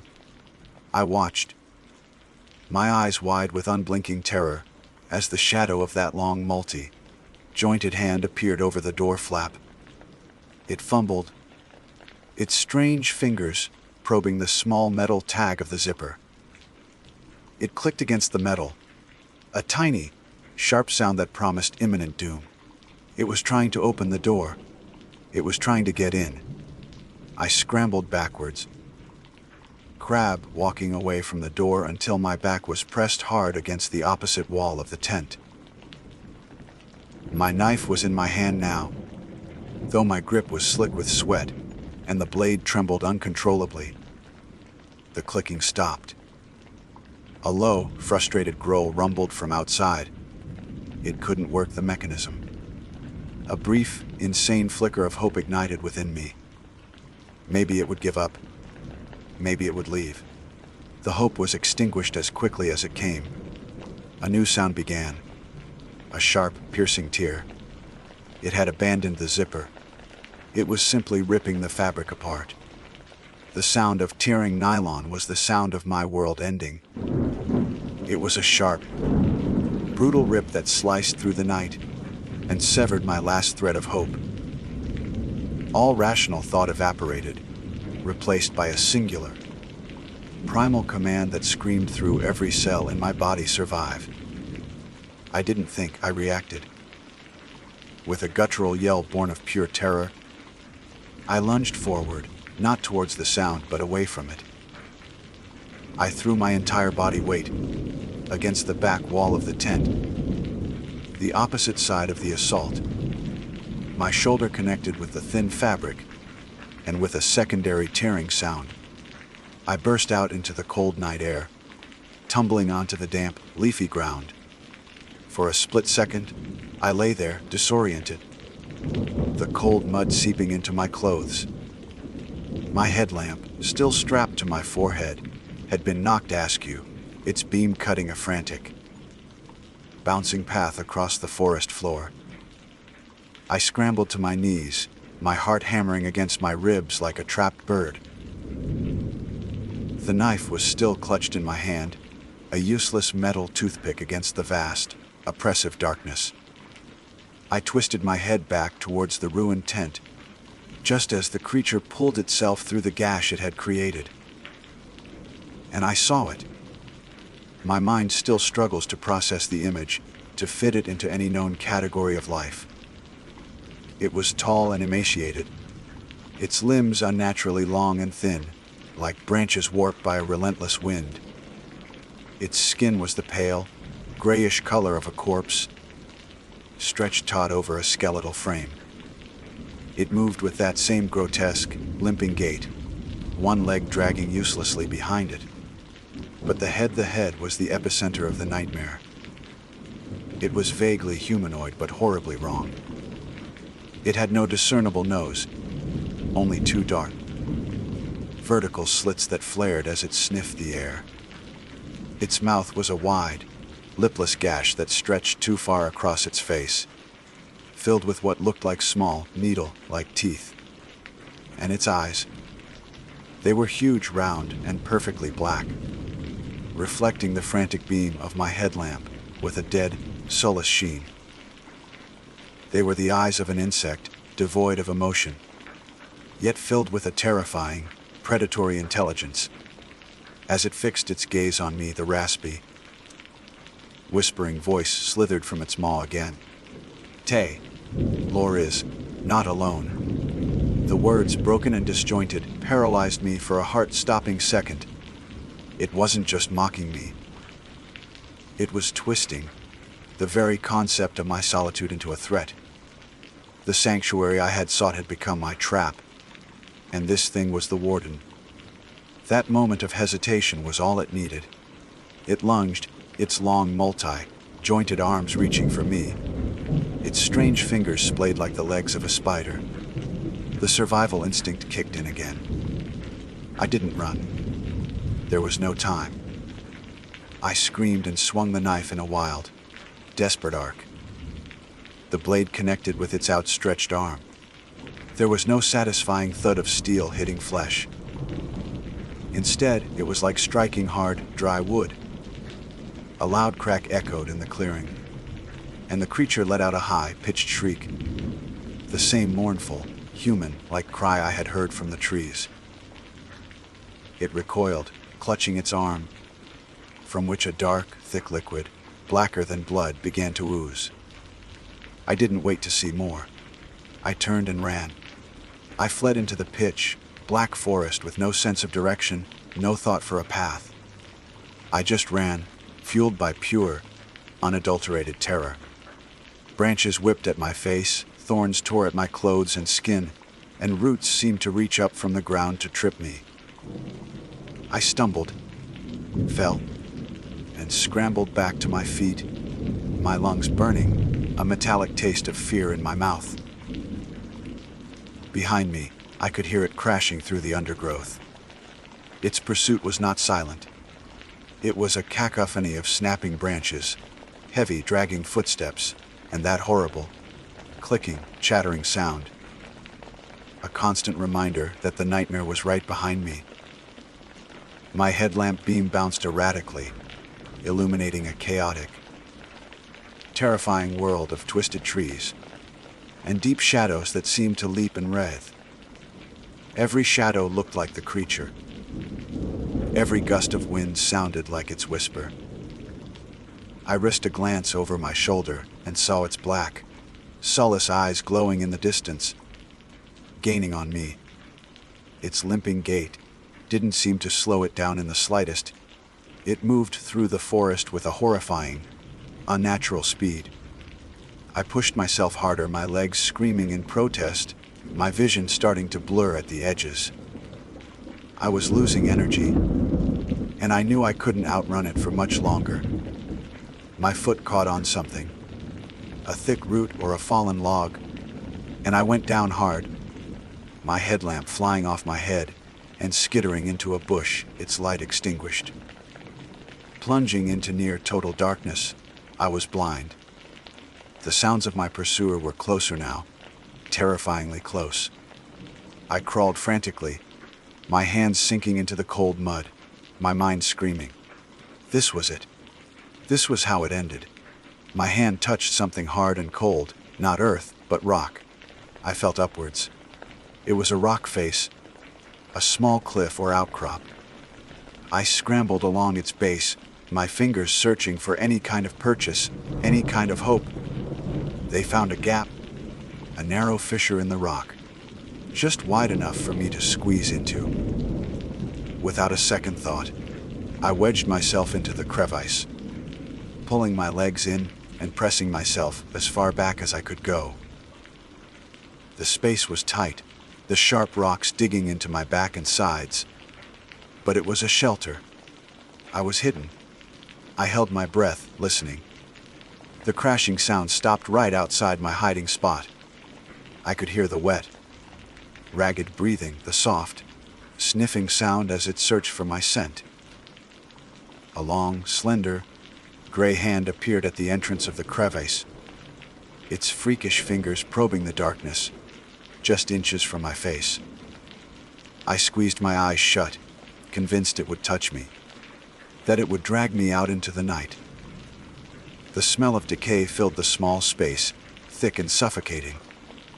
I stayed completely, utterly still, my body rigid, my mind detached, floating in a sea of pure fear. An eternity passed. The hand withdrew. I heard a low, frustrated growl, and then the sound of the shuffling footsteps moving away.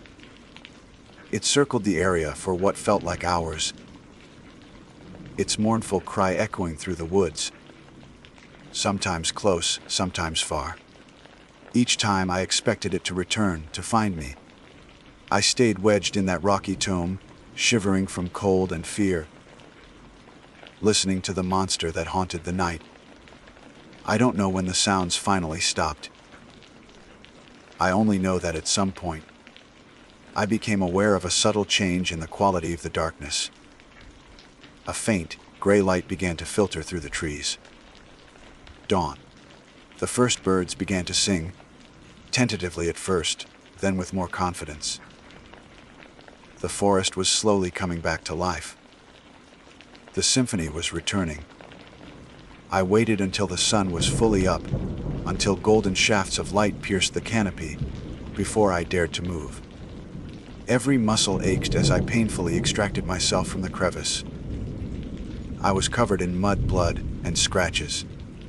In the daylight, the forest looked peaceful again, beautiful lie. But it was a lie. The beauty was a mask hiding a terrible, ancient secret. I didn't go back to the clearing.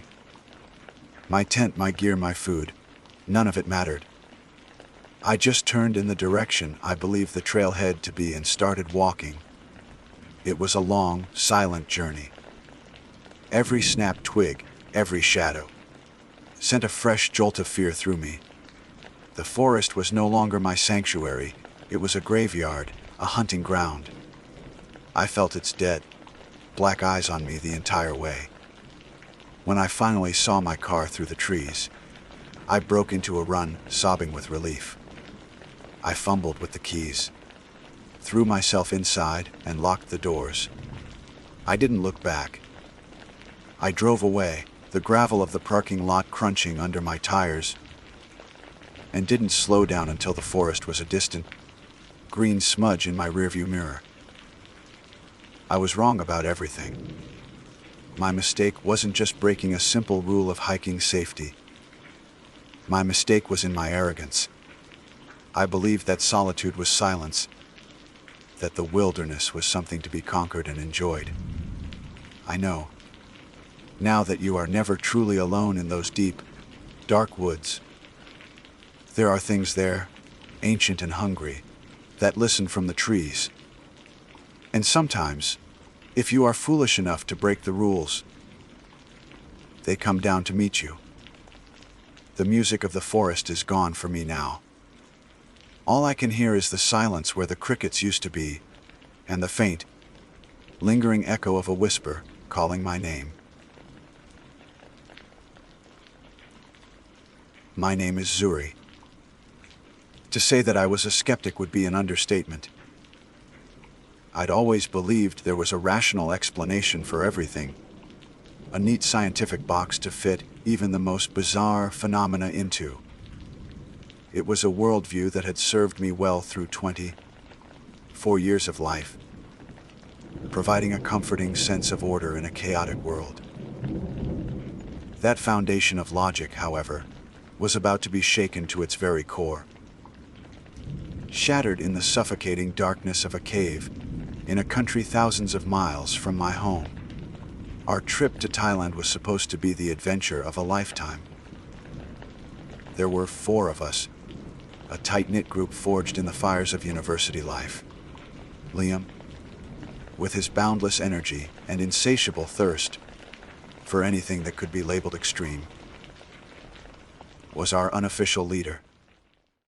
He was the one who had first proposed the idea, selling it to us with visions of pristine beaches, vibrant markets, and untamed wilderness. Then there was Maya, my roommate and closest friend. She was the counterbalance to Liam's recklessness. Thoughtful, artistic, and deeply fascinated by folklore and mythology. She carried a sketchbook everywhere, her charcoal, smudged fingers constantly trying to capture the spirit of a place. And finally, there was Ben. Easy, going, perpetually calm Ben, the group's anchor. He was the mediator in our debates, the steady hand, the one who could diffuse any tension with a well-timed joke and a disarming smile. For 2 weeks, the trip was everything we had dreamed of. We'd navigated the frenetic energy of Bangkok, bartered for treasures in the floating markets, and soaked up the sun on the southern islands. But it was Liam who pushed for the final leg of our journey, a trek into the dense, mountainous jungles of Tak Province, near the border with Myanmar. He'd read online about a network of remote caves, largely untouched by the mainstream tourist trail. The promise of genuine exploration, of seeing something raw and authentic, was too tempting for him to resist. As always, his enthusiasm was infectious, and soon we were all on board. We arrived in a small, sleepy village nestled in a valley, surrounded by towering limestone karsts, draped in a thick blanket of green. The air was different here, heavy, humid, and filled with the constant, thrumming chorus of the jungle. It was a place that felt ancient, where time seemed to move at a slower, more deliberate pace. The villagers were warm and welcoming, though their smiles rarely seemed to reach their eyes, which held a deep, watchful quality I couldn't quite decipher. We found lodging in a simple guest house, run by an elderly woman named Mei Li. Her face was a beautiful roadmap of wrinkles, and she moved with a quiet grace that belied her age. That first evening, as she served us a fragrant curry, Liam eagerly spread his map across the wooden table, pointing to a spot marked with a small, hand-drawn X. "This is it," he announced, his voice buzzing with excitement. "Thamphayasura, the Tiger King Cave. The blogs say it's massive. A real labyrinth." Mali, who was placing a bowl of rice on the table, paused. Her hand hovered in the air for a moment, and a shadow passed over her features. "You should not go there," she said, her voice low but clear, cutting through Liam's cheerful chatter.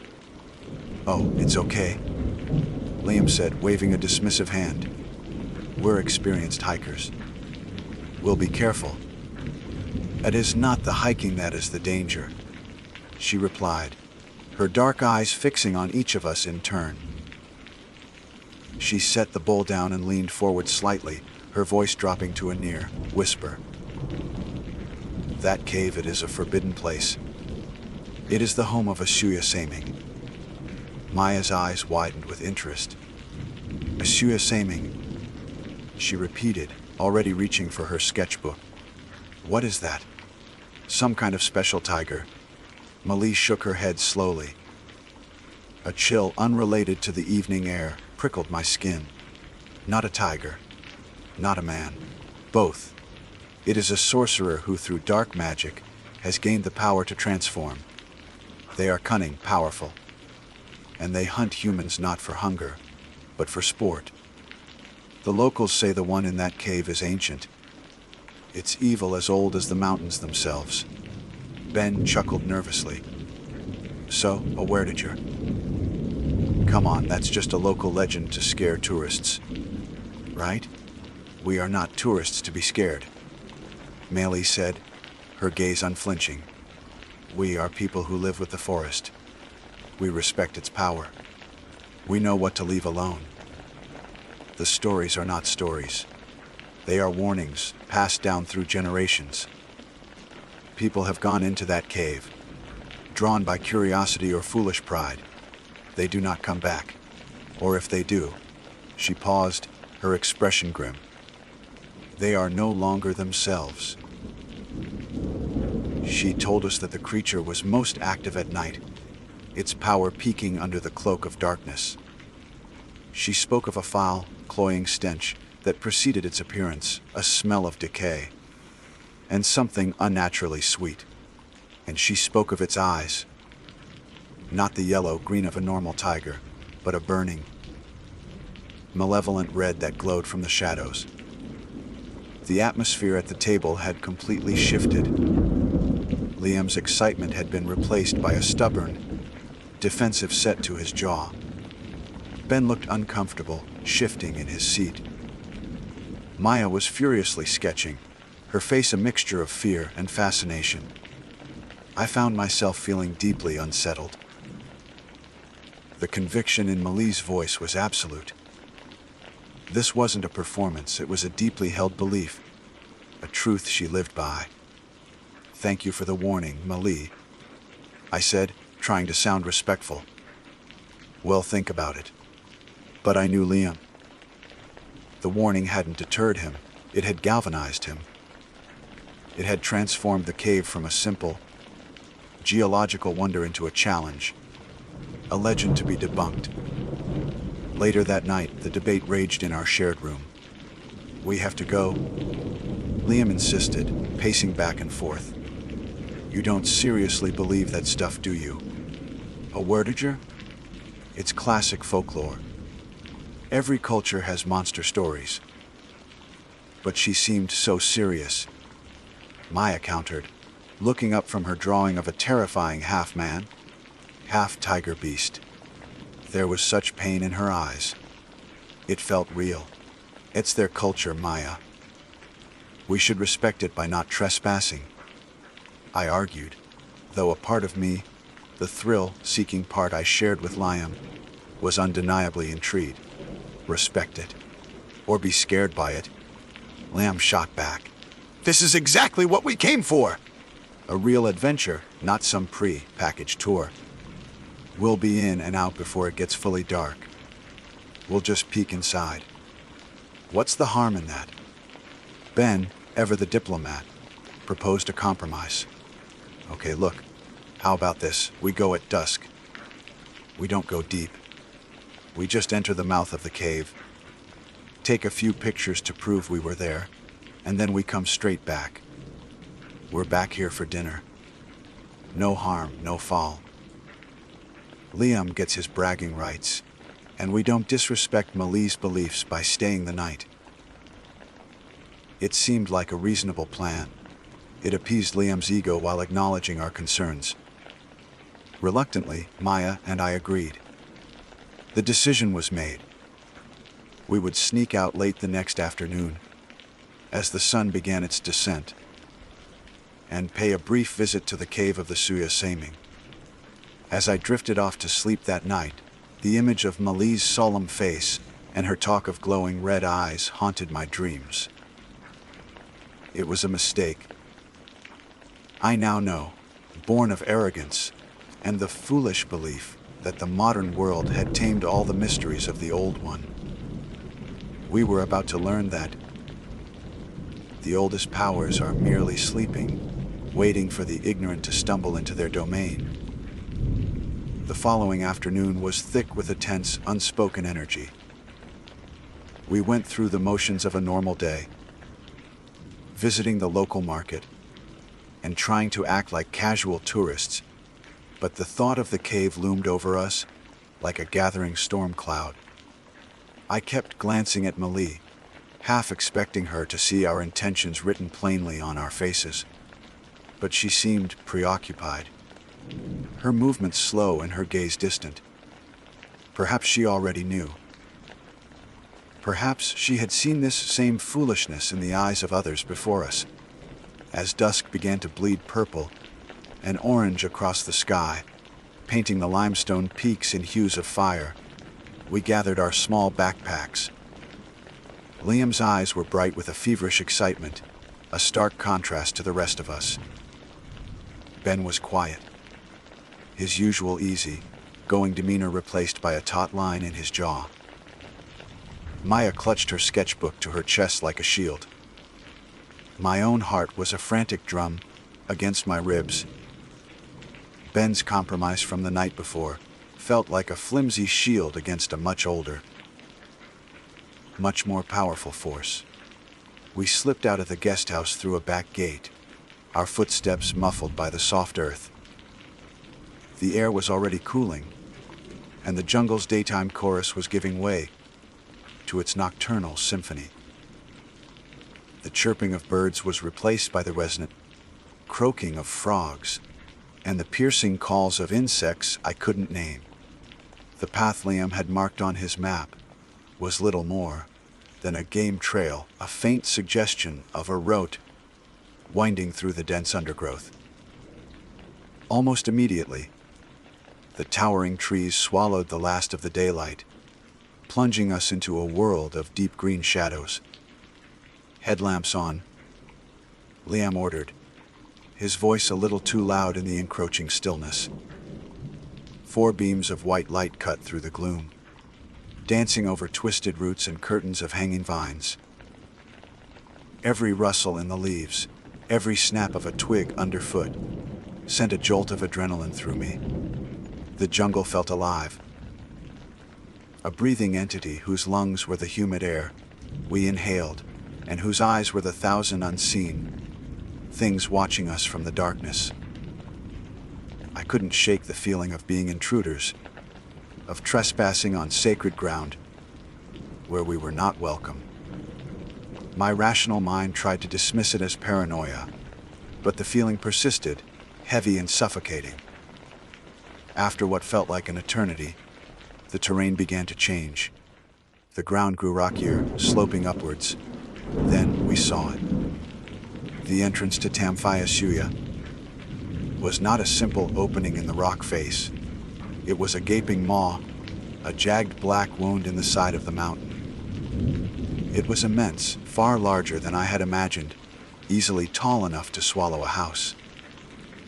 Gnarled roots, thick as a man's arm, clung to the rock around it like skeletal fingers. A strange and profound silence emanated from within, absorbing the sounds of the jungle. Even the insects seemed to quiet down as we approached. "Whoa," Ben breathed, his flashlight beam tracing the colossal arch of the entrance. "Okay, this is impressive. Told you it was the real deal," Liam said, a triumphant grin on his face. He was already striding forward, a man possessed by his own bravado. "Come on, let's get that picture." We followed him to the threshold, standing just outside the reach of the cave's absolute darkness. The air that drifted out was cool and damp, carrying a musty, earthy smell.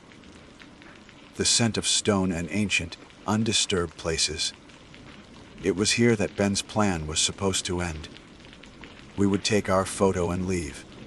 Liam took a few selfies, his face illuminated by his phone's flash against the black void. "All right, proof of life," he declared. But he didn't turn back. Instead, he took a step inside, his headlamp beam disappearing into the abyss. "This is incredible. The sheer scale of it. We have to see what's just inside." "Liam, no," Maya said, her voice trembling slightly. We agreed. "Just the entrance." "What are you scared of?" "The dark," he scoffed, his voice already echoing strangely. "We've got powerful lights. We'll just go 50 feet in." "That's it? I promise." My own voice of reason was drowned out by a morbid curiosity. Mali's words echoed in my mind. A sorcerer who has gained the power to transform. My skepticism was at war with the primal fear the place inspired. Before I could protest further, Liam had already ventured deeper, and Ben, ever the peacekeeper, sighed and followed him. "Stay close," he called back to us. With a shared look of resignation and fear, Maya and I followed them in. Crossing the threshold was like stepping into another world. The temperature dropped instantly, and all sound from the outside world vanished, replaced by an oppressive, ringing silence. The only noises were our own breathing and the crunch of our boots on the gravelly floor. The cave was a cathedral of stone. Our headlamps, which had seemed so powerful outside, felt pitifully small here, their beams struggling to reach the ceiling that soared into the darkness far above us. Massive stalactites hung down like the teeth of some colossal beast, and stalagmites rose from the floor to meet them, forming eerie, silent columns. The scale of it was disorienting, making us feel small and insignificant. We walked deeper, our promise to stay near the entrance already broken. Liam was like a child in a macabre candy store, pointing out strange formations and echoing chambers. "Can you imagine how long it took for these to form?" he'd say, completely oblivious to the growing tension in the rest of us. I kept my light trained on the path ahead, but my eyes darted into the oppressive darkness that pressed in on all sides. Every shadow seemed to writhe and twist at the edge of my vision. I felt a constant, prickling sensation on the back of my neck, the unshakable feeling of being watched by unseen eyes. "Guys," Maya whispered, stopping so abruptly that I nearly ran into her. "Did you hear that?" We all froze, straining our ears against the silence. "Hear what?" Liam asked, annoyed at the interruption. "It sounded like scraping," she said, like a rock being dragged across the floor. Far away, we listened. For a long moment, there was nothing but the frantic pounding of my own heart. Then I heard it. A faint, distant sound, just as she'd described. Scrape, scrape. It was rhythmic, deliberate, and it was coming from deeper within the cave. "It's probably just water dripping, or some rocks settling," Ben said, though his voice lacked conviction. The sound, faint as it was undeniably unnatural. A new scent began to snake its way through the musty air. It was faint at first, but it grew stronger with every step we took. It was a vile, complex odor, an undercurrent of damp, earth and rot, overlaid with something sickly sweet, like meat that had been left in the sun for too long. It was the smell of decay, the foul, cloying stench Mali had warned us about. Panic, cold and sharp, pierced through my skepticism. That's it, I said, my voice shaking. I'm going back. Now. Zuri, don't be ridiculous. Liam started, but his words were cut short. The scraping sound was closer now, and it was joined by something else. A low, guttural sound, like a deep, wet growl that vibrated through the soles of our feet. Every rational thought evaporated, replaced by pure, instinctual terror. This was no animal. This was no geological phenomenon. This was wrong. Ben, Maya whimpered, her flashlight beam shaking wildly, splashing light across the terrifying stone formations. Ben didn't answer. He had his light pointed down a narrow passage that branched off from the main chamber. His body was rigid. Liam, he said, his voice a choked whisper. Shine your light down here. With me. Liam, his bravado finally shattered, did as he was told. The combined power of their beams pierced the darkness of the side tunnel. And that's when we saw them. At first, it didn't register. It was just 2 points of light in the distance. But they weren't reflections. They didn't flicker. They were steady, self-contained, and they burned with an intensity that was utterly alien. They were not yellow or green. They were red, a deep smoldering. Blood, red that seemed to radiate pure, calculating malice. We saw no body, no shape, no outline of a creature. Just the 2 glowing embers suspended in the absolute black, watching us. The foul stench washed over us in a wave, and the guttural growl echoed around the chamber, seeming to come from all directions at once. For a heartbeat, we were frozen, paralyzed by a fear so profound it felt like being encased in ice. Then the spell broke. Liam screamed, a raw, high-pitched sound of pure terror. That was all it took. We turned and ran. It wasn't a retreat, it was a blind, panicked flight for our lives. A desperate scramble back towards a memory of safety. We ran, and from the darkness behind us, the scraping sound grew louder, faster, chasing us out of the ancient, hungry dark. There is no thought in true flight, only instinct. The intricate labyrinth of stone we had so carefully navigated on the way in became a blur of terror on the way out. Our headlamp beams slashed wildly, illuminating fleeting images of monstrous rock formations and deep, black pits. The floor was uneven, littered with loose stones that threatened to send us sprawling with every desperate step. All sense of direction was gone, replaced by a single, overriding imperative: get to the entrance. Behind us, the sounds of our pursuer grew terrifyingly distinct. The scraping was no longer distant. It was a harsh, grating noise of immense claws on stone, sometimes punctuated by a sickening, wet tearing sound. The guttural growl had risen in pitch to a furious, blood-curdling roar that echoed through the vast chambers, making the very rock around us vibrate. It was a sound of pure predatory rage, and it was getting closer.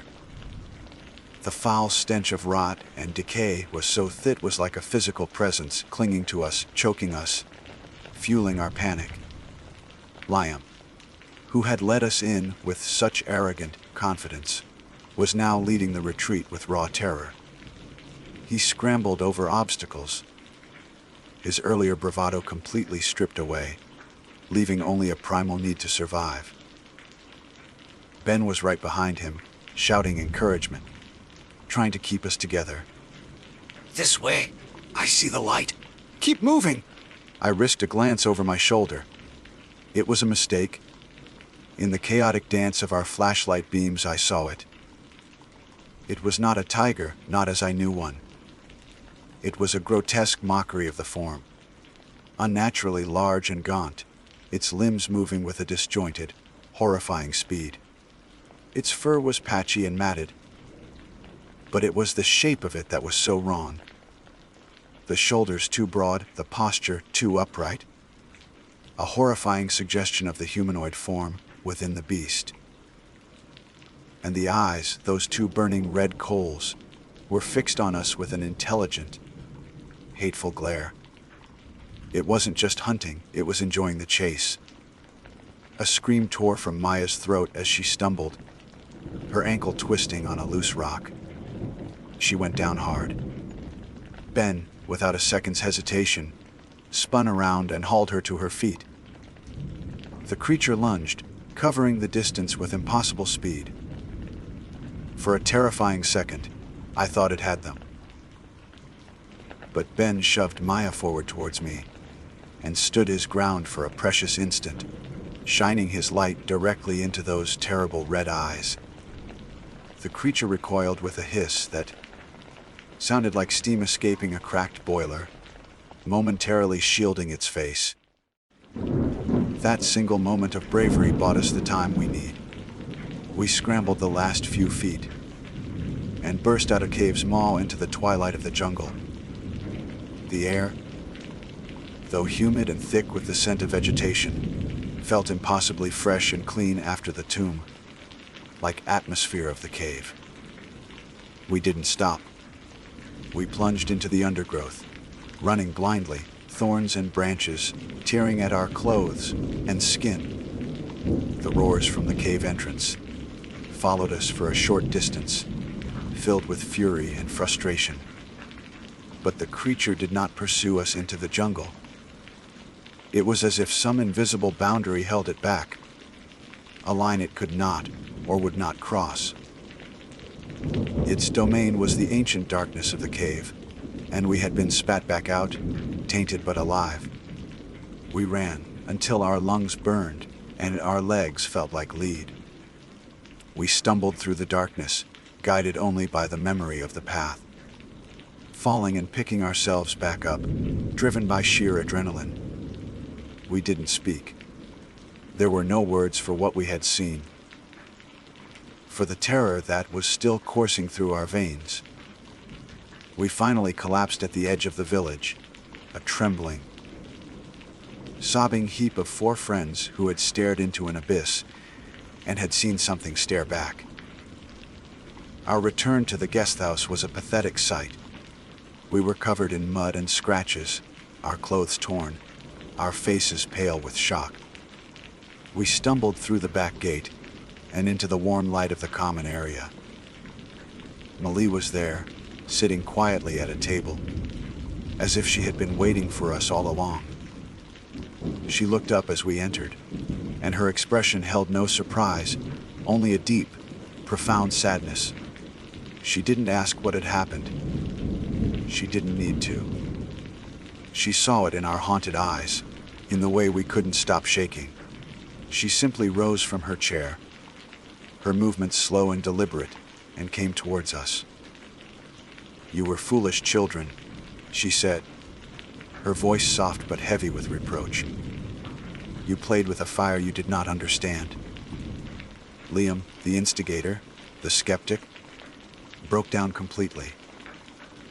He sank to his knees, burying his face in his hands, his body racked with sobs of guilt and terror. "We saw it," he choked out. "The eyes, oh God, the eyes." Mali placed a gentle hand on his shaking shoulder. She then looked at each of us, her gaze lingering on Maya's swollen ankle and the deep gash on Ben's arm from a sharp rock. She led us to the table, brought us water, and tended to our injuries with practiced hands, cleaning our cuts with herbal remedies that stung but immediately soothed. She moved with a quiet competence that was immensely comforting, an anchor in the storm of our fear. She didn't offer platitudes or say, "I told you so." She simply said, "You are lucky. The forest spirits must have been watching over you. The saming does not often let its prey escape." She explained that we had done the one thing that might have saved us. We had run. We hadn't tried to fight or reason with it. We had shown it fear, and our terror had, in a strange way, been our salvation. an offering to its malevolent ego. We left the village the next morning at first light. We packed our bags in silence, the easy camaraderie of our trip shattered. The adventure was over. We just wanted to go home. As we loaded our things into a waiting taxi, Mally came to see us off. She pressed small woven amulets into each of our hands. "For protection," she said, "to keep the darkness from following you." I looked into her wise, wrinkled face. "It was real," I whispered, the words feeling inadequate. "Everything you said, it was all real." She nodded slowly. "The world is much older and stranger than your maps and your books would have you believe, Zuri. Some truths are not meant to be proven. They are meant to be respected. Our mistake was not just in ignoring the warnings of the local people. Our mistake was in our arrogance. We had come from a world of concrete and electricity, a world that prides itself on having an answer for everything. We believed we were the masters of our environment, that all legends were just stories, that all darkness could be dispelled by a strong enough light. We were wrong. We don't know what we saw in that cave. I still can't fit it into a neat scientific box. Was it a sorcerer? A demon? An ancient, undiscovered species? I don't have an answer. All I know is that it was ancient, it was powerful, and it was evil. We had trespassed into its home, and it had shown us just how small and fragile we truly were. The memory of those burning red eyes is seared into my mind forever. A permanent reminder that there are mystical powers in the forest and in the world that are far beyond our comprehension. My skepticism didn't survive that night. It died in the suffocating darkness of the cave, replaced by a new chilling and profound respect for the unknown.